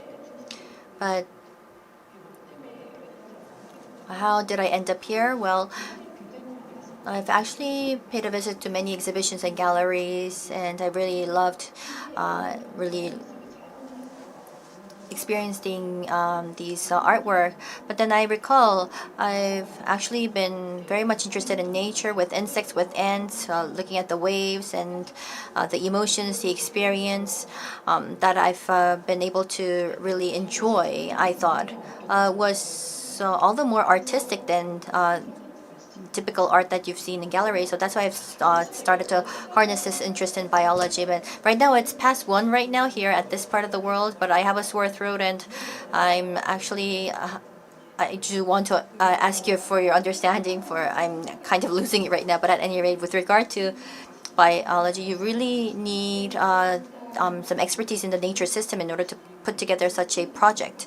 And that's why I continue on to study the nature system. And we have 2 artists that put together this artificial ecosystem, but they both have expertise in the natural system and they're very well at home to programming. But the natural system, it's true that we have to rely on many of the researchers of contemporary times. So there's an algorithm of the natural system, for instance. If it's an MPC current, the organism in the flower pattern was actually done by a researcher boy. It was by that algorithm from that researcher. So it's true that we really need to rely on the incumbent researchers and their expertise on natural systems, and they use this mechanism into an algorithm and they put into mathematical calculations, making it programmable. So you can see that if we just think about the computation in itself, there are so many resources. It's co-work, joint work, and it continues on to evolve. And that's why you can see that there's a lot of cooperation and collaboration involved. So I'm not sure whether I'm really describing my words, but so that's what I wanted to say.